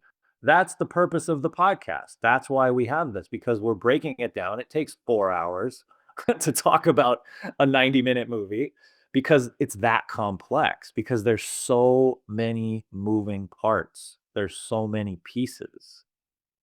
And they're all working in harmony, and they're all playing on the subconscious, and they all create a cohesive experience. So when people sit there and watch it, they're given a dreamlike experience. They're put in a dreamlike state, and they're brought through something. And then at the end, they come away and they say, I have a feeling. It's a feeling. It's all meant to conjure a feeling. It's not meant to conjure logical conscious thoughts. It's meant to conjure feeling. And so that's why people come out at the end of the movie and they say, I liked that. That's a feeling, and that's what makes us human. Yeah. Yeah. Uh, And sometimes that feeling makes you walk out of a movie and then you can't speak and you can't express yourself because you're overrun with emotion. I'm not saying Weekend at Bernie's is one of those. Like the first time watching Weekend at Bernie's, I come out and I'm pissing my pants and I go, oh well, I need to change my underwear and I need to take a shower immediately. Like that's what I'm coming. I don't walk out like I did with Lost in Translation, like which I'm thinking of when you describe a movie like that where I go, oh, I've come out of a theater viewing and I go, wow, I'm overwhelmed with emotion. The ending catharsis of those characters, the whispering, I don't know what was said, the music, the feel, everything, and I go, I just need like I need half hour alone. Like I can't talk to anybody right now because the amount of I have too many feels. You know what I mean? Like it's one of those where like when you see a movie and it hits you on that level, you can't immediately come out and go, okay, I'll now speak intellectually about it. Here's what I feel. It's like, no, no. When a movie hits you, you just go, I have this emotion. Let me just sit in it. Let me just like nobody bother me. Let me just have this moment. It's Cuba Gooding Jr. at the end Yeah. of Jerry Maguire when he got tackled and then he went into a coma and then he comes out of it and he just goes, hold on. Let me let l- let me just enjoy this for a moment. Let me just have my moment. Like when you see a great movie, it kicks you hard and your breath gets taken away, but in a good way. And you have that thing where you go, holy shit, this doesn't happen often. Yeah. Just let me go into my fugue state. Let me have this. Let me just search and sit in it. And I want to have this feeling because it doesn't come often. It doesn't, the amount of movies we go see and things we do, you can get 60% of that, 50%. Oh, it's really good, this and that. But when one puts you in a trance where you go, you actually took me somewhere, and now you're making me feel the next day when you wake up, it'll make you think and then every consequential viewing you want after that, you want to get the feel again. That's the interesting part about it. You want the feel again. But once you think about it so much and you finally get it and you analyze it after day 2 or 3 or whatever, it's really hard to get that initial feel back. So that's why like first viewings of things are very precious. Like that first viewing feel of something when it kicks you and it feels like a fucking horse just fucking hits you, but in a good way. You go, oh my God, I was just floored, and you don't want to have other outside viewings of or feelings of people. You don't want to be sitting next to somebody going like, yeah. I don't know. I kind of didn't. You shut up. Shut. You want to be Philip Seymour Hoffman from PT's movie going, shut up. Shut up. And you're just like, leave me alone. I'm gonna walk around the block Yeah. 5 times because I just want to feel this. Because it doesn't happen a lot. And when it does, you have to treasure it. Yeah. Yeah. Yeah. And I guess you have that somewhat for Weekend at Bernie's. Well, what I did have is I never had that viewing with Weekend at Bernie's, but what I did have now was the deconstruction of Weekend at Bernie's. So I'm having that type of feel only because we did the deconstruction. I've Hmm. I've watched the movie so much that it's just in my head and I love I didn't even get to talk about the feel of the movie. I love that it's sunny in every sequence. Yes, there's very few nighttime sequences, and there's the one where he's on top of the lighthouse. But most of that has this great feel of sun, brightness, New York, summer, and you just have that atmosphere to the film. And I love movies that have an atmosphere, and this one has a very cohesive, fun, hot summer atmosphere to it. So when I want a tonality like that and I want to like edit or do something else and I want to put something else that's non-distracting in the background just playing as I do something, I can put that on and it's a friend that just sits there and I go, "Oh, I just have this playing in the background." It's much better than silence. And I've got, Larry and Richard going through their things that they go through and they're just two friends that are, uh, uh, having their thing and arguing and whatnot and it can just play. And it won't distract me. It's different than if I put on The Shining. If I put on The Shining, there's a comfort factor, but my eye will wander and I'll go, "Oh," and my eyes start going over there, and I go, "Oh, let me just start my," and then I'll go, "Oh, I'm wasting 5 minutes," and I start watching sequences. With Weekend at Bernie's, I can put it on, I just know it, and I feel good, and I feel trusted. Now, We might have ruined that for me today because I might just go, oh, this is the opening. The opening shot actually means something. It's not just, hiya there, Richard, hot enough for you? Yeah. I'm going, okay, wait a minute. He's about to hike up his pants. That means something. The woman's passing. The woman also, we didn't mention that she's walking a dog. Walking a dog. That's right. That's right. We Okay. didn't mention that aspect of it. So there's that in there, but then I'm going to look for the bicycle. Then I'm going to look for the van that you said that passes, and I'm going to compare that to the van in shot 2 that's sitting there. And so we might have ruined this movie for me. In that way. But at least I'll be able to see it again for through different eyes, through Andrew's eyes. Yeah. Yeah.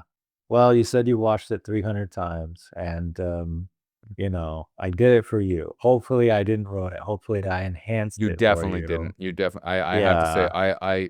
I have to say, friend to friend, I love how serious you took this, and I never thought.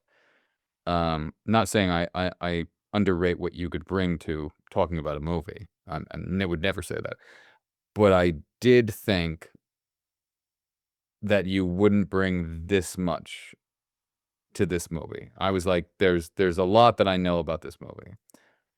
And I thought, like you said from the beginning, hey, what do you think I'm going to bring? I go, oh, maybe you bring this. And I go, but I think there's more.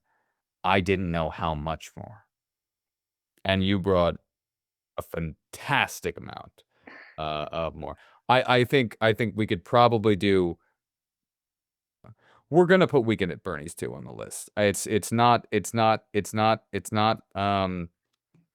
Maybe you can bring my appreciation of that film up, because well, I went into that movie so hyped. Just to give a little small context here, I saw that movie in the theaters. I was so excited to see this movie. I went with my friend Brian Anderson. He was a friend of mine back in, I don't know what this is.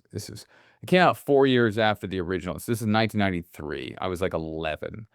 He's a friend of mine. My mom drove me and him, like, it wasn't that wide release or something because she had to drive us like 45 minutes away to watch it in this one Cineplex. And I don't know, but I was excited to see it because I was obsessed with the original. And I go, oh, Weekend at Bernie's 2 was coming out. And I saw the trailer and I remember just going like, I didn't like the tone. I go, the trailer's not feeling like the first one. And I go, the first one had a tone and a feel and a thing. And I go, this one is darker and stranger. And I go, it's not the same thing. But I go, we still got Larry and we still got Richard. And I'm glad we still got Bernie. Somehow it's 4 years later, but we still got Bernie. And they start it from right away because you have to. I mean, a corpse will, not survive. You got to start it from right away. But it just felt at the time not the same movie. And many times when people want sequels, they want to see the exact same movie, which is what Hollywood is always trying to do when they do a sequel. They're trying to go, something worked about this movie. We need to do the same thing again, but package it differently. Now, I think a movie like Weekend at Bernie's 2 is doing something different. And that might not be what I like, but I think you will really like it because theme-wise, it builds upon the things that we talked about. Larry's character grows differently. Now, me, I don't know if I want to see Larry's character grow.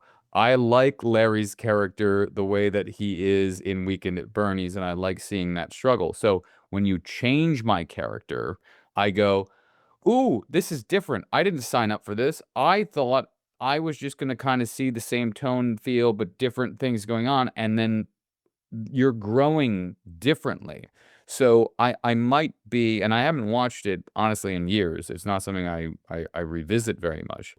So I might actually be really excited for us to look at that in a different way, because then I can see it through your eyes and your perspective. Because I think that there's themes in there that you're looking for, that you'll go, I like what they did within this.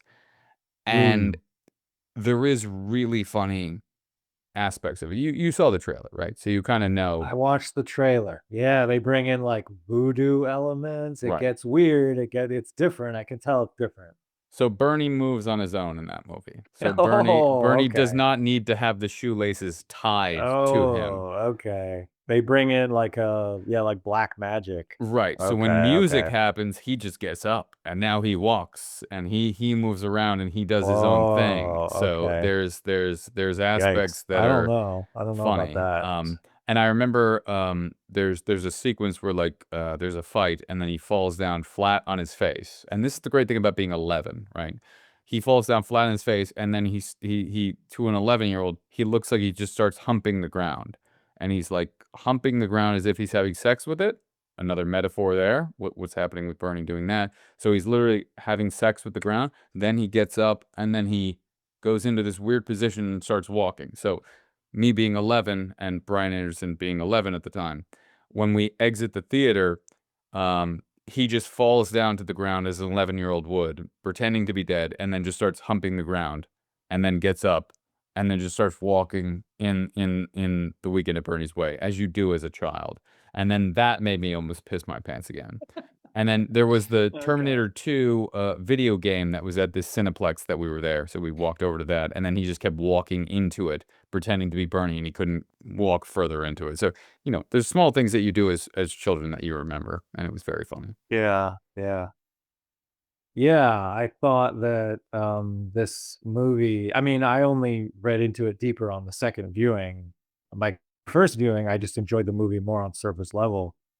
And I thought to myself, I think it is like the perfect comedy for a 12-year-old boy, because it's very slapstick. It's like a live action cartoon. It's about two young guys trying to get laid, like starting, to when you're, a 12-year-old boy, you're just starting to like girls and, you're hitting puberty and you're thinking about that. And one of my notes that I didn't mention, but I did write this down. I wrote, this is a movie just populated with beautiful women, and most of them are in bathing suits. So, I mean, as a 12-year-old boy, it's pretty good viewing. There must have been a reason that I really liked watching this. Yeah. Yeah. Yeah, I mean, I enjoyed it as a 42-year-old man. So, I can imagine a 12-year-old would be like, "This is Hazel, the he loves greatest." you. Just know this. Yeah. Uh, anyway. Well, I did it for you, Greg. I took this movie as seriously as I did for you. I don't think anyone has ever taken this movie this seriously. So I have to say I've listened to a lot of what there is out there, on message boards and this and about Weekend at Bernie's, but I would have to say, and somebody else please prove me wrong, but I would have to say that this is the definitive podcast that goes into Weekend at Bernie's to this depth. If anyone knows of anyone else who went deeper, I am open ears. I will listen to all of it. But I have to Yeah. say, until that time period, this is the definitive fan episode of people going as deep as they can from an outside perspective into deconstructing Weekend at Bernie's. Yeah, I hope so. That would be cool. That's very cool. Yeah. And if it's not, I'm excited because I want to hear the other one. I want to hear Yeah. one that goes Yeah. deeper. Yeah, I mean, you said the director of, First Blood, right? Rambo. So, great director. Fantastic. I think that what you said in your fantastic speech about everything being intentional, I mean, yeah, it's a slapstick comedy, but it's made by a great director, and it clearly has a very deliberate intention. When you first told me about the movie, you said, "Oh, I wonder if you'll read into Weekend at Bernie's." I thought to myself, "Well, I know it's about a guy who's dead, who's, like, pretending to be alive," and I thought, "Well, that's automatically interesting." You all okay, so right off the bat, you have themes of death, which can lead to a lot, and so I was like, "Alright, it sounds interesting." Like, I wonder if there will be layers to that, but then it's up to the filmmaker, is right? If you have a premise, and now it's a question of, can you take that premise and add the layers? Can you build it like a cake, and build those layers? And if you build it, They will come. yes, Did we just end on a sex joke? maybe. We ended the same way the movie starts. There it And is. that's it, ladies and gentlemen. Oh. Oh. Hey, mister, can I bury you? Great. Great. Yeah, there you go. Some like it hot, Oh, yeah. some like it cold. Look at that. Some never know. Oh, some never know. Oh, oh. I'm the break in the flicker, the cut in the edit, the blade through the credits, a frame they embedded. Light in the distance, persistence poetic. The dark is a prison, I brighten with aesthetic.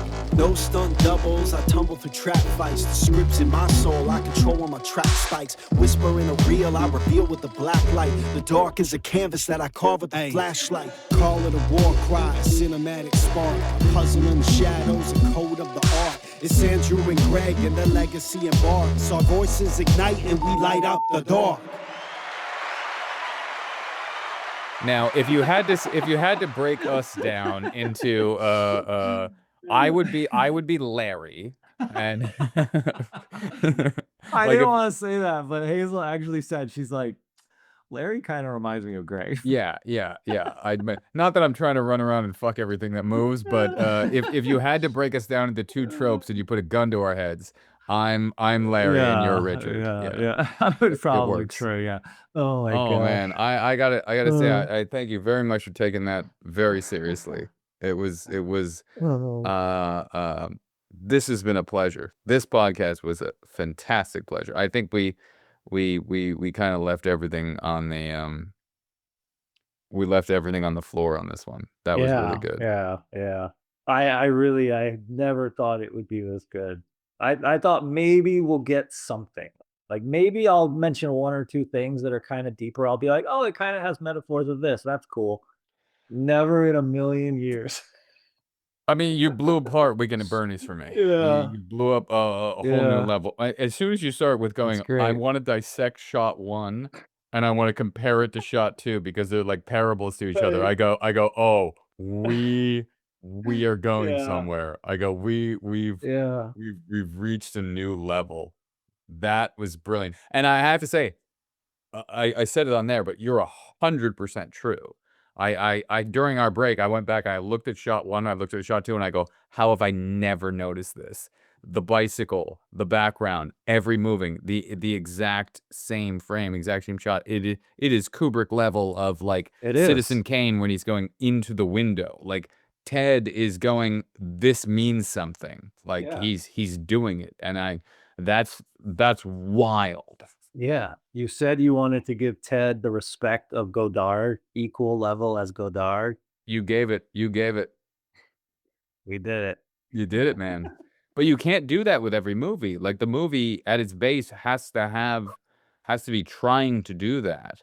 And there's something about this movie that he was trying to do that. Yeah. You can't just take any movie and go, "Oh, well, just find it." Like it doesn't work. I don't think so. This one had No. something that was speaking to me for a very long period of time on a very subconscious level, and that whole opening I loved, but I didn't know why I loved it and why it meant more. Like on a Kubrick level, I didn't know why it was affecting me. You broke down those shots to me, like even like I was saying, like the shot of him walking over the bridge and doing whatever. Like I'll look back on my phone. I went there a couple months ago and I was like, oh, I was here. I was like, this is the Weekend at Bernie's spot. This is this thing. And that's one of the frames of the opening sequence. I didn't know why I love the opening sequence, but now you just kind of pinpointed, hey, there's this other area that's been subconsciously acting on you. And I might not have noticed shot 1 and shot 2 being that way because it's not framed like a Kubrick shot, or it's not framed like a Wes Anderson shot, where it'd be more obvious for me to go, let me look for the patterns.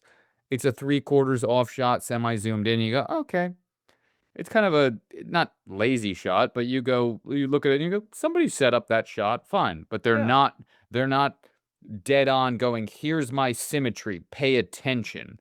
They're going, Right. no, here's my 3/4 off shot. You might not normally think about it, but when juxtaposed to shot number 2, which is identical in a different way, and you're masking the fact of what you're doing. You're not calling attention to it in a blatantly obvious way that goes, here is my perfectly framed shot. Look at this shot. I'm calling attention to it. You're doing a 3/4 off shot, and then you have a weird, not weird, you just have a jump cut to another one, very similar, and you can easily roll over that like I did 300 fucking times and just go, okay, well, yeah, that's Richard coming out. Oh, funny little scene.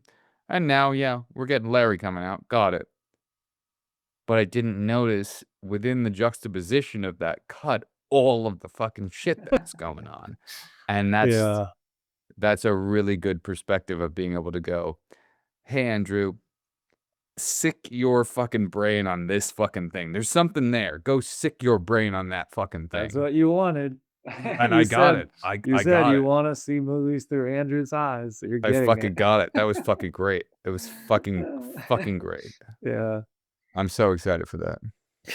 I feel like movies that enter the cultural consciousness in this way, like we said, we started at the beginning saying, this movie did become a classic film of the time. It was a super famous movie. Everybody knows this movie. And then it has now become a cult classic. It is a movie that's in the pop culture. Right. And movies that cement themselves that much into the pop culture, it's like there must be something going on there. It's gotta be. The image of Bernie in the blue jacket with the glasses, it's a dead body and he's wearing glasses like how they used to put coins onto the eyes of the dead, right? In the old days. Right. And here he's dead and he's wearing the glasses. So his eyes are dark. And there's just something about that I think you're right. It plays onto the subconscious. And there's something just naturally deeper going on there that you just don't think about when you first watch it. You watch it, you enjoy it, but it sticks in your head. It You know, does. It right? haunts you. Yeah, It haunts yeah. you.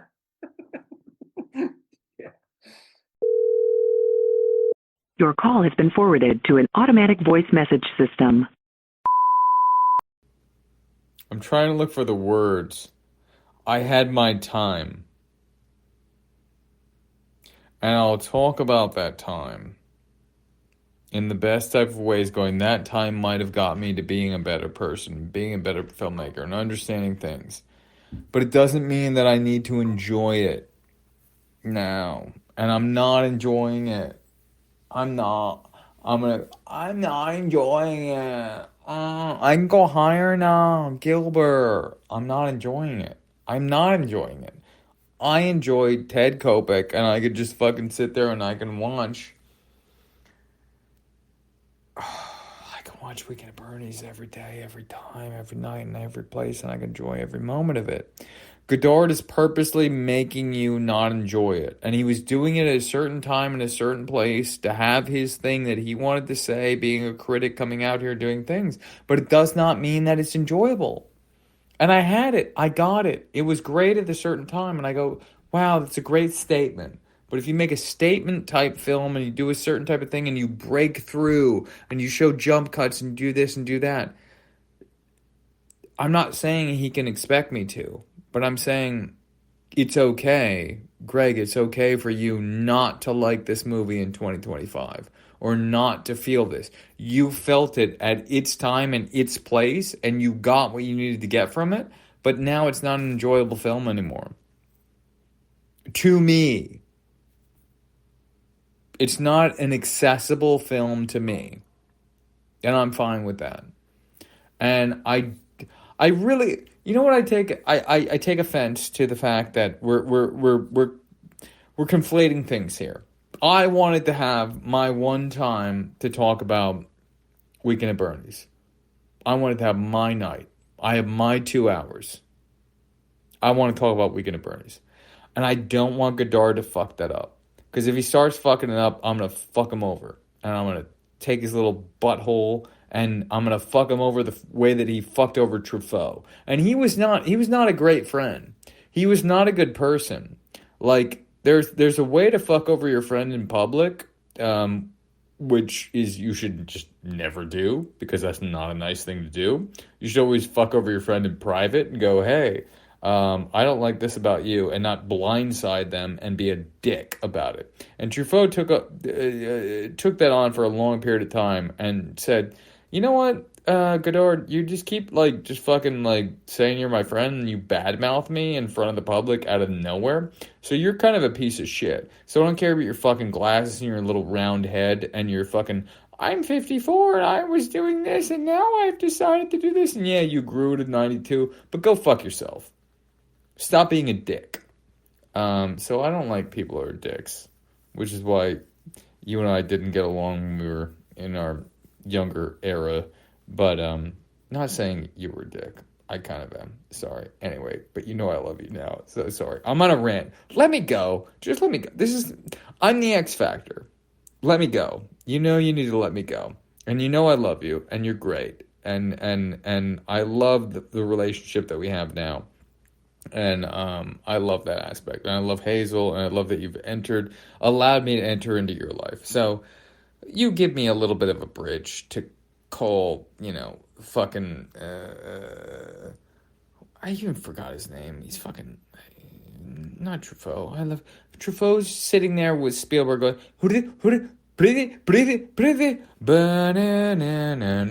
he's got it. Godard, you know what? I wish he was around just so I could, he would just scream in my face in fucking French, and he would just be, and then I would just smack him across the face so hard, and I would grab him by the throat and push him to the ground and just go, shut the fuck up! Shut the fuck up! And I would just scream in his little fucking stupid goddamn little face, and then I would have one of the nihilists from The Big Lebowski piss on his head, and then go, you know what? Now I'm going to have somebody else take a dump on your face. And now tell me about the Pepsi generation. Sorry, I've gone way too far. But he's infringing, and don't back it off, and don't go, should we not do one over the other? I am pissed that the one thing I want to talk about is Weekend at Bernie's, and now this motherfucker is going to get in my way of my brain expressing Weekend at Bernie's. I would rather we skip an entire week. I would rather we do Weekend at Bernie's, and then I know it's very difficult for Andrew Brain to go, we won't post something for a week.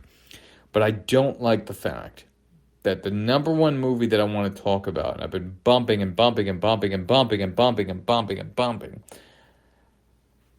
I want to give Ted Koop my entire thing.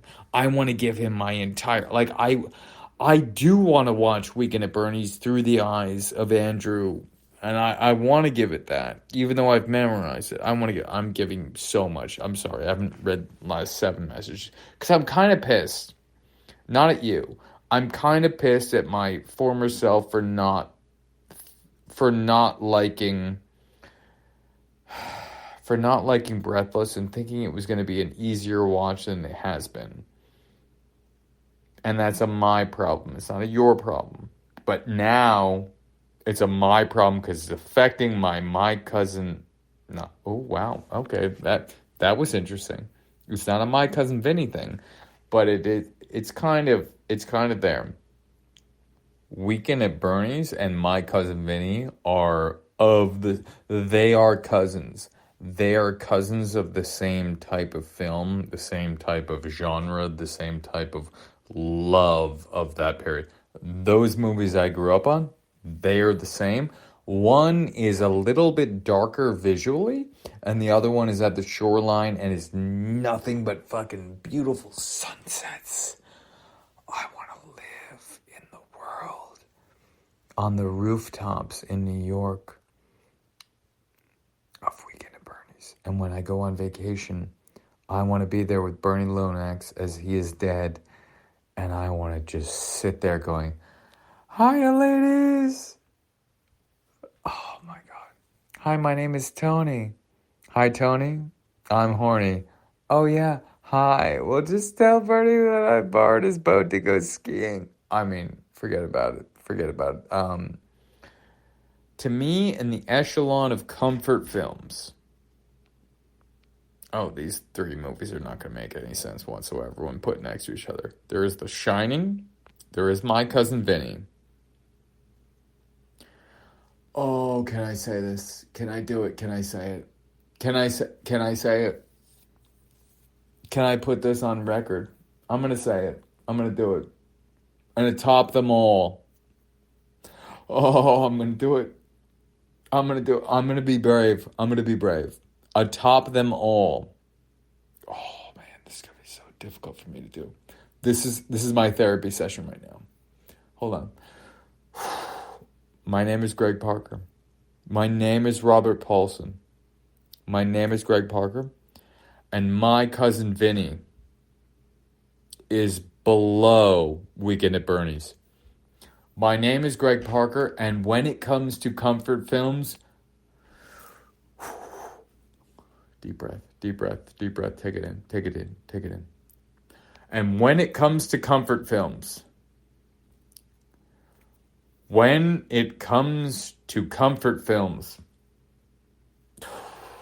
one more deep breath, one more deep breath. I'm going to do it, I'm going to do it, I'm going to do it, I'm going to say it, I'm going to say it, I'm going to say it. Weapons is great. Okay, throwing out, that was Tourette's. That was not.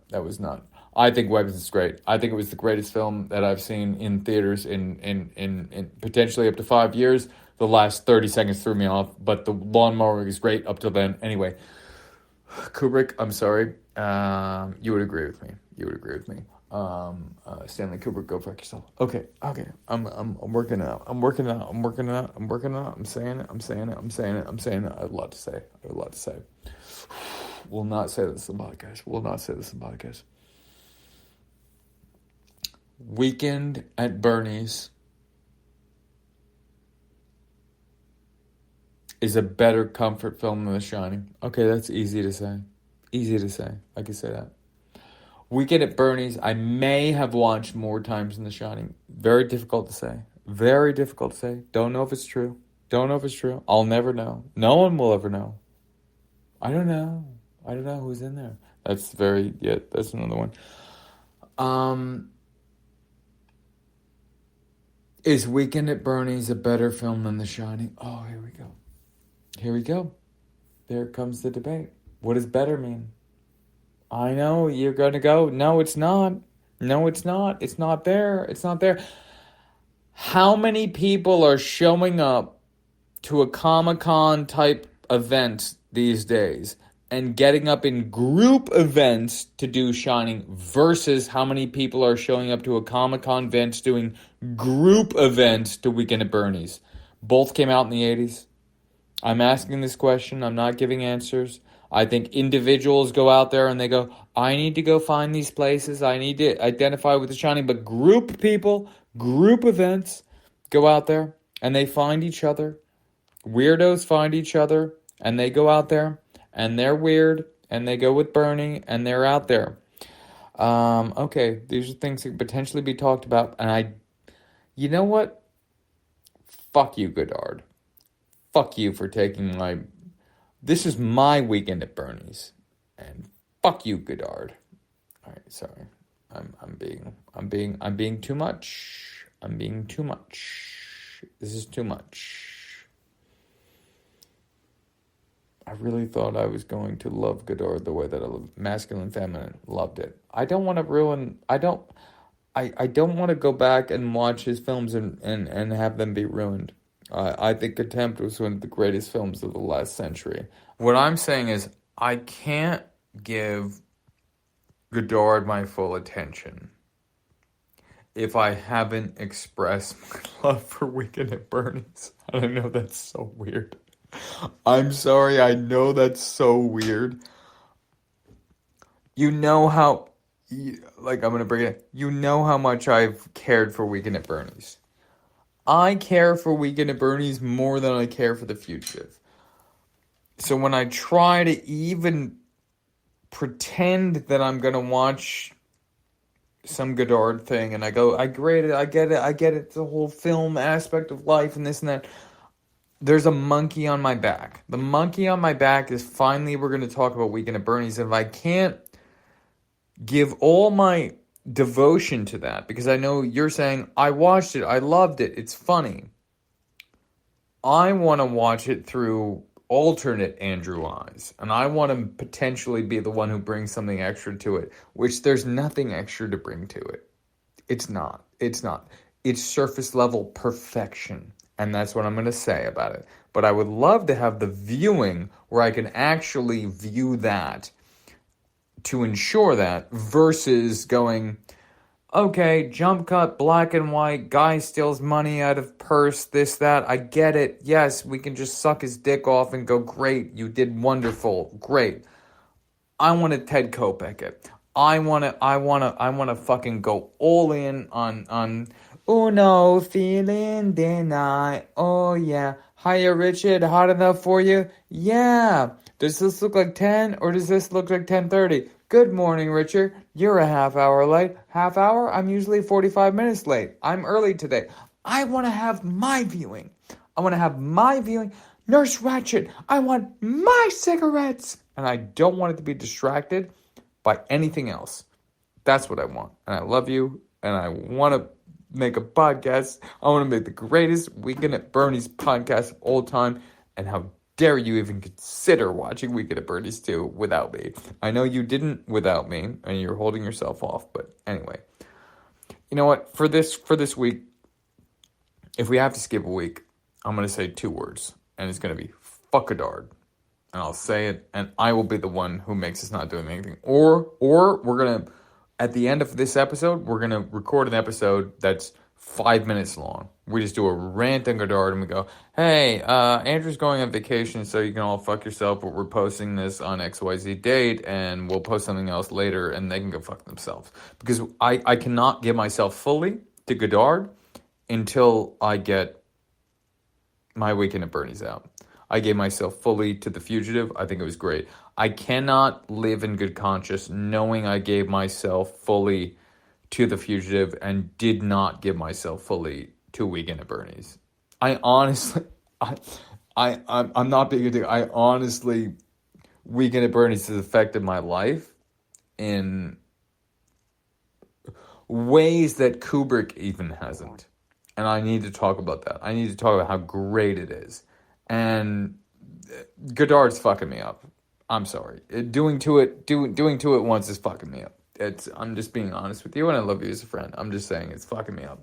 Because I thought Godard was gonna be an easy RBI where I could just go like, oh yeah, I love Godard, it's good. American newspaper, we talk about this, and I'm going, oh, this is not easy.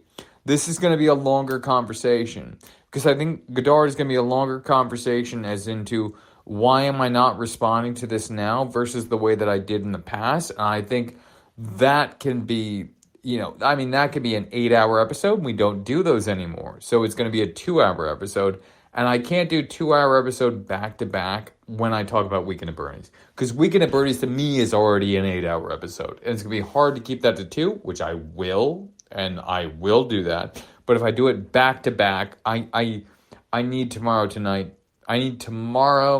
just be Weekend at Bernie's. So I'm asking you as a friend. I need that. I love you. It's not that I'm mad at Godard. I'm mad at myself for not liking Godard the way I used to like Godard. And it needs to be a bigger conversation than can be jumbled into the same night as me loving Ted Kopeck.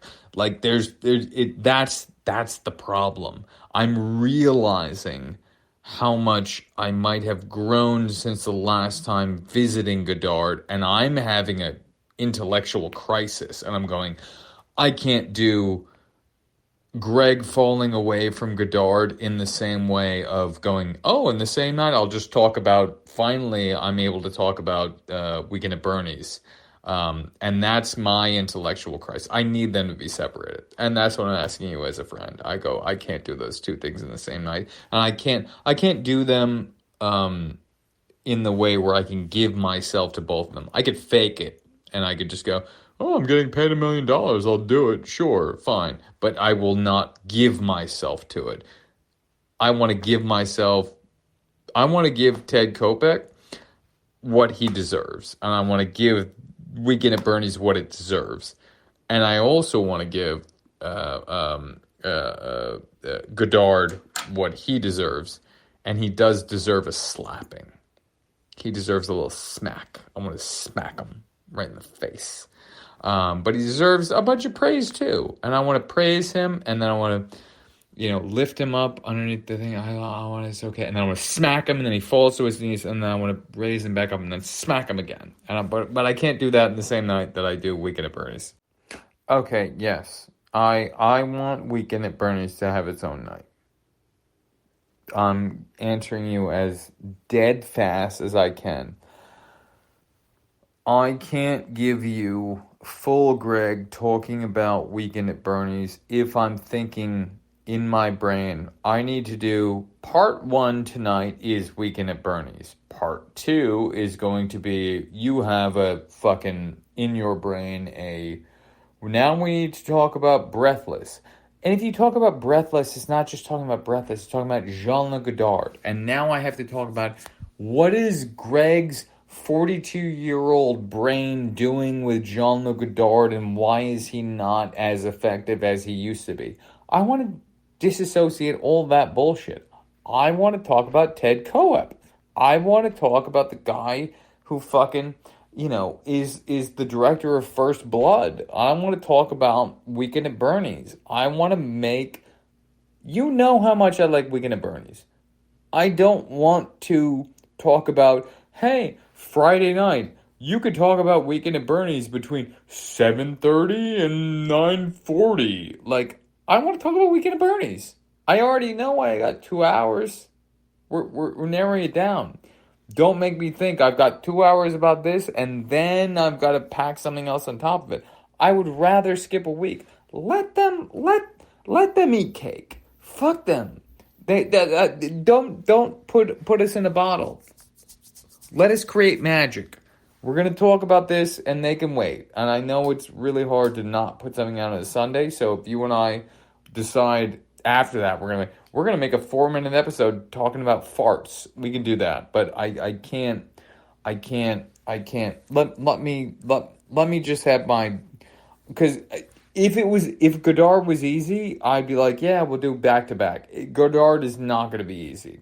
Godard is going to be, Greg is having a real crisis here going, why am I not liking this versus the way that I used to like this? And I would love to have a larger conversation about that, but I can't put that into the same night as me going I want to talk about Weekend at Bernie's. It's tough. It's tough. Give me my Weekend at Bernie's night. Be a friend.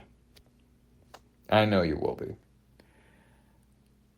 No one is out here in 2025 fighting for Weekend at Bernie's and fighting for how great that movie is. I think if I was friends with Stanley Kubrick in 2025, he would consider that movie one of the greatest movies of the 20th century. Case in point, he loved Steve Martin and he loved The Jerk. And he thought that was one of the greatest performances in the 20th century. Now, there's a difference between performance and movie. I get that. But if I was around with Stanley Kubrick, I would have slapped him in his little fucking fat face. And I would have said, okay, I got it, my friend. You want to hold a little pie and you want to do your thing and you got this. But look at me in the face and tell me how much you didn't love Weekend at Bernie's. And he'd be like, it's one of my greatest films of the late 80s. And I would have been slapped him. And I would have said, say it better. Do it again. And he would have been like, okay, it's between 1985 and 1995, it's one of my greatest guilty pleasures. And I would have slapped him again and said, don't say guilty pleasure. How dare you? I'm sorry, I got no place else to go. I would have broken him down. I would have got him to the point where he would have said it's one of the greatest films of the last century.